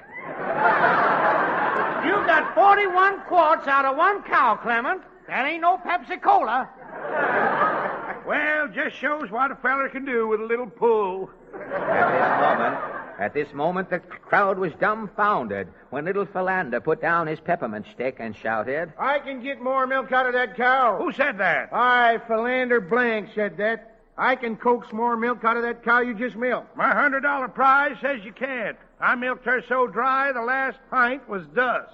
Well, I'll settle that dust. Here, Bessie. Steady, girl, steady. You won't get enough milk to discolor a demitasse. Watch this. Come on, Bessie. Well, I'll be... I ain't started yet. Stand back before the spray hits you. Holy hollyhock. And just to show off, Clement, come on, Bessie. Bump, diddly-ump, bump. How's that, Clement? Well, I'll be took and did for. How'd you do it, son? Well, cows is like people, Rube. If you want to get a little more, all you got to do is squeeze them. Squeeze 'em expressed Philanda's philosophy, and squeeze 'em was to be his slogan in later years. Adolescence turned Philanda over to manhood. He fell in love with a butter-cheeked young thing about the village. But every time Philanda hugged his girl, he broke her ribs. Finally, in self-defense, she broke the engagement. Heartbroken, Philanda left the little town of Annual down in Texas and hitchhiked to New York City, where he soon became a mendicant on the Bowery. One day, he saw an ad in a medical paper. He applied at the clinic. Dr. Auerbach? Yes, beaten one. I seen your ad. Man wanted to give blood transfusion, and here I am. Why, you're anemic, man. You haven't any blood to spare. Yeah, but I can guarantee a transfusion, Doc. I got something in this bag. Well, it's an emergency. I'll have to take a chance. Come along, right in here. Oh, yeah, Doc. Is the patient prepared for transfusion, nurse? Yes, Dr. Auerbach. Oh, the patient looks bad. We must hurry. Just what is it you're going to do with that paper bag, bum? Leave it to me, Doc. Just stick the needle through the paper. I'll squeeze the bag. All right. Ready? Okay, Doc. We're ready for the transfusion. Squeeze, man. Okay. The patient's coming too, Doctor. Where am I? Oh, yes. Where's my hat? Where's my coat? Well, goodbye, all. What a recovery. Amazing. This transfusion will revolutionize medical science. I told you, Doc. What have you got in that bag? A turnip. You can get blood out of a turnip? Yeah. Gad, man. You're a vegetable Dr. Kildare. Philanda's star twinkled in the dark sky of phlebotomy for but a brief moment. PM wrote that the man who had the turnip transfusion had to stop and lie down every time he saw a boiled dinner. So Philanda gave up his medical work, ate his turnip, and after a mild attack of indigestion, straightened up and found that he was still a bum again. A year later, he was found panhandling on the streets of Washington, D.C. Philanda, still strong, and by now skilled in the art of wheedling, stopped his first prospect. What is it, Flotsam? Oh, can you give me a nickel for a cup of coffee? I can't give you a nickel. I will lease you or lend you a nickel. Here. Oh, thanks. Gracious, what is that noise? It's the Indian on this nickel. What? I can squeeze a nickel till the Indian hollers. Look. Cat, man. The country can use a man like you. I can get you a job. Yeah? Who are you? I, sir, am Bascom T. Snipe, Treasurer of these United States. Something tells me you can squeeze something out of anything. Yeah. As a boy, I could squeeze a cow dry. Good. I could get blood out of a turnip. Blood out of a turnip? Yeah. Squeeze a cow dry? Yeah. Then you are the man America needs. What do I have to do? Congress is passing a new tax, an income tax. You will be the country's first income tax collector. You will squeeze money out of people. You mean I'll be famous? Yes, your birthday will long be remembered in our land. It's March 15th. Good. In your honor, the income tax will be collected on that day. Will my name go down in history? Yes. What is your full name? Philander Blank. I was born in Annual, Texas. Excellent. That will be America's slogan. What? Fill blank. Annual taxes, March 15th. And this is how many years later Philanda Blank became the first income tax collector, kiddies. And as we toil over our forms and sweat over our figures, let us give thanks. For without our taxes, this great country could not enable us to live the American way. For this, then, let us salute our Uncle Sam and Philanda Blank. And now, a word from Larry Elliott. The next few moments are devoted to the entire petroleum industry by the Texas Company. Now that spring is just a few days away, it is hard for those of this generation to believe that once when winter closed in, travel on most of our highways and byways came practically to a standstill, and that travel at night to most people was unthinkable. Today you can get into your car and travel clear across the country in any direction without more than a second's thought to the weather, and with no worry about obtaining gasoline, motor oil, and service. For service stations, those outposts of the petroleum industry comprise a great network that serves you everywhere in every season, day or night. Thank you, Larry, and thank you, ladies and gentlemen, for joining us tonight. We'll be looking for you next Wednesday. This is Fred Allen saying good night for the more than 45,000 Texaco dealers from coast to coast, and inviting you to drive in anytime. Remember, you're welcome. Thank you. This is the Columbia Broadcasting System.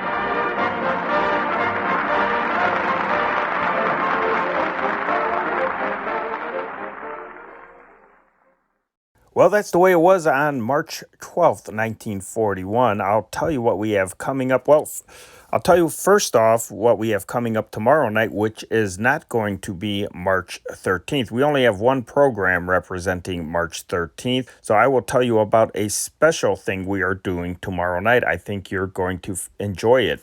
Just hang on for 30 seconds, and I'll come back. If you enjoy the content on this channel, not only subscribe, but please donate to its upkeep. Because of the vintage old-time radio, films, and music that we feature, this channel does not qualify for YouTube monetization. Help motivate us to keep posting this wonderful content and seeking out more. We'd like to think that this channel is more interesting than any other nostalgia channel of a similar type. Help us keep going by donating. In the description section of this video, you will find a secure link to PayPal. Any little bit helps. Thank you for your support. I'm Henry Chop, your host. Well, we are going to do something special tomorrow night since we only have one program representing Thursday this week. We're going to combine the Thursday and Friday programs, and that is going to air on Friday, so that leaves us an open date. And what I am going to do, what I intend on doing, is we are going to turn back the clock to January 1st, 1938. Now, originally, I had a January 1st, 38 upload that I posted January 1st, 2018. But we all know the story on what happened to my old channel, so I'm not going to get into that. So we are going to repost with improvements January 1st, 1938. And that was a Saturday, which means not only old-time radio, but we are going to have the Hit Parade Jukebox. So you're going to hear some songs that you're not used to hearing on the Hit Parade Jukebox as we go back to 1938. That is going to be a neat thing. It'll give you a comparison on how music's changed just in 3 years. And then we'll get into the vintage radio program. And also, God willing, I hope that I'll be able to do it. We're going to have a couple vintage movies that will be in a separate upload. Now, whenever we have an open date, I am going to post a 1938 video in chronological order. And that'll probably happen quite a bit during the summer months of 1941 as a lot of the big name programs like Jack Benny, Fred Allen, and all that, they take their summer break. We'll have a lack of programming in the summertime, so that will give us time to catch up with 1938. Now, in the 1938 video, I'm going to give sort of an introduction to the channel at the beginning of the video, because that will, quote, be the first video in the series, unquote, I guess, would be a good way to do it. Because once the channel is completely done to where I want it to be, you're going to be able to go from January 1st, 1938 to December 31st, 1945, and follow World War II through radio that way. But the radio programs we're going to listen to tomorrow night, spotlighting January 1st, 38, will be The Cruise of the Pole Parrot, Jungle Jim, Speed Gibson of the International Secret Police, the Jack Haley Log Cabin program, he was sponsored by Log Cabin Syrup, and a forecasting 1938 program that aired on CBS, which not only is looking forward and making predictions about 1938, it also plays some actualities and news stories looking back from 1937. I think you'll find that a fascinating listen. And one thing you're going to want to listen for is not only the change in music from 1938 to 1941 and how radio changed from 1938 to 1941. In just that short time, you'll notice a big difference in how programs were presented. It's kind of a really, really cool look back. I think you're going to enjoy that. Okay, let me tell you what we have coming up in the next 1941 upload. We're going to spotlight March 13th and March 14th. So we're going to have two Jack Armstrong, the All-American Boy episodes because Jack Armstrong was the only program I had representing March 13th, 1941. Then we're going to have Vic and Sade, the Lone Ranger, The Adventures of Superman, then the second Jack Armstrong. And then Information Please with Claude Wickard as the guest. So some great radio entertainment Friday, and definitely come back tomorrow because you're going to have radio and hopefully a movie double feature, a late show, as I like to call it. So just some great stuff we have coming up in the next couple days. Until then, let's turn off this old tube radio. That's our time machine. Good night. God bless. This changing world, this changing scene, where is it taking us? What does it mean? As long as we're certain of each other, we know we don't have to be afraid. These changing times we rise above. We have no time for them. We have our love, and love is the only thing that still remains the same through all this change.